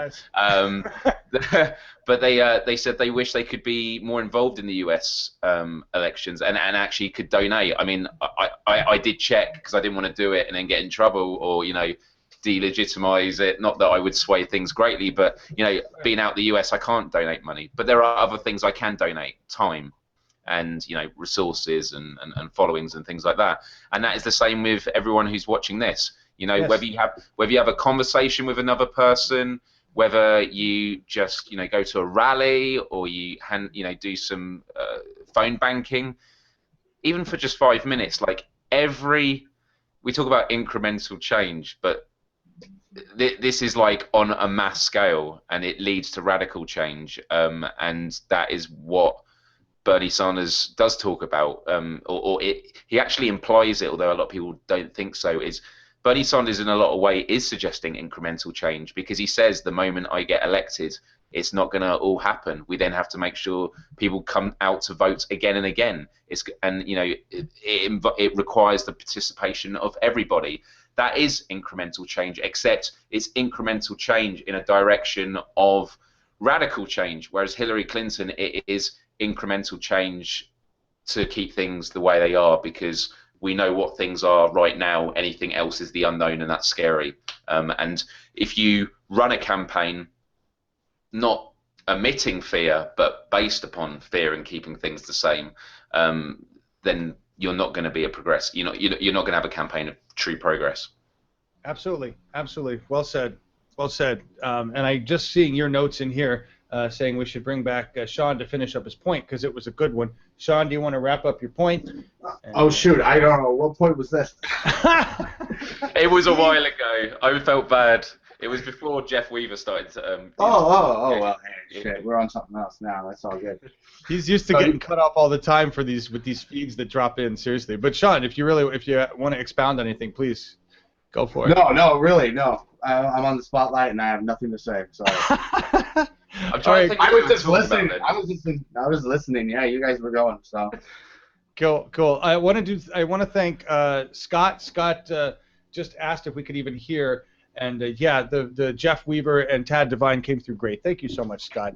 Really appreciate all your hard work out there. And I'm seeing a note from Jesse. There are 3 tied counties. One of them 100% reported. Other about 60% reported. I don't know what the final outcome is, folks. I'm assuming. Are anybody reporting differently? 6-7% Bernie did better than Obama. I'm just looking for different numbers. I have updated polls if you want, John. Yeah, what you got, Eddie? All right. So far, we're at 83% reporting. Currently, Hillary Clinton has 19 delegates. She's earned 1 more. Bernie's delegates stay the same. Currently, she has 52.4%, and Bernie Sanders currently has 47.5%. There you go. Look on The Guardian with their cute little that thing going there, right? So there's the numbers. Thank you for the update, Eddie. Really appreciate it. And guys, I'm done. I'm toast.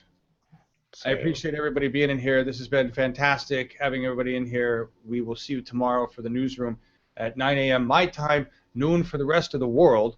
I'd like to thank Hannah and who had to take off for a second, but I have her icon here. So we would like to thank Hannah, whose son apparently broke a window and needed to go jump to a life emergency. And we'd like to thank Sean, who's always with us and helping to pound the Twitters and working in the back end. And we want to thank Eddie, who is helping us with all the updated results. He's a blue head for the moment. And, of course, Miles, joining us from the UK. Thank you so much, Thank you for being with us. And I'm looking forward to doing more with all of you. This is, in my opinion, this is a new era in global communication with human beings and getting shit done. I think we've seen that we can do it. We do it with Bernie, we do it with the U.S., and then we do it with the world. Right? Hear, hear. All right, guys. Tomorrow, I know that there is a Bernie Sanders Future to Believe in rally, because there always is one of those going on. And this is at this is somewhere in, I want to say this is in Las Vegas. Either way, I will do the newsroom in the morning, and then I will not be available for streams the rest of the day. So if there is one, grab it from Scott's Ustream if he's the one providing. It could always magically show up on the Bernie Sanders official YouTube page. I'll just leave that at that. And you never know, there could be a periscope. We will do our best as Bernie 2016 TV, the folks in the group here, to let you know what's going on through social media channels, but I will not be bringing any other broadcasts tomorrow outside of the newsroom in the morning. So thank you all. And keep a watch on Twitter, and I'll keep updates going. There you go. There you go. Sean will be the person managing the Twitter. And that's really our primary communication tool, folks, is Twitter. And then from there, it really gets pushed out to all of the other entities. So thank you very much. We've got Disability TV coming up on February 24th. That's a Denise Silva production. It's going to be badass, and we're looking forward to that. And I had the card, and it seems to have disappeared. They always do that. Oh, no, wait. Here we go. Here we go. I want to show you this. This is and remember, all this stuff is volunteer artwork. Everything that is Bernie 2016 TV, folks, is created by users. There's no money here. This is all volunteer work, volunteer time and resources, and that's what makes us so much stronger than any establishment campaign, any establishment movement, is that it is of us. It is our hard work, our sweat, our blood, our tears, and we are the ones who are going to invest. We are reinvesting in our nation right now. We're ending with Bernie Sanders sings Disco Inferno because we need to keep this fun and happy. It is still about life, and well, you know, just 'cause he can. Feel the burn, everybody. Are you guys ready for a radical idea?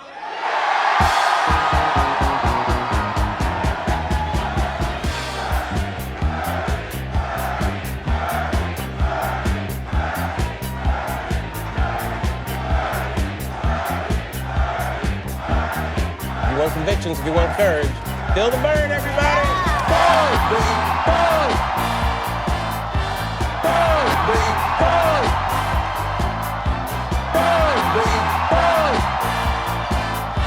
burn, burn, burn.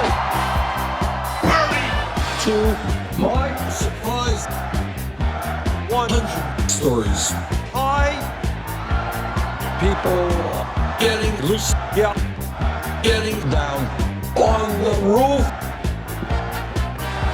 The race was flaming out of control. It was so entertaining. When the Bernie started to explode, I heard somebody say, "This go informal." Burn the mother down. The people's informal. Burn the mother down. Bernie? Our job is to build a nation in which we all stand together as one people. The political revolution begins with you. If we stand up, if we fight back, yeah, we can take on, we can defeat the billionaire class. That is what this campaign is about. Thank you all very much.